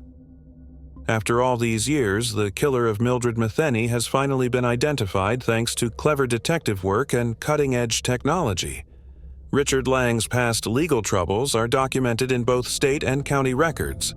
In both 1983 and 1993, he was convicted guilty of aggravated assault. However, he was given a probationary sentence rather than a prison sentence. He didn't stop there, though. In the year 2012, on June 6th, his weapons were found. Despite the seriousness of these actions, he did not serve a lengthy sentence in prison. He was given short sentences, therefore he did not spend a lot of time inside bars. In April 2021, Richard Curtis Lang was taken into custody and charged with Mildred Metheny's murder. The study began in the first part of 2023. Additionally, Richard Lang was accused of killing and assaulting Mildred Metheny. A tiny bit of genetic material centered a landmark trial in a West Palm Beach courtroom. Mildred's assault kit sperm was directly related to Richard Lang. During the trial, the scientist who found the match gave testimony in court. The probability that the DNA they discovered came from Lang was 27 quadrillion times higher than that of it originating from someone else, even though they were unable to confirm that it did. Attorney Scott Skier for Richard Lang contended that the DNA might have possibly originated from Lang's close male cousins. However, after identifying Richard Lang as a suspect, detectives did not perform any DNA matching on any of them. Joe Walensky and Krishay Mixon, assistant state attorneys, refuted this claim by reminding the jury that no other family members were in Florida in 1985. They described it as hypothetical. Richard Lang moved to Florida in his 20s to work as a plumber after leaving Massachusetts. At the age of 25, he viciously assaulted Mildred Metheny. So it was obvious that Richard Lang was the real culprit.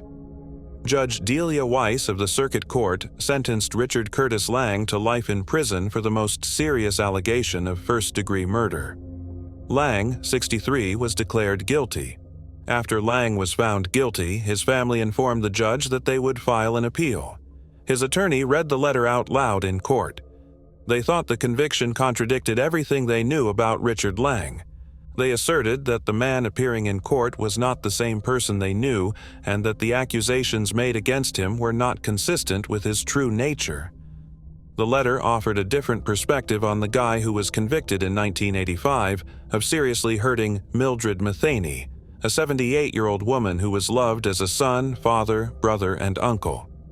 Richard Lang led a decent life that was based on his Catholic faith. The great-niece of Mildred Metheny reminded the judge in a letter of the intense suffering and anguish Mildred had gone through before her passing. One of the lawyers, Mixon, read aloud a letter that had been written by Metheny's great-niece. It contradicted Richard Lang's pleading for forgiveness. Mixon begged the justices to keep Mildred Metheny's suffering and dread in mind. Judge Wise agreed that Mildred died in a horrible and violent way.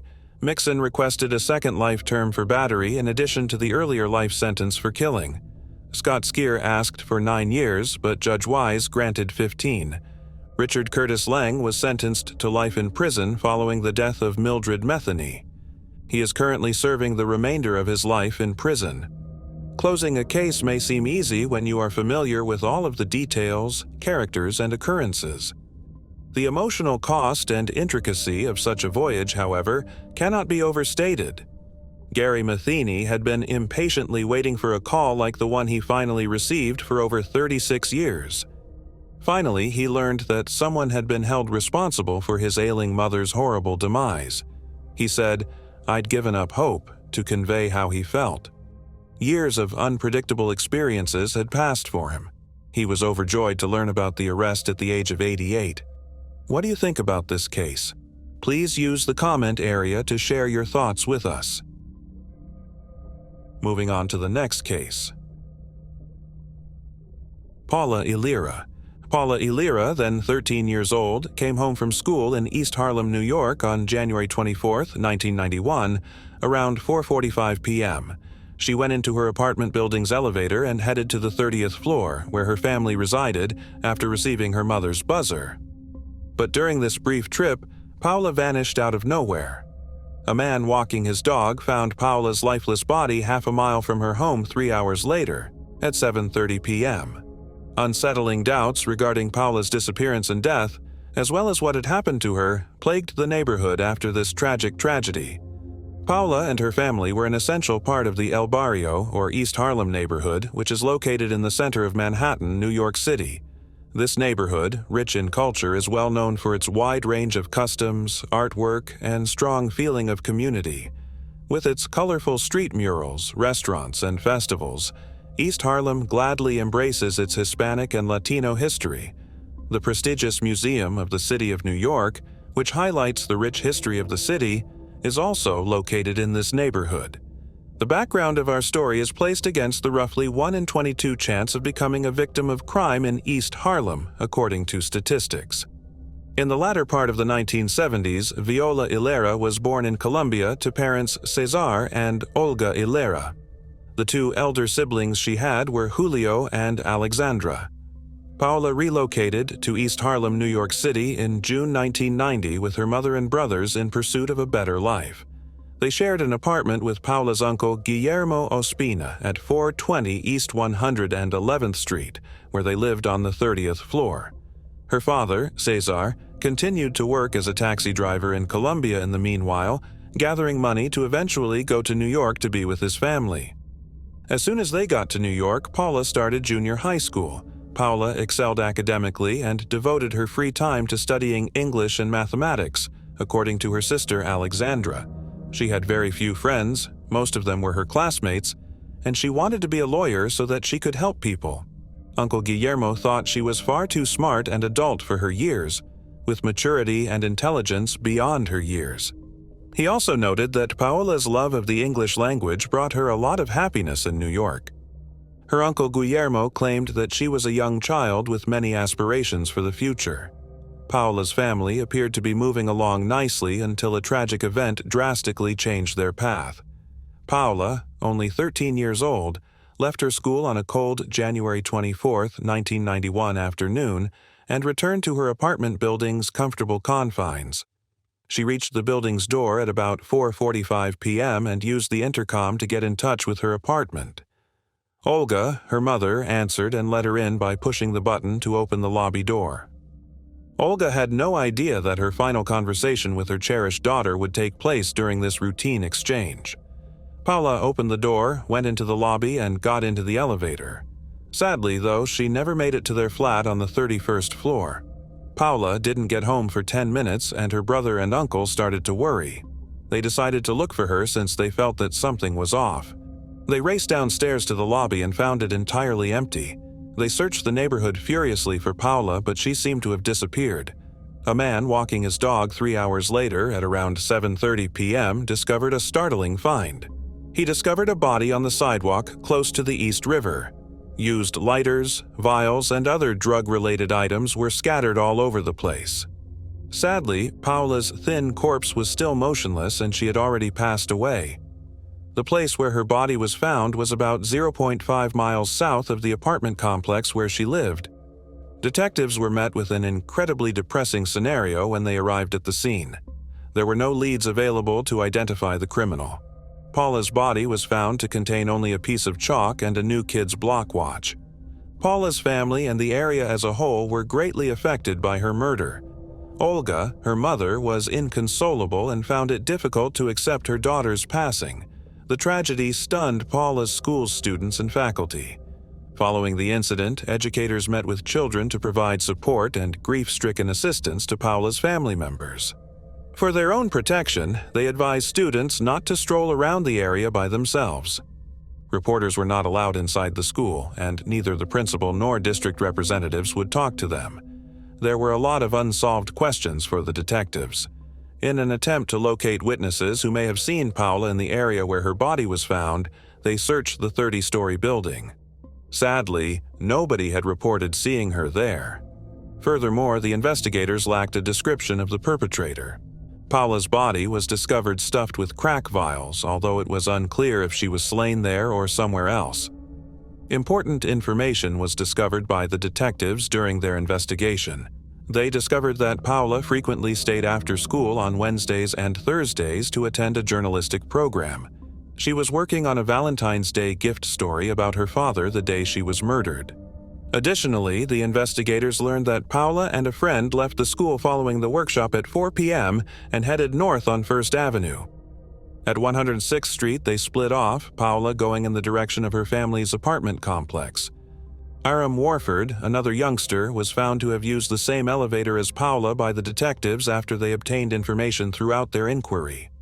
But when they spoke with him, he said that Paula had continued her climb while he had left on the 19th floor. As a result, the detectives shifted their attention from him to another possible suspect. The autopsy revealed a horrifying picture of Paula's level of pain. She suffered 3 stab wounds close to her heart as well as being molested and strangled. On her thighs, the medical examiner also noticed strange, elongated markings. It was clear that Paula had fought back against her assailant, who had twisted her legs so that the bruises resembled fingers. The male hair that was removed from her body and saved as evidence was also collected by the examiner. St. on February 2, 1991, where Paula was buried. Queens's East Elmhurst is home to Michael Cemetery. 4 months following Paula's terrible death, her family decided to move to Flushing, New York, where they were helped by Victim Services, a private nonprofit that assists victims and their families of violent crimes. The oldest victim in Flushing sought comfort from Victim Services through therapy at the Families of Homicide Victims program. The family held on to the dream that Paula would receive justice while they dealt with life's challenges and recovered. But as time went on, the case progressively grew colder and the search for solutions grew more difficult. In any place at any time, the murder of a 13-year-old girl ought to have attracted a lot of media attention. Unfortunately, this horrible crime in East Harlem remained mostly unreported during the violent outbreak that rocked New York in 1991. Over 2,000 murders were reported in the city between 1990 and 1992, and an average of 6 bodies were found every day throughout New York City's 5 boroughs. Regretfully, most of these occurrences happened in disadvantaged neighborhoods where minorities predominate, like East Harlem, the South Bronx, and East New York, Brooklyn. Sadly, the media paid little attention to more than a handful of these situations. Rather, the media preferred to concentrate on more upscale crimes with white, rich victims in beautiful environments. Paula's case was deemed a low-priority homicide because of the absence of political pressure and media coverage. As a result, her murder remained unsolved and was virtually forgotten throughout the majority of the 1990s. Midway through the 1990s, New York City's crime rate started to decline, but there remained a concerning tendency in the East Harlem housing developments. Regardless of the teen's race, a string of seemingly unconnected events surfaced, all of which involved the assault and killing of young, attractive youths. A 15-year-old girl was attacked with a knife in 1994. This episode exposed a pattern of behavior that the offender used again throughout the course of the following 4 years. He would come up behind the adolescent, take her to a private area, blindfold her with a rag from her own clothes, have her take off her clothes, and then beat her. Remarkably, the 15-year-old survivor was able to describe her attacker. He was a well-groomed young man with a robust build and an exaggerated feeling of his own value. It's shocking to say that he even told the victim how fortunate she was to be attacked by someone as attractive as him. Firefighters were alerted to a rooftop fire at the George Washington residences on East 104th Street a few years later, on September 10, 1997. After looking into it, they discovered a woman who had been badly beaten, hit with a blunt weapon, and charred beyond recognition. Jojelis Castro, a 19-year-old who had moved to New York from the Dominican Republic with her family, was eventually confirmed as the victim. Jojelis, a young mother of a daughter, had been attending a small college in the Bronx to further her computer science education. In the same neighborhood, a 13-year-old girl became the third victim 7 months later, in April 1998. Thankfully, the little victim managed to flee without harm. 2 months subsequently, on June 2, 1998, 17-year-old Rashida Washington tragically passed away. She had been robbed, attacked, and strangled when she was found in a 15th-floor staircase of an East 112th Street apartment project. What had happened was not immediately apparent when Rashida's body was discovered. Her shirtless, lifeless body was leaning against the wall in a sitting position. Rashida was a fashion student who worked at a clothes boutique. She was small, just weighing 100 pounds, much like the victims before her. Regretfully, she was killed 3 days after turning 18. 2 other young teenagers were assaulted in the same region during the fall of that same year. On September 25, 1998, a 15-year-old was attacked, and on November 16th, a 14-year-old. Fortunately, these 2 teenagers made it out alive, probably because the attacker was blindfolded before they had a chance to get a close look. The authorities did not openly admit the likelihood that a serial killer in East Harlem was targeting teenage females, even if there were still similar occurrences. But in the end, the police chose to act right away because of the worries expressed by the victims' parents. A comparatively modest database of DNA samples was available in the early 1990s since widespread testing of convicted felons had not yet started. But in the fall of 1998, there was a major development in the East Harlem cases. Experts in forensics from the New York police examined body fluid evidence from the murder of Rash Washington, and 2 other cases that were comparable to it in the area. These tests unequivocally connected the 3 incidents to the same offender.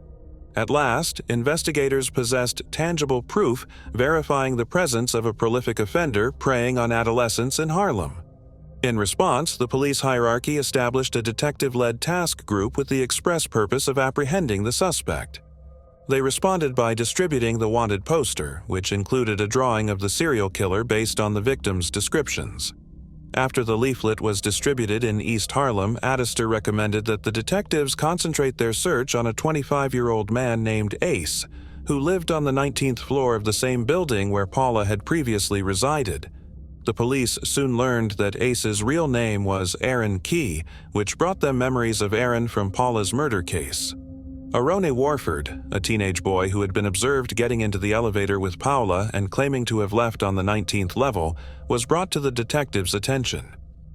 Arone, an unusual first name, also surfaced during the 1997 murder inquiry of Jojelis Castro. Phone records showed that in the days preceding her death, Jojelis had made multiple calls to a man by the name of Aaron Key. When questioned, Aaron said that Jojelis was a friend of his girlfriend Jacqueline's, and on the day of her murder, they were organizing a shopping excursion. Jacqueline, who spoke with the police, affirmed Aaron's account. Later on, it was found that Aaron Key and Aaron Warford were the same individual, with Key being his mother's last name and Warford being his father's. Given that Arone was the last person seen with Paula before her death and that he had extensive phone connection with Jojelis before her murder, this revelation connected him to 2 of the 3 victims in the suspected serial killer case. These ties sparked questions, so investigators looked into Arone's past more thoroughly. He was described as a reasonably spoken and intellectual man. He was born on September 18, 1973, and grew up mostly in East Harlem. Paulo lived in the same building as his relatives in 1991 when he vanished. Arone has a reputation for being charming and having computer skills. He claimed to be involved in the production of rap music, but there wasn't much proof to back up this claim. He was physically attractive, standing 5 feet 8 inches tall with a dapper appearance. His criminal history included just one theft charge in 1990 and little to no jail or prison time. On the other hand, neighbors thought differently about Arone. He was noted as having a troublesome side, constantly carrying a portable video camera to record inappropriate footage, and frequently looking through the women's skirt folds in the building. Even though the police didn't have any solid evidence against Arone at this point, they still felt that a thorough investigation was necessary. Their attention turned to the attacker from September 1998, who had left a gray sweater and a black cap behind. The detectives made the decision to thoroughly inspect these articles of clothes in search of leads. Their efforts were rewarded when they found a laundry tag on one of the clothes that directed them to a dry cleaner close to Arone's house. The fact that Arone's mother Cynthia was identified as a client at this dry cleaner added even more significance to this discovery. Law enforcement was more and more certain that a DNA test would prove Arone's guilt for the crimes, since all the evidence seemed to lead to him as the main suspect. But there was a big impediment in their path. Since DNA testing was not required for alleged offenders in New York until 2000, Arone did not have a record. Getting a DNA sample in the 90s wasn't as easy as asking for a swab and hauling in a suspect. DNA tests were regarded as intrusive procedures, and obtaining a sample required a judge's approval based on a reasonable suspicion. Even with strong circumstantial evidence linking Aaron to the incident, specifics like the laundry tag, phone conversations, and elevator ride weren't enough to persuade a judge to request a DNA sample. Consequently, the authorities were forced to devise a backup plan. At first, they tried to follow Aaron in the hopes that he would spit or throw away some chewing gum and accidentally leave behind a saliva sample. Nevertheless, this tactic didn't work. On February 8, 1999, when Aaron was taken into custody for taking a computer hard disk, detectives made their big break. At the time, there were no regulations in New York requiring DNA testing of those who had been arrested, so the police used some deceit to get a sample. Under the pretext of conducting a standard osteoporosis test, a female investigator who was dressed as a doctor approached Arone and requested a sample of his saliva. When Aaron saw a paragraph that mentioned DNA analysis, he cautiously declined to cooperate even though he was given documentation to sign. He used his Jehovah's Witness faith as justification for not being able to receive medical care. He tore apart his paper cup, flushed the fragments down the toilet, and then switched cups with his cellmate to further perplex investigators. But the cops were ready. They'd already taken action to gather the relevant evidence. Aram was placed in a common holding cell with 5 other males shortly after his detention. The personnel gave them mugs of water to drink while they were there. These cups were found by the investigators in a waste paper basket, and they were then sent for DNA analysis. The results, which were obtained in a matter of days, verified that the DNA of the East Harlem criminal and a sample taken from the rim of one of the cups discovered in the police holding cell matched. As Arone was merely charged with a misdemeanor for computer theft, he was already free on bond by the time the results of the DNA test were available on February 12, 1999. In the meantime, the $11,000 reward given by the New York Police Department was for any information that would result in his apprehension. Soon after, the police learned that Aaron had gone to Brownsville, Brooklyn, and met up with Angelique Stallings, his 16-year-old lover. Her folks thought they were heading out on a Valentine's Day date. But rather than following through on their intentions, Aaron and Angelique left Newark, New Jersey, and boarded a bus bound for Florida. The possibility that Angelique was in danger or may suffer the same fate as the earlier victims worried the detectives. Arone called his other girlfriend in New York twice after getting to South Florida. By now, headlines had been created about this supposed serial killer on the run. When the second girlfriend realized what was going on, she quickly called the police and told them that Arone was staying at the Miami Sun Hotel, which is situated on Northeast First Avenue in downtown Miami, about 2 blocks from the ocean. 2 investigators from New York hurried to the hotel after receiving this tip and started monitoring it.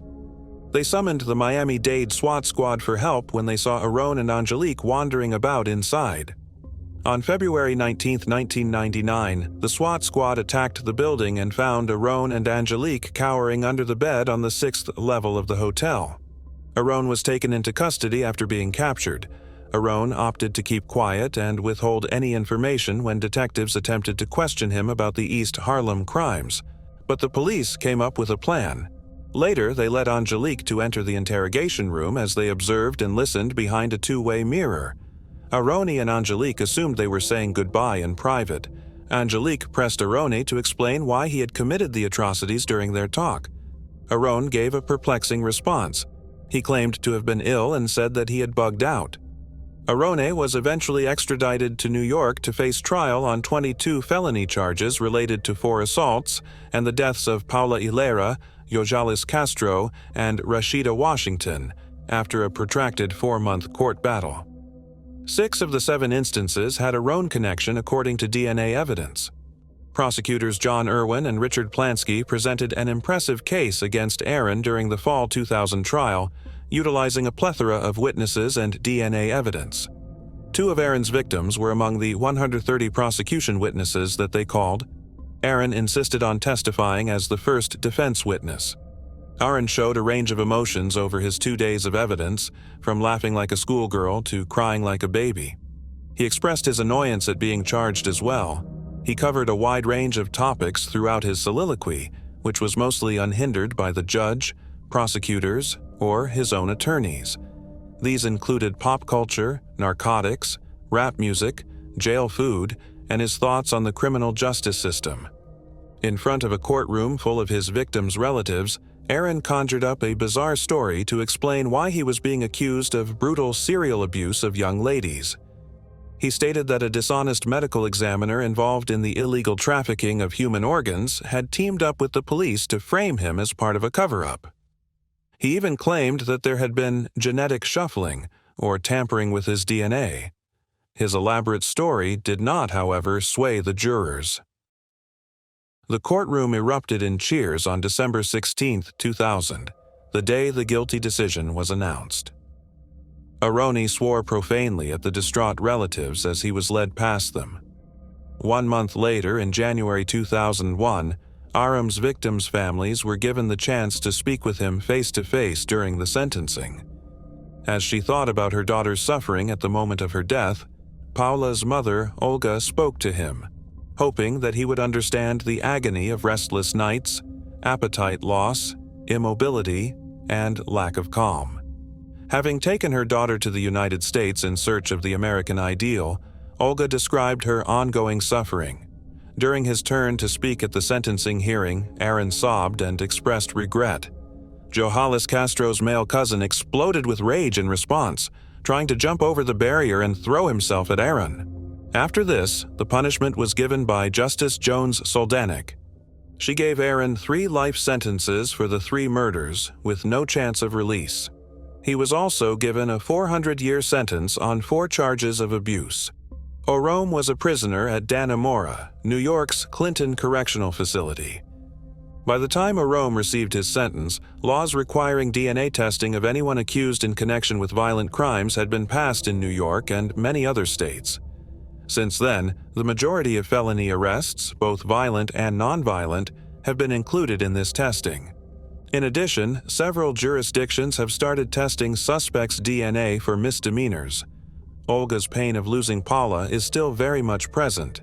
She is well aware that the pain caused by the unexpected and senseless death of a loved one does not go away, especially in cases where there are still a lot of unresolved questions. Moving on to the next case. Carla Walker.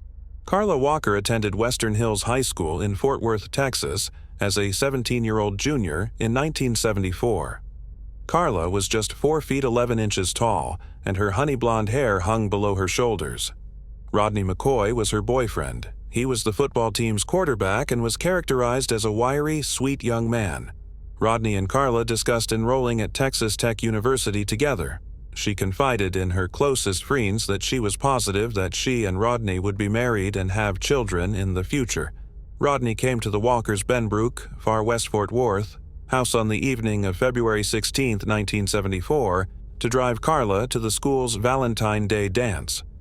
Rodney invited a second couple to travel Camp Bowie Boulevard and the Benbrook traffic circle with him and Carla after the celebration, which was scheduled to end at around 11:30.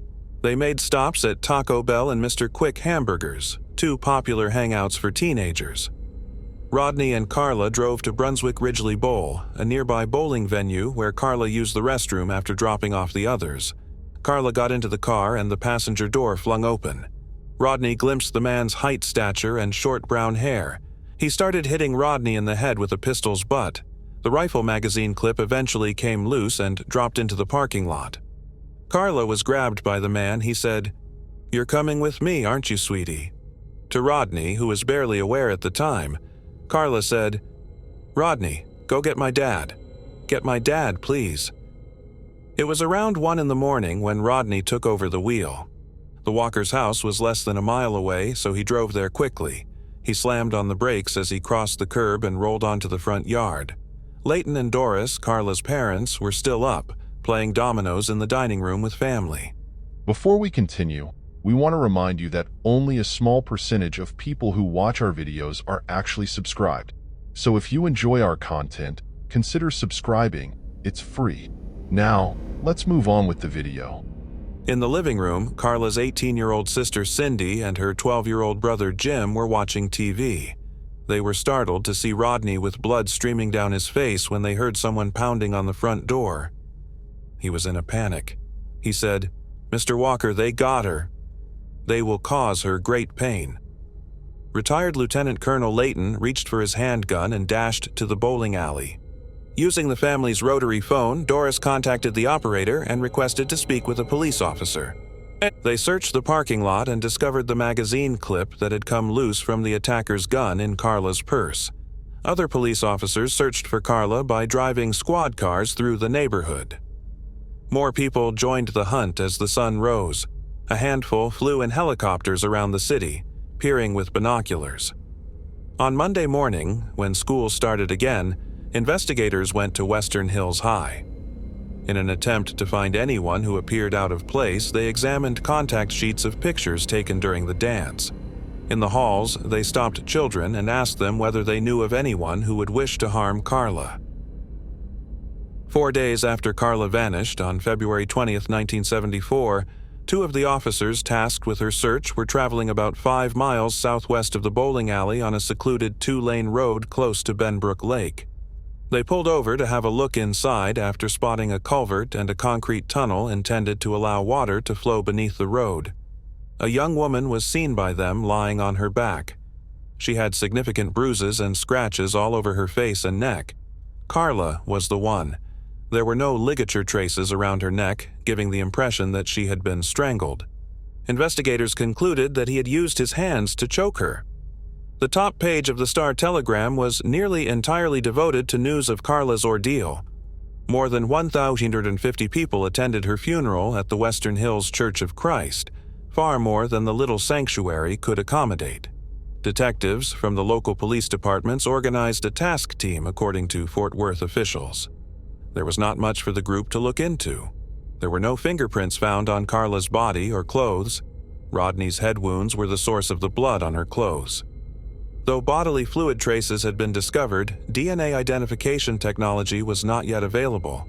Furthermore, there were no license plate scanners on the sides of highways or security cameras in parking lots during that time. The team did up a 24-hour hotline for tips. Officers stood behind metal desks at the downtown police headquarters, drinking lukewarm coffee while they listened to locals send along the names of those they thought may be involved. Numerous callers informed the cops that Carla was abducted by two pot sellers, a carnival employee at the Fort Worth Stock Show and Rodeo, and a solitary young man who frequently bowled at the alley where Carla was abducted. The night before the dance, they had heard rumors of a boy who had gotten into a fight with Rodney at Mr. Quick Hamburgers. In an attempt to get additional information out of Rodney, who had a head injury during the incident, the investigators also recruited a hypnotist. The most important thing he could remember, though, was that Carla's kidnapper had worn a brown or tan cowboy hat. Rodney sobbed when the hypnotist snapped his fingers, causing him to awaken. The fact that he was unable to save his sweetheart was causing him immense internal turmoil. In one meeting, the detectives on the task force talked about another unresolved crime that happened on February 7, 1973, nearly to the day Carla's did. That evening, Becky Martin, a young woman, left her house to attend a night class at Tarrant County Junior College's South Campus and never came back. Almost 7 weeks later, her body was discovered. The cause could not be ascertained because it was so degraded. According to the medical examiner, Becky might have been shot in the stomach, strangled, or perhaps stabbed. The location of Becky's body, which was discovered in a culvert just outside the city limits, piqued the investigators' interest the most in this case. The two girls separated by a year in two culverts. For detectives, it just appeared too coincidental. Despite their silence, the investigators started searching for a serial offender. A month after Carla was killed in March, the task force had just one little lead to work with. The magazine clip that was discovered in the parking area of the bowling alley belonged to a more recent Model 22 Ruger handgun, the detectives discovered. They requested the identities of any Fort Worth residents who had acquired that model from the federal government's Bureau of Alcohol, Tobacco, and Firearms. The task force proceeded to question every individual on the list of several dozen that the ATF had produced. Glenn McCurley, a 31-year-old truck driver, was one of the men on the list. McCurley, the oldest of 3 sons, grew up in West Texas. His parents sent him to the Westview Boys' Home in southwest Oklahoma when he was a teenager. Sponsored by the Churches of Christ, Westview positions itself as a haven for boys who are deprived because of a family member's illness, boys who are having serious difficulties residing with their family, boys in need of supervision, and delinquent boys, boys who have broken the law but do not require treatment or incarceration, as well as boys who have been abandoned, abused, or neglected. McCurley's experience at the home was obviously not life-changing, though it's unclear why he was sent there or for how long. He had left Westview by February 1961 and was living in Abilene, Texas, when he committed auto theft. He left that automobile there after that and stole another. He was being pursued by the State Highway Patrol when one of his tires burst. He tried to flee on foot after driving the car onto an empty lot but was apprehended right away. McCurley entered a guilty plea in court and was given a 2-year sentence. At the age of 19, he was set free in the early spring of 1962. After a while, he relocated to Midland, where he became friends with Judy Watson, a blonde high school student.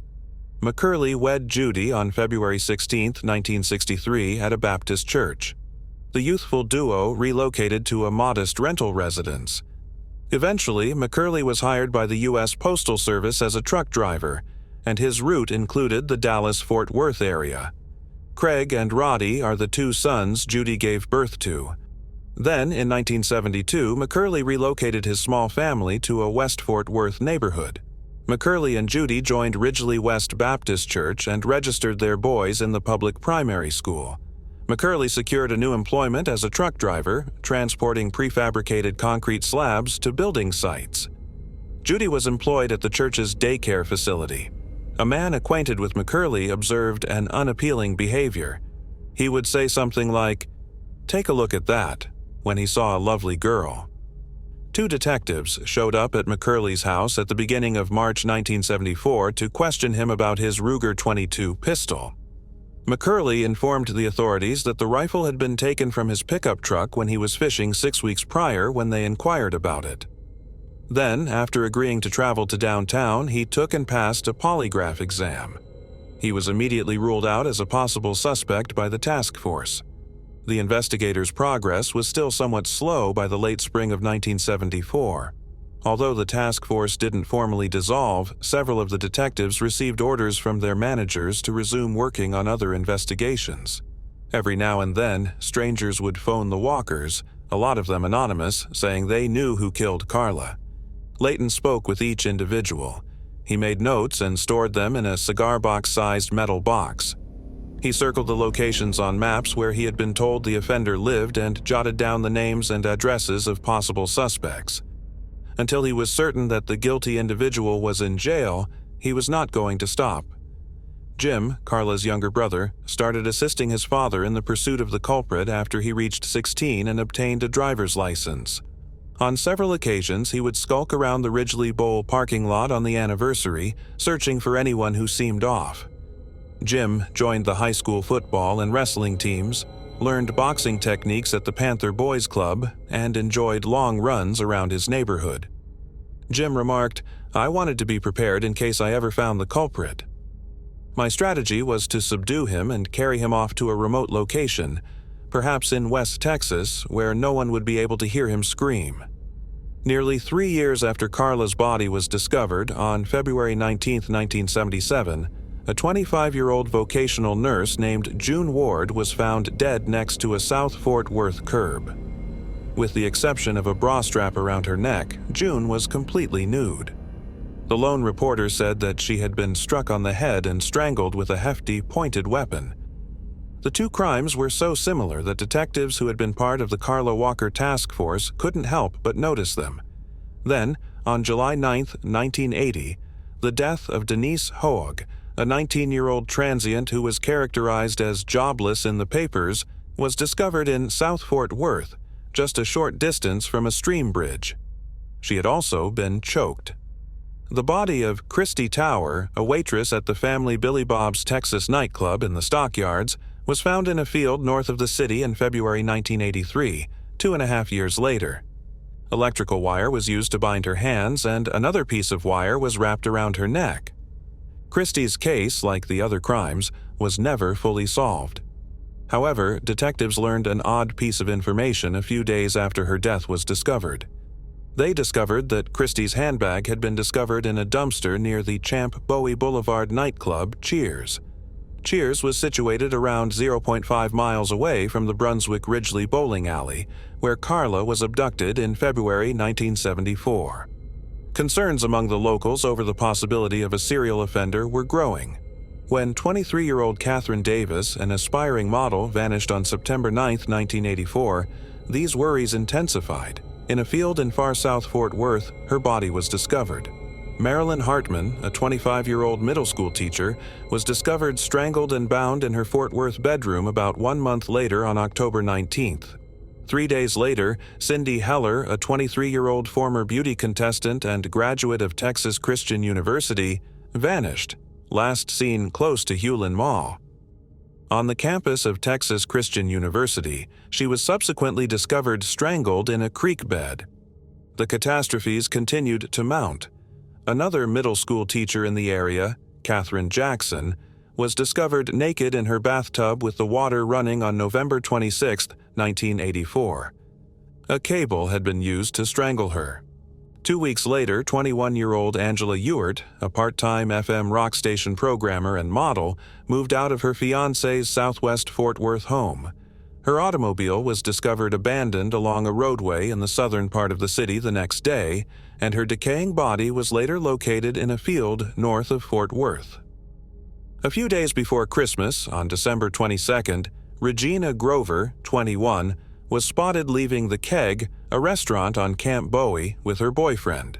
She was discovered the following day, having been strangled and drowning in a creek beneath a North Fort Worth bridge. Her partner had been fatally bludgeoned when he was discovered in his flat bed. Women in Fort Worth were in a panic, particularly those in the southwest area of the city. The local press covered the dramatic growth in gun and mace sales. Over 3,000 people, the majority of whom were women, attended a free self-defense session hosted by the police department. Another task group was organized by the police department. Police Chief H.F. Hopkins said, "We're going to break this." Every suspect was questioned by detectives, including freelance photographers and ex-cons with lengthy criminal histories. However, the study yielded no results. The only good news was that there were less crimes. The offender seems to have backed off, assuming there was only one.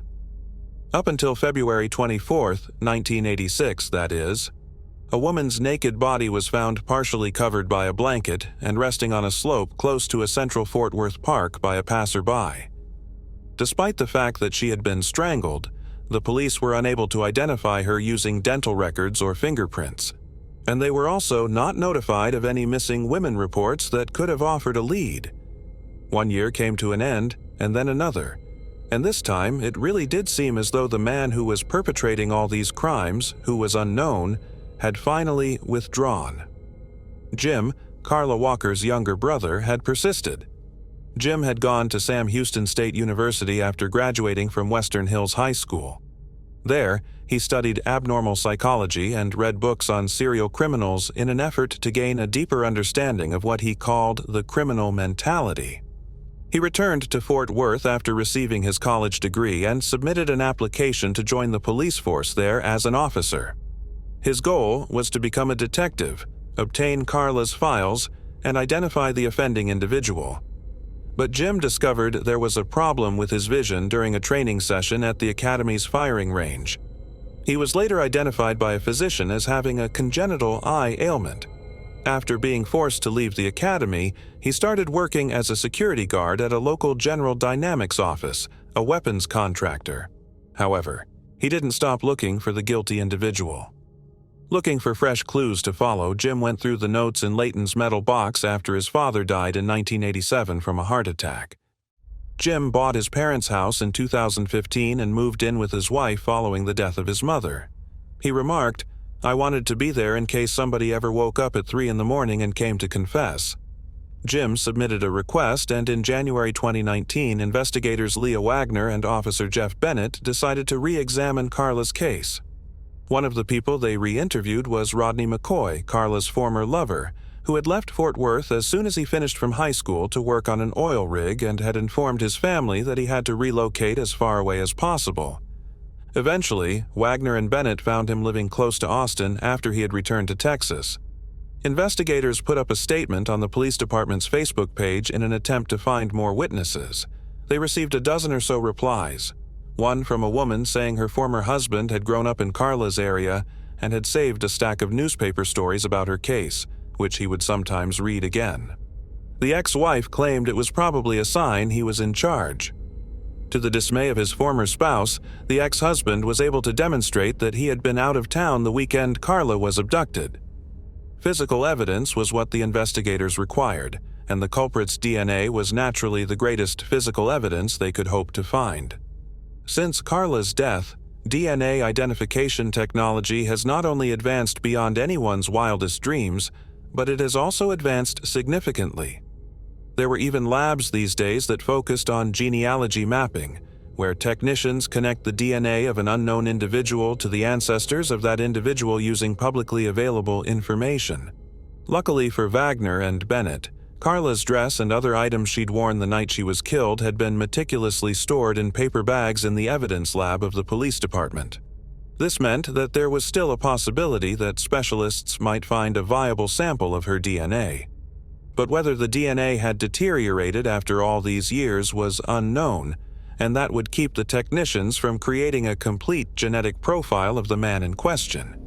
Again, the Fort Worth Police Department might have to spend up to $20,000 on Carla's clothing for DNA testing, money that would have been better used on open investigations. Wagner and Bennett knew the odds were stacked against them, but they were determined to follow at least one strong lead. Their investigation then went in an unexpected direction. Vincent Strange, a Fort Worth aerospace technician and enthusiast for true crime, was 40 years old. He started a podcast about unresolved Texas cases in 2017.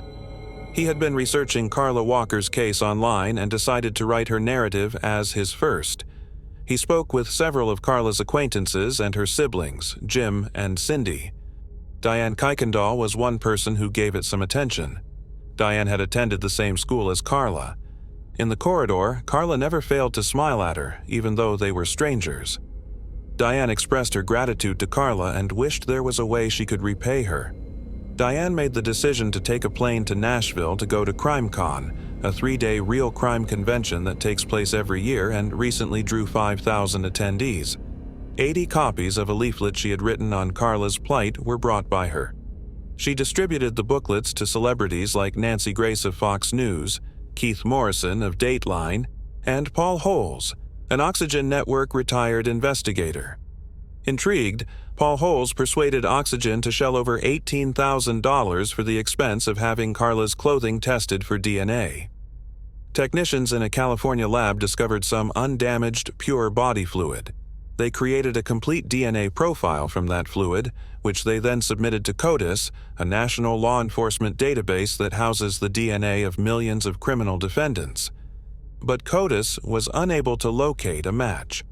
Paul Holes and his team reached out to a Texas-based lab that specializes in genealogy mapping, but the technicians there were likewise unsuccessful.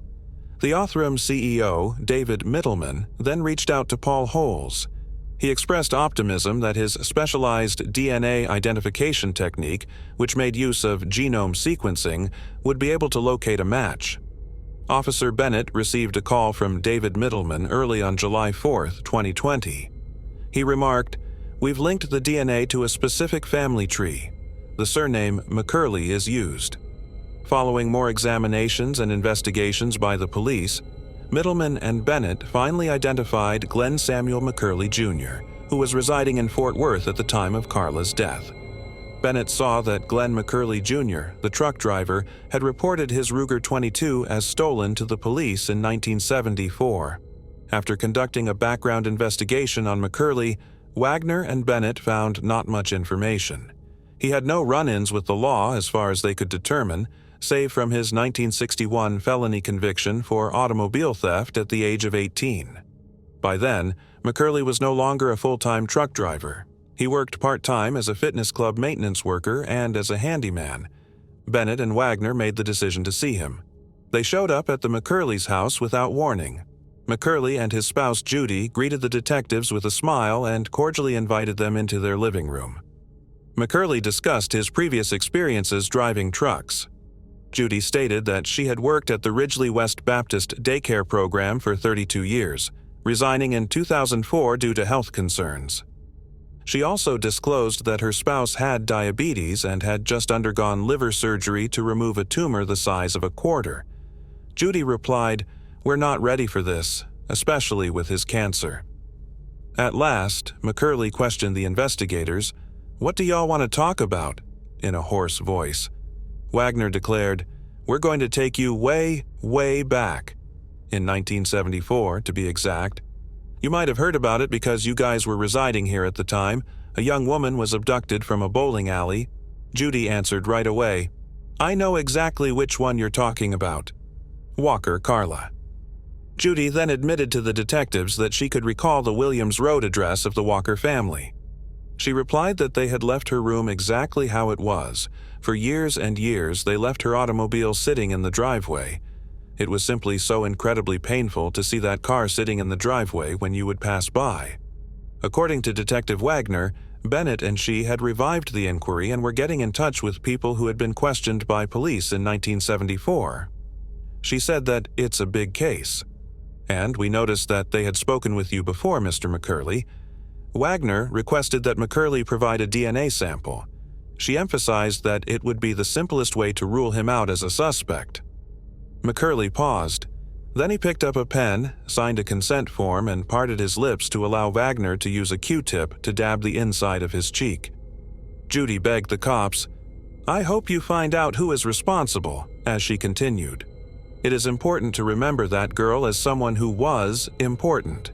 Members of the U.S. Marshals North Texas Fugitive Task Team visited McCurley's home 11 days later with the intention of apprehending him after lab technicians confirmed that the DNA extracted from his cheek precisely matched the DNA discovered on Carla's bra strap. After being brought downtown to the police department, he gave up the right to an attorney's presence during his questioning. He was sitting by himself in an interview room for a few minutes. He first denied having any part in it. He declared that he had never before seen Carla Walker. At last, he murmured, "Okay," tears finally welling up in his eyes. "I suppose I did do it." He admitted to the detectives that he had consumed beer and whiskey for several hours in the afternoon on February 16, 1974. He claimed to have started driving and to have pulled into a few parking lots. He once took a car to the bowling ball location. McCurley appeared to be on the verge of confessing. He claimed to have heard a girl screaming in a neighboring automobile to the detectives instead. I went to check if I could be of any assistance. She was jerked around by this enormous guy who had her up against the door. McCurley claimed to have wrestled with the youngster after opening the front passenger door. After pushing Carla away, he drove her to another parking lot and back to his car. She began to praise me and hug me, and then things got bigger. He asserted that he was unaware of Carla's subsequent events and that everything that transpired between them was voluntary. McCurley entered a not guilty plea following a conversation with his court-appointed attorneys. In court documents, McCurley's counsel contended that Wagner and Bennett had forced McCurley to make a false confession and that the Othram Labs DNA test was faulty. McCurley was also depicted by the lawyers as weak. There is no one to be afraid of this man. To the best of my knowledge, he has had a completely boring life. On June 16, 2021, 9 months later, the first pre-trial hearing was held in public. McCurley was wheeled into the courtroom while wearing a green jumpsuit that was provided by the jail.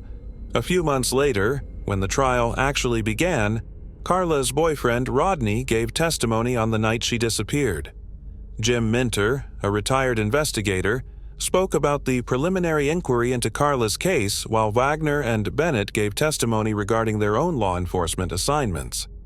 The jury was shown the powder blue dress that Carla had been wearing the night she was kidnapped by prosecutors Emily Dixon and Divignon. 3 hours of the videotaped interview that Wagner and Bennett had done with McCurley following his arrest were also shown. Subsequently, the prosecution presented an unexpected piece of proof: McCurley's .22 Rummer handgun, which they asserted had been pilfered. It had been tucked away in a compartment above a door when police searched his house. Naturally, the case was over and done. McCurley entered a guilty plea on the third day of the trial, and the court promptly sentenced him to life in prison. Many unanswered questions remained in the wake of the trial. Why would a man without a history of violent crimes like Glenn McCurley have perpetrated such a cruel crime? Was McCurley a sadistic serial killer who previously killed other young Fort Worth ladies? Or was it just an impulsive drunken act? Furthermore, why did he abruptly cease in the middle of the 1980s if he was a serial offender? Had he really had a change of heart? Was there any chance of that happening? Investigations into McCurley's involvement in numerous additional crimes are still ongoing, according to investigators.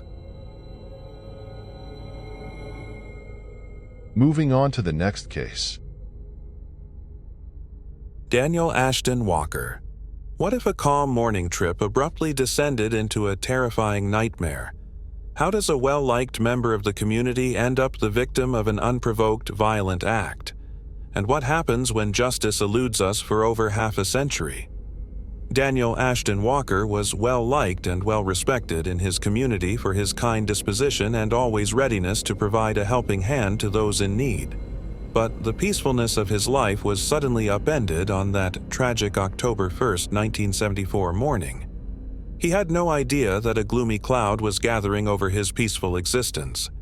Daniel's day began as any other, with little indication of the disaster that would befall him.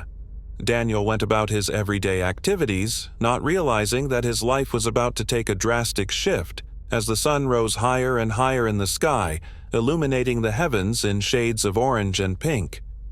Daniel's Volkswagen van was parked in San Bernardino County, California, alongside Interstate 40, some 60 miles west of Needles. Ken Robinson, an 18-year-old hitchhiker, accompanied him on the ride. They had made the decision to pause their travels and recuperate for a bit. He packed up his van and departed from his family in Santa Ana the previous day, heading back home. The vastness of the California desert opened up in front of them, providing a brief break from the routine of their everyday existence. Daniel and Ken settled down to get ready for a little break in their journey as the clock reached 6 in the morning. They lay back in the van, enjoying the quiet before the storm, as the serene tranquility of the early morning hours engulfed them. The abrupt crackling of gunfire startled Daniel, shattering the peace of their little rest. A shooter who was yet unidentified had come out of the shadows and ripped through the still morning air with a hail of bullets. Daniel was struck several times while unprepared and at a loss for protection. Fearful and driven by survival instinct, Ken avoided the onslaught as the mayhem spread.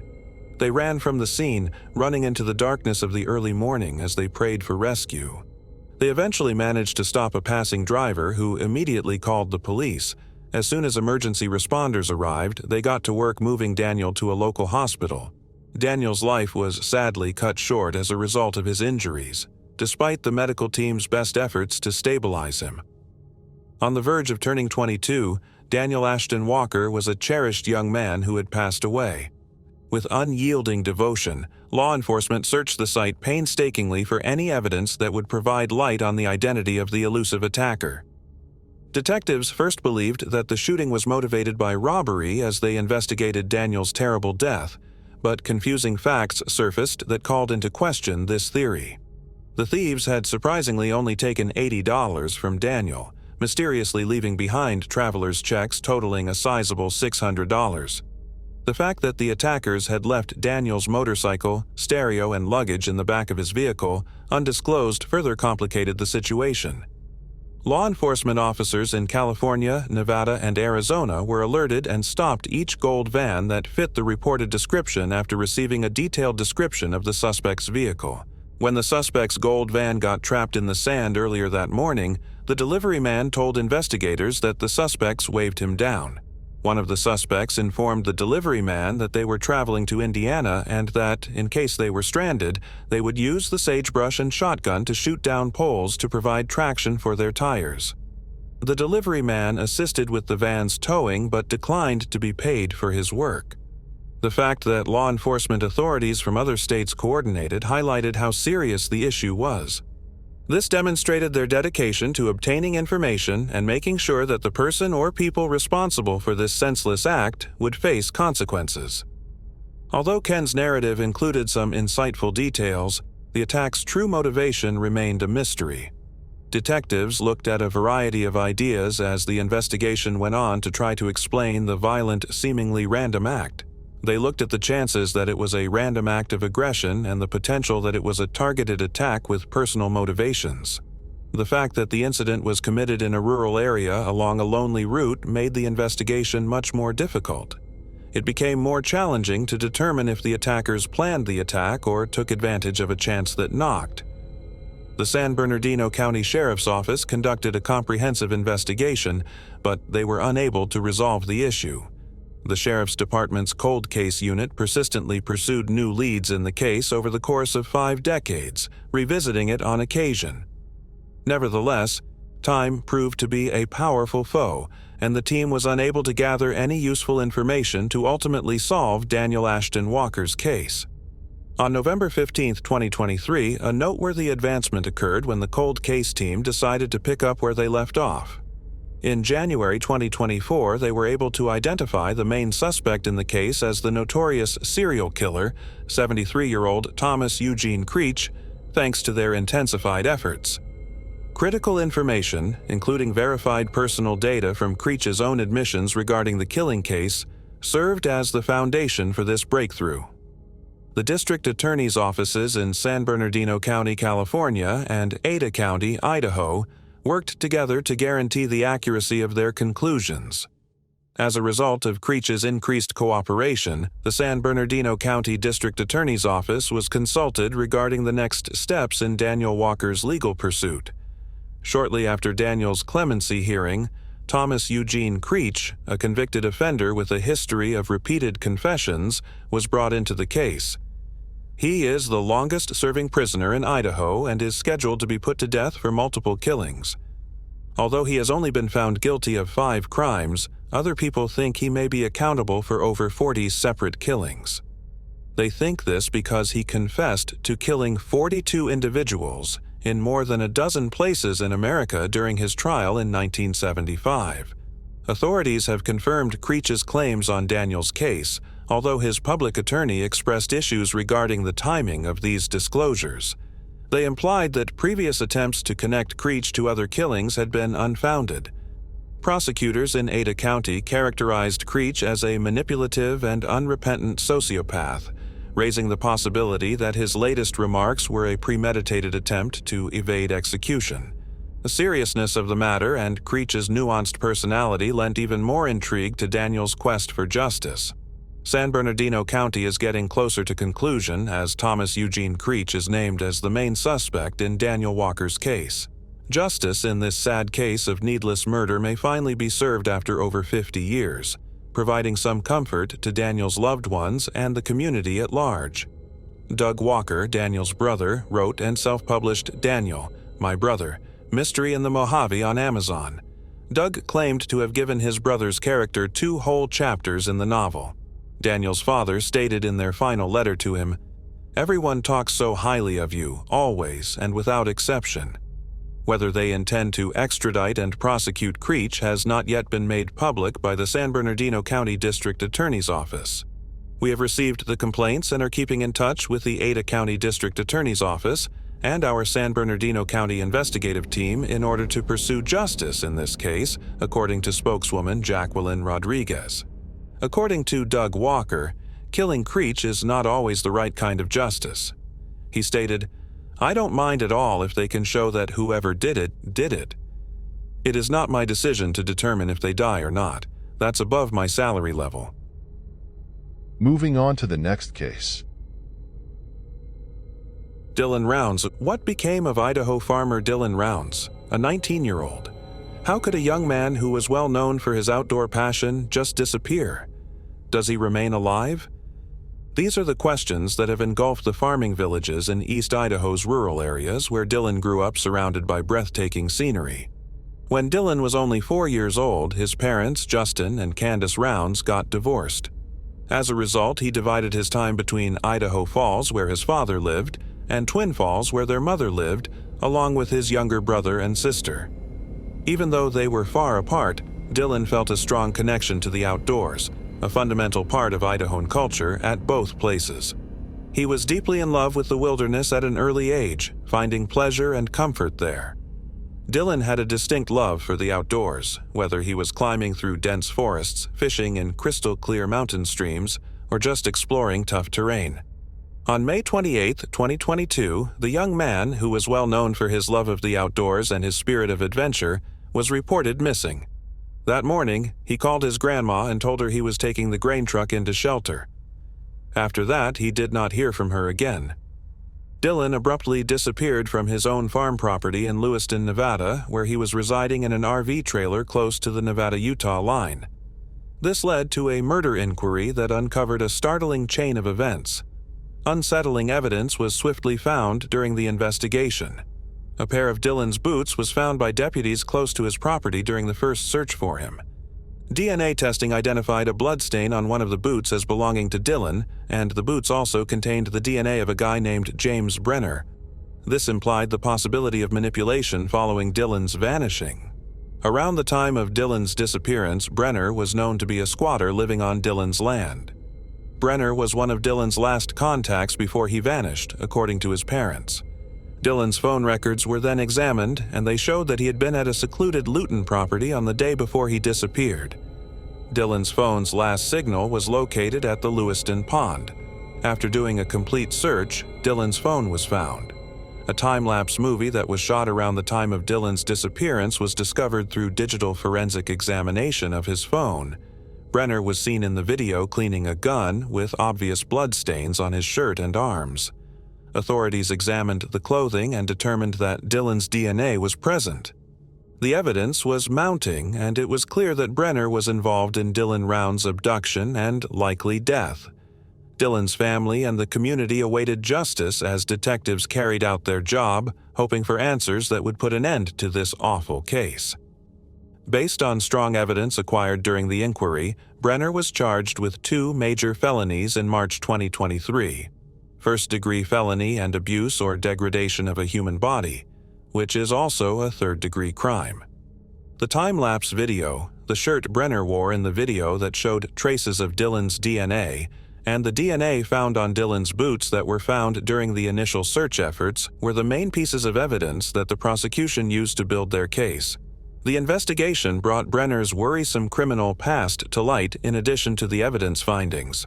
His violent past was well documented, and he had already served a prison sentence for felon in possession of a firearm.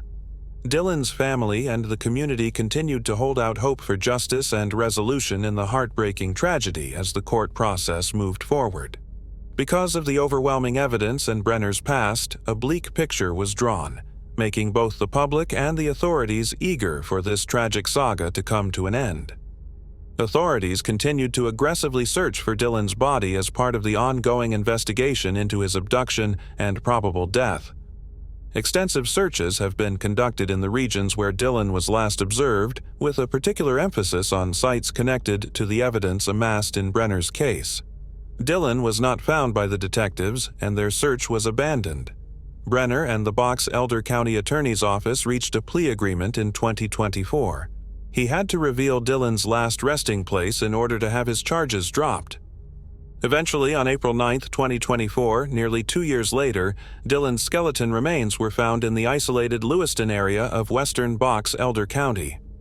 He was shot in the head and died as a result. Dylan's family has set up a Facebook page and a special website. The initial goals of these platforms were to disseminate information about the continuing search operations, make updates on the investigation's progress, and give the community a way to offer tips or information that could help in the Dylan search. After he was located, they made use of the platforms to support more national searches for missing persons. The consequences of violence and the community's unwavering quest for the truth are brought home by Dylan's story. More than 24 of Dylan's family members were present for the sentencing on July 1, 2024. Brenner was told by Dylan's father, "This is how you repay Dylan for all the times he helped you. All I can hope is that you consider this for the rest of your life." Brenner was hired by Dylan to labor on his farm, and on occasion, the two of them even shared meals. Brenner has not spoken to the court or provided any more details regarding the events that led him to kill Dylan. He refused to stand in front of Dylan's family as well as other friends and supporters who had come in the courtroom. James Brenner received a sentence that included a maximum 30-year jail term. Because of his lack of empathy, the judge will encourage the parole board to keep him behind bars for as long as feasible. Although the court aspect of it, and the worry of constantly waiting to find out what will happen, when, and what if it doesn't, are things we can now put to rest, according to Dylan's mother, it does not necessarily put it to rest. While we had hoped for a better outcome, we knew from the beginning that Dylan was no longer living, according to another family member.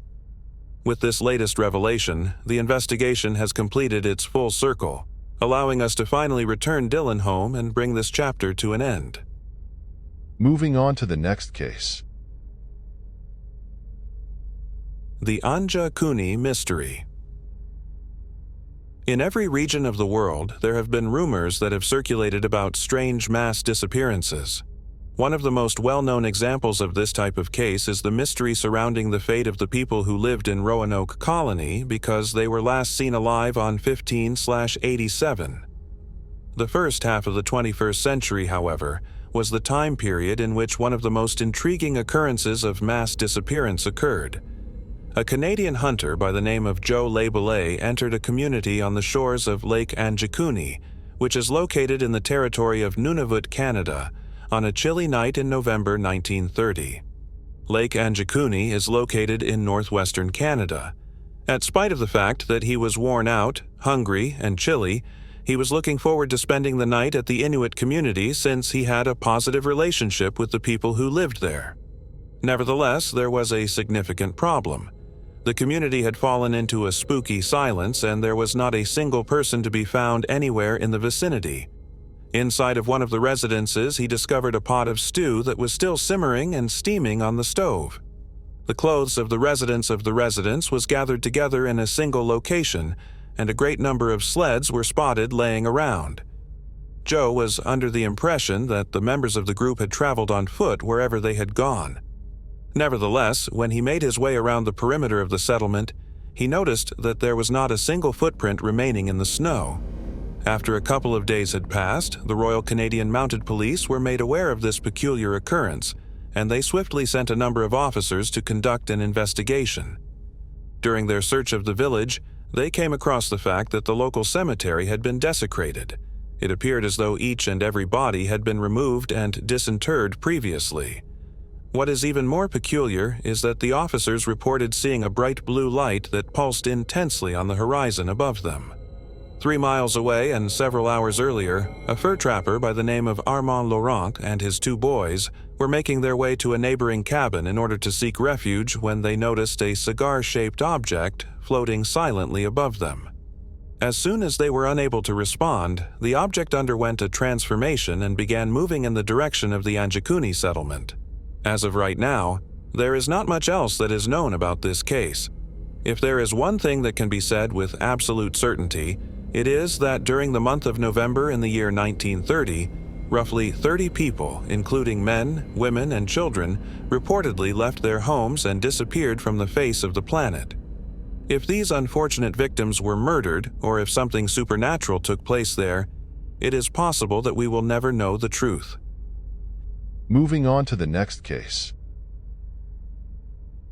Theo Hayes. While Australia is home to some of the most magnificent terrain and oceans in the world, its immensity makes it an unforgiving vacation destination where nothing is certain save adventure. Situated in Australia's New South Wales, Byron Bay is a perfect blend of adventure and spiritual awakening, with a hint of pretentiousness mixed in with the stunning scenery. Byron Bay boasts a vibrant nightlife and is a well-liked travel destination for the daring and well-informed. However, some who have been there claim that the area's rugged Lost Coast vibe can come across as a little pompous. Most visitors to the neighborhood report that the people there are typically cordial to those passing through, although some older inhabitants seem to be cautious of the steady stream of mainly young and foreign faces.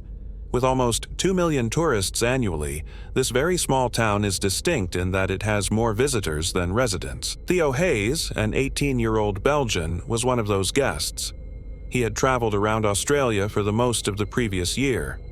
Theo was initially undecided about going to college like many of his friends or taking a gap year to travel, but in the end, he concluded that studying engineering in college could wait a year because adventure never stops. But as his gap year would soon come to an end amid dire uncertainty for friends and family, he would soon discover that misadventure is just as impatient and fickle a creature. People close to Theo said he had a great time on his trip. He spent a lot of time with his cousin Lisa Hayes, who cherished her memories of Theo's distinct viewpoint on taking a year off. She remembers that Theo was much more methodical in his pursuit of spiritual fulfillment through nature, whereas other recent high school graduates were spending their first year of freedom abusing recreational drugs and imbibing excessive amounts of alcohol. According to friends who knew him in Belgium as well as Australia, Theo was the kind of person who genuinely cared about having a meaningful conversation and made an effort to build relationships with people wherever he went. His relative also remembers his aptitude for organizing and planning. Theo was regarded as one of the more responsible kids in his age group. He had regular, multiple weekly conversations with his mother and remained connected to his family who lived abroad.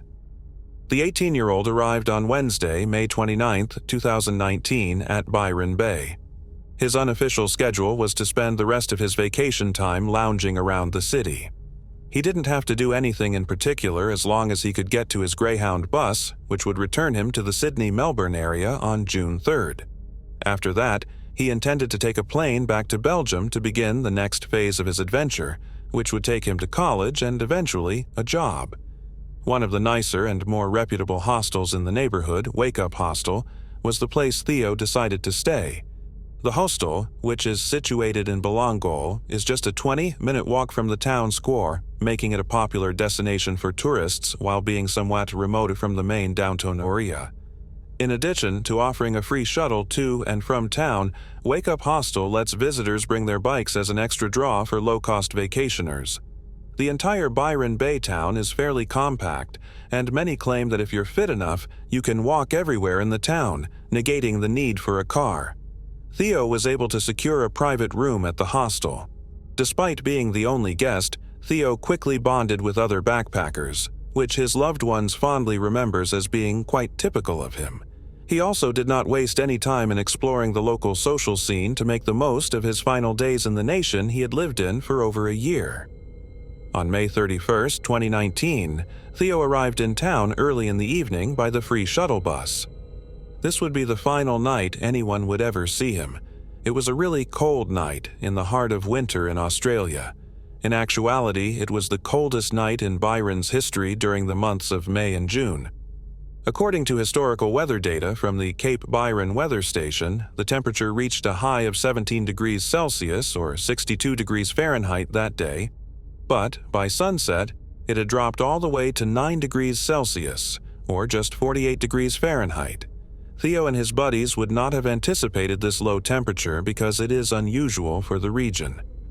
Theo headed to the Great Northern Hotel with his friends to get some rose wine. They are seen making the purchase at 7:45 p.m. on CCTV footage. Detectives subsequently acquired security footage, and nothing strange or suspicious was shown.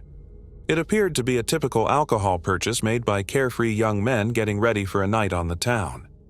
Theo and his new companions bought the rose, then took the free shuttle bus back to the hostel to enjoy the wine on the hostel porch with other guests. Later, Theo and a few other visitors took the shuttle once more, this time to Cheeky Monkey's, a popular pub with a reputation for being among Australia's most violent establishments in the early 2000s, according to some residents. While this might have been the case in 2019, the bar's reputation for mischief has reportedly altered as a result of a chain corporation taking it. Though it is a few blocks from the main town center, this bar is quite centrally located as it is situated on one of the town's two main roadways. Walking through the town at night has been described by visitors as an unsettling experience due to inadequate lighting and frequently very little foot traffic. Although Byron, a beach town, is busy during the summer, there is less of a tourist influx in the winter, and this particular night was particularly quiet because of the unusually cold weather. Bartenders at Cheeky Monkey's later claimed that they were only approximately 25% full. Theo bought 2 drinks from the bar, and that, along with the wine he had already had, apparently resulted in some form of noticeable inebriation since, at approximately 11 p.m., security personnel led Theo out. According to witnesses, Theo was clumsy on his feet rather than being crude. Although there is disagreement over how he was led out, CCTV shows him leaving the bar. The final known moment Theo Hayes was seen alive would be captured in this video. It was easy to return from the bar to the hostel. Even at night after a few beers, locals claim that finding Wake Up Hostel would not be too difficult if you just followed the neon signs and bright lights. Theo's Google data revealed that he never returned to the hostel that evening, despite the fact that it should have only taken him 20 minutes to walk there. This suggests that Theo made an effort to go there. At 11 p.m., Theo departed from the bar. The CCTV film captures him leaving the bar and entering the dimly lighted sidewalks of Kingsley Street, which is a street that runs parallel to Johnson. Theo then went on to take the most ridiculous path at occasionally unsettling speeds, a decision that has baffled friends, family, and investigators. Theo went away from the hostel even though he had a phone to inform him differently, according to data from Google Maps. He turned into Tennyson Street from Kingsley Street and proceeded to the wide open field that served as the Youth Recreation Center. The information indicates that he proceeded to walk quickly all the way to the Millen track. Though the statistics is not perfect, it's possible that he was racing. Theo traveled quickly through the Millen track and then, in a very roundabout way, made his way to Tallow Beach, which is adjacent. Investigators claim that if you weren't familiar with the location, it would have been very impossible to navigate through the dense undergrowth that this trail would have brought him through at such high speeds. For this reason, among others, there are conjectures that Theo was not by himself. His route was peculiar to relatives and residents alike. The hostel was the other way, as anyone with eyes could see. Theo had been walking with someone, so where was he heading, and was he alone? His parents thought he was a gregarious and secure individual who would never have gone anywhere without a friend. The fact that Theo made it through in such a short period of time is very surprising because locals claim that the pitch blackness of the bush that Theo was moving through at that time of night may be disorienting even to people who are familiar with the area. The fact that few tourists visit that location adds to the suspicion that Theo was not alone. The Milne track is not particularly impressive or lovely, nor is it particularly approachable. The track merely heads out to the shore of Talos Beach from Milne Street, passing through thick, harsh vegetation. The place is neither noteworthy nor exceptional. According to data from Google Maps, Theo swiftly left the bushland and walked in the direction of Cozy Corner Beach. Theo continued to message people while all of this was going on. From there, officials obtained Theo's cell phone records, which indicate that throughout this period, he texted several buddies. Because the texts were in French, his native tongue, and were written in his syntactically expressive manner, his pals are adamant that he was the one sending them and not a fraud. According to police reports, Theo messaged a buddy on Facebook at 12:50 in the morning about a forthcoming YouTube tour that was scheduled to take place in Australia. At 12:55 a.m., Theo texted his stepsister his last text message.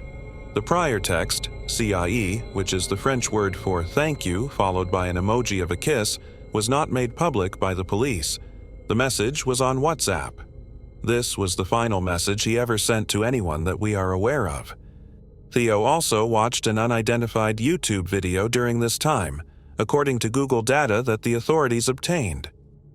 Information taken from his Google account indicates that he used Google Maps several times to find the way back to his backpacker hostel, but it's unclear why he chose to stray from the straightforward instructions the Google Maps program would have provided. And then, just before midnight, Theo lost connection. On June 1st, the next afternoon at 1:42 p.m., Theo's cell phone signal rang. Theo's phone was on at that specific moment, but no one knows for sure how long or why. The police have not released this information because this ping, which differs from internet data usage, is simply a connection of the cell phone talking to a local cell tower, something even non-smartphones do. The Cape Byron cell tower, which is near Cozy Corner Beach, was the tower to which it was connected. Theo's phone was never able to establish a cellular connection again after this 142-meter ping.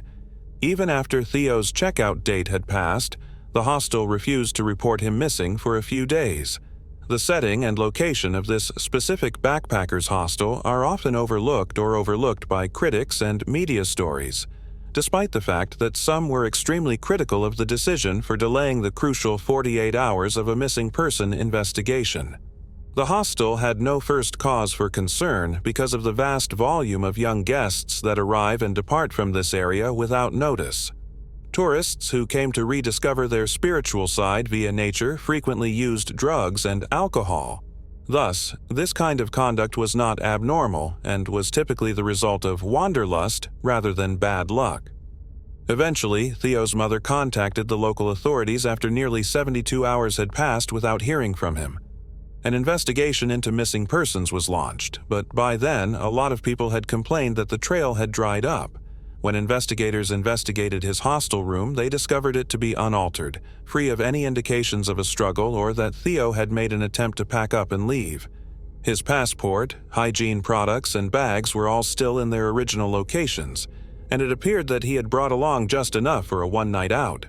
Authorities searched the area around Byron Bay thoroughly, combing through the air, land, and water. In an attempt to locate Theo, the search and rescue team sent dogs, drones, helicopters, climbers, and divers. Theo's parents arrived at Byron Bay on May 10th and started looking for him with the help of neighborhood volunteers. They posted flyers for missing persons all around the town, but despite their best efforts, they were unable to locate Theo. Officially, the police canceled the physical search on July 3rd. Volunteers kept looking for the 18-year-old missing for almost a month after he was reported missing. A volunteer search team discovered a cap a few days later, on July 7th, which seemed to be the same as the one that Theo was last seen wearing in the CCTV film that the police had gotten. The location of the lighthouse where his phone had last rung was where the cap was discovered. Although a DNA test result has not yet been made public, Theo's family is positive that his hat was discovered. Theo is one of the more than 2,600 individuals in Australia on the long-term missing list. Those who haven't been seen or heard from in 3 months or more are placed in this category.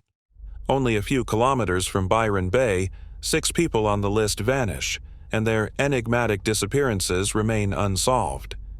The fatalities occur over a 3-decade period, and although the police claim they do not believe there is a link between the deaths and age, race, or gender, they are unable to rule out any linkages at this time, either generally or within patterns or subgroups of previous missing victims.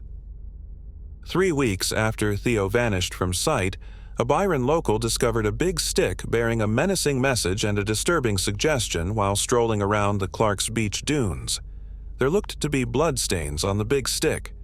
The wife of the guy who found the stick remembers that her husband saw the blood-like smears and the weird lettering first, then the obtrusive object while he was strolling. While she waited for the police to come get the stick, she shared a photo of it on social media. She claims that although the authorities did remove the stick from her, they did not process the area like they would have a crime scene or take any pictures of the surrounding area.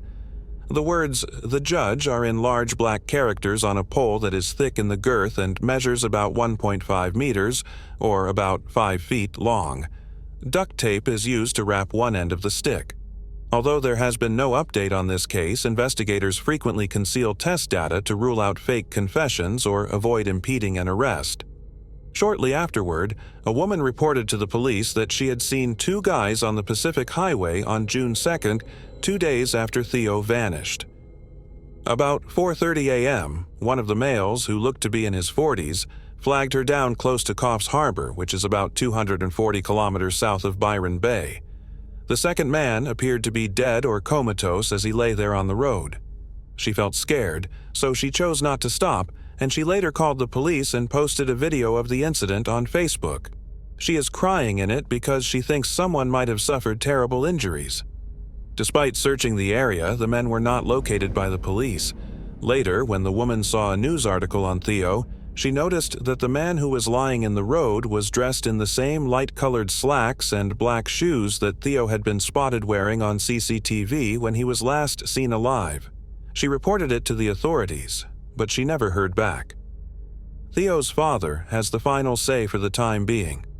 While at the police station, he made an emotional plea to the media, saying, "I promised Theo's little brother that I would bring his brother home. Please assist me in honoring my pledge to him." Thanks for watching. We hope you enjoyed exploring these intriguing cold cases with us. If you found the video fascinating, don't forget to give it a thumbs up and subscribe to Cold Case Mystique for more deep dives into unsolved mysteries. Your support helps us bring you more compelling content. Leave a comment below with your thoughts or any cases you'd like us to cover next. See you in the next video, and remember, the search for truth never stops.